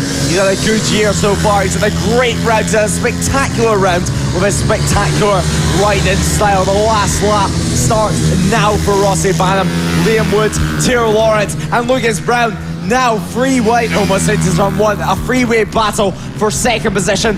What can Lucas Brown do? He's gaining. Is he going to make a move into Christmas Corner? We're going to have to wait. He's in the slipstream. He looks down the inside. Can he get both of them in one? He almost does, and almost makes contact with Liam Woods. The third position for Lucas Brown at the moment. Can he manage to claim second position on the final lap of the race? Rossi Banham up front, 7 seconds adrift. But Lucas Brown, he's looking this way, he's looking that way, he's trying to build up. There's a bar marker in front. He's going to try and use it to his advantage. He takes a far more sweeping line, tries to get the exit speed towards the next turn, and then it's free wide with the map marker as well. Lucas Brown on the wrong side as Rossi Banham comes round the final corner to take 3 out of 3 this weekend at Whilton Mill in the pit by 140 class. We await to see who will claim second position. It's going to be a drag race. It's going to be Liam Woods, with Lucas Brown losing out by 40 thousandths of a second. Taylor Lawrence, 4th position, but Lucas Brown, everyone can see it, take a bow from the back of the grid to 3rd position, almost second, and Rossi Banham yet again winning by 6.2 seconds. 3 from 3 for the 2022 champion Rossi Banham on his return to Fab Racing shows. I've still got it. What a weekend for the 196 rider. He has just absolutely dominated in the pit bike 140s. There's another rider there who stopped at the side of the circuit on the last lap of the team. That is a shame for him, but Rossi Banham, just perfection. I mean, it's the Rossi Banham of 2022 all over again. He starts on pole, he wins all 3 races, he goes home. That's about it. That's all there is to it. You know, he's a super lovely guy, super humble. When you speak to him, he's funny, he's kind, but the second he gets on that pit bike, he is an absolute racing machine, and he will dominate anything that he touches. He comes into the pits, and so do all the other riders, because that is it for the penultimate round of the Fab Racing Mini Bike British Championship. Only 30 races left in the season, only 3 races left for the pit bike 140s. Rossi Banham takes 3 wins out of 3 in dominant fashion here, with Liam Wood just holding on to P2 by 40 thousandths of a second from the charging Lucas Brown from the back of the grid. Taylor Lawrence with 4th, with pit by Tonic. Jamie King in P5. Brandon Keane, a great ride there into P6. Chris Wells, your new champion, he finished in 7th, with Keaton Payne in 8th. Bradley Ferreira in 9th, with James Ratcliffe rounding out the top 10. Bailey Lawrence did very well to get into P11, with Seth May in 12th and Alfie Garrett in 13th. And we lost Stephen Butterworth, Sean Whittaker and Noah Guillory in that race. That will be it then for this. This is it. Fab Racing in Whilton Mill. The penultimate round of 2023 is all over. Lewis Ray, only 30 races left.